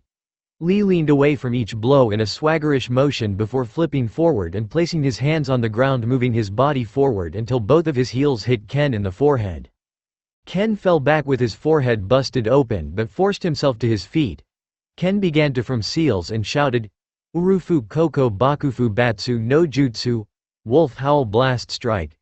Ken opened his mouth as a cylinder of air blasted out of his mouth and crashed headlong into Lee's chest. The jutsu lifted Lee 10 feet into the air before crashing back down to the ground hard. Lee skidded along the tough tournament ground before crashing into an arena wall. A crater was left behind after Lee got back to his feet. It seems I am sober now, damn, Lee said under his breath. Geez, I wonder if either of these guys are gonna take a loss, Naruto asked Neji, who was leaning against the wall, not even watching the fight. You act as if you already know who is going to win this fight. He is the predator, you are his only target, you're his only goal. I don't care about this fight in the least. It doesn't matter which one of them win, neither can match my skill. The only opponent I am worried about is you, Neji said calmly. Besides, the way this fight is headed, I have to say that Lee is going to win. Lee? He is getting creamed out there, Naruto said, shocked. I don't think even Fuzzy Brows can pull a rabbit out of his hat in this one. You must remember, this is Lee. It is his nature to fight until he wins or dies trying. It is the nature of the beast. That is why he is called the Beast of the Leaf. Not because he is strong or the fact that he is faster than lightning, no, guy called him that because of his nature. The nature of the beast. Well, isn't that a fancy thing to call it? Naruto mocked. Lee is still losing this fight. Fool! Neji said, glaring at Naruto. Never, and I mean never, underestimate that one. He has something within him unlike anything I've ever seen. It's not like you with your endless stamina or bull-headedness. Not even like your heart. No, he doesn't have a heart that keeps him going, he has a fire. That blaze emits in his soul of guts, grit, and glory. I made the mistake of underestimating his power, and then I saw the strength at the Chunin exams. He is a true fighter. You Naruto are strong, but Lee, well, he is a warrior. Not a ninja, a warrior. That is what puts him above the genuous and forces his hard work to push him beyond his limitations. I understand, Neji, but I think that Lee is human like the rest of us. Naruto responded. Lee is mortal but not man like Ken, he is a beast. The wolf versus the beast. That is what you are watching now, not Ken versus Lee, Neji said. Remember that after this fight. Lee stopped and removed the weights on his legs. He then stood and faced Ken. Ken didn't wait, he recreated the seals on his hands and unleashed the Urufu Koko Bakufu Batsu no Jutsu again. This time Lee disappeared and the blast hit the wall. Suddenly a fist smashed into Ken's face. Ken was hit with several other blows on his body before he crashed to the ground. What will you say, what will you do? Your wildest nightmares coming true. Ken got to his feet again before Lee struck him with several blows to his upper body with his right fist and then a solid kick underneath his chin. The same hellish kick that he used to set up for his lotus techniques. Ken saw Lee appear behind him with the leaf shadow dance and unwrap his medical tape. Ken quickly formed seals as a last resort and fired the blast from his mouth again. Lee disappeared from his place and appeared behind Ken again from above. Lee somersaulted his entire body before slamming his hell on Ken's back and Ken came crashing down to the ground hard, forming a crater. "I don't know what to think about this fight anymore," Sakura said. "It has so many twists and turns it's making me dizzy." "I have a feeling that Ken is going to win," Shikamaru said. "He has an advantage of being able to use jutsus and he hasn't shown everything he has, whereas Lee has just used his trump card." "I wouldn't say that," Tenten whispered. "There is one move he hasn't tried yet." "You don't mean," Ino just kind of let it hang in the air. "The 8 celestial gates," Gaara said, leaning against the arena wall. "A true double-edged sword. This is what makes Lee so dangerous. He is not afraid of death. There is nothing you can say, no way to change, he won't delay." Ken struggled to reach his feet yet again. Ken smirked and reached into his pouch. Lee tightened his muscles and prepared for anything. Ken pulled out a blue headband with a red wolf-like paw print in the center. Ken wrapped the headband around his head and clenched his fists, focusing. A blue aura surrounded him and swirled as a white aura emitted from the headband and slashed together, forming a swirling aura like a whirlpool. "What in the hell is that?" Shikamaru asked. "I've never seen anything like it." "That," Rin stated, "is the headband of Urufu Sume, Wolfclaw. And it has been passed down throughout the generations to every Taikie, but Ken is the first to use it in 100 years. That headband is said to have the souls of every Taikie warrior and ever wolf brother to him connected to it. So that white aura is his family's ancestors protecting him and giving him strength." "So what, is he invincible now?" Shikamaru asked. No one man is unbeatable, he is just against the next life as well as the current world," Rin responded. Lee moved first after the aura died down and calmly floated about. "Ken." Lee aimed a kick at Ken, but Ken dodged and unleashed a flurry of blows himself. Lee moved even faster to dodge and block the blows. Suddenly all that could be seen was a blur of the afterimage left behind by the two warriors. Suddenly both of the warriors could be seen as both of their right fists connected, and they froze as a shockwave erupted throughout the arena. Lee moved next with a kick at Ken and Ken ducked it as Lee threw a right hook, but Ken ducked it and then threw a roundhouse kick of his own and Lee jumped back several feet. Not missing a beat, Ken chased after Lee with several quick Urufu Ryu punches. Lee dodged each one and raised his right knee trying to bash it into Ken's chest, but Ken leaned away and Lee rotated his body and slammed his left foot in Ken's midsection. Ken quickly recovered and aimed a flurry of right-handed jabs and Lee dodged each blow except for the last one, and that one grazed his chin, but then Lee leaned back and smashed his foot into Ken's jaw by falling backwards and rotating his body. Ken fell out of the loop and skidded along the ground and forced himself to his feet. This all happened within the time span of 2.1 seconds. "This Kane will have his feast, it's the nature of the beast, it's the Natra," and Ino's eyes were twitching. "Did anyone?" Sakura began. "See that?" Ino finished. "Only a little bit of it," Gaara responded. "They were remarkably fast. I don't understand how either of them can go at those speeds." Tenten said in awe. "It is amazing to say the least," Hinata said quietly. Ken charged Lee and they were both off to the races again. Lee aimed his elbow at Ken, but Ken backed away and threw a backhand of his own which Lee ducked and tried to sweep Ken's legs, but Ken jumped back quickly before trying a sliding tackle of his own on Lee, which Lee rolled out of the way from. Lee jumped into the air and screamed, "Great leaf spinning wind." Lee first aimed to kick Ken's head, but Ken ducked, and before Lee hit the ground Lee aimed his kick to aim for Ken's legs, but Ken jumped, but while he jumped Lee rotated his entire body around 360 degrees and rammed both of his feet into Ken's ribs, and Ken phased back a step. Ken winced and charged forward and smashed his right elbow into Lee's chest so hard that Lee went flying into an arena wall. Lee rose to his feet yet again. He spat out a hunk of blood from his mouth and wiped his lips with his right arm. Lee ran forward and at the last second he placed his hands on the ground in front of him to lift his feet and smash his heels into Ken's face. Then Lee split his legs and spun around, kicking Ken in the chin multiple times with his feet rotating numerous times in a circular motion. Ken fell back a few feet but then bounced forward and threw a few Urufu Ryu jabs with his hands and hit Lee's chest several times. Lee fell back and crashed into a near wall. Lee smirked as he rose yet again. Just curious, but is this the extent of your strength? Lee asked, and Ken looked at him horror-struck. I thought so. Well, looks like you've met your match. Lee let his Chunin jacket slide off of his back and crash into the ground. He never ceases to amaze me, Gaara said. His jacket was weighted as well.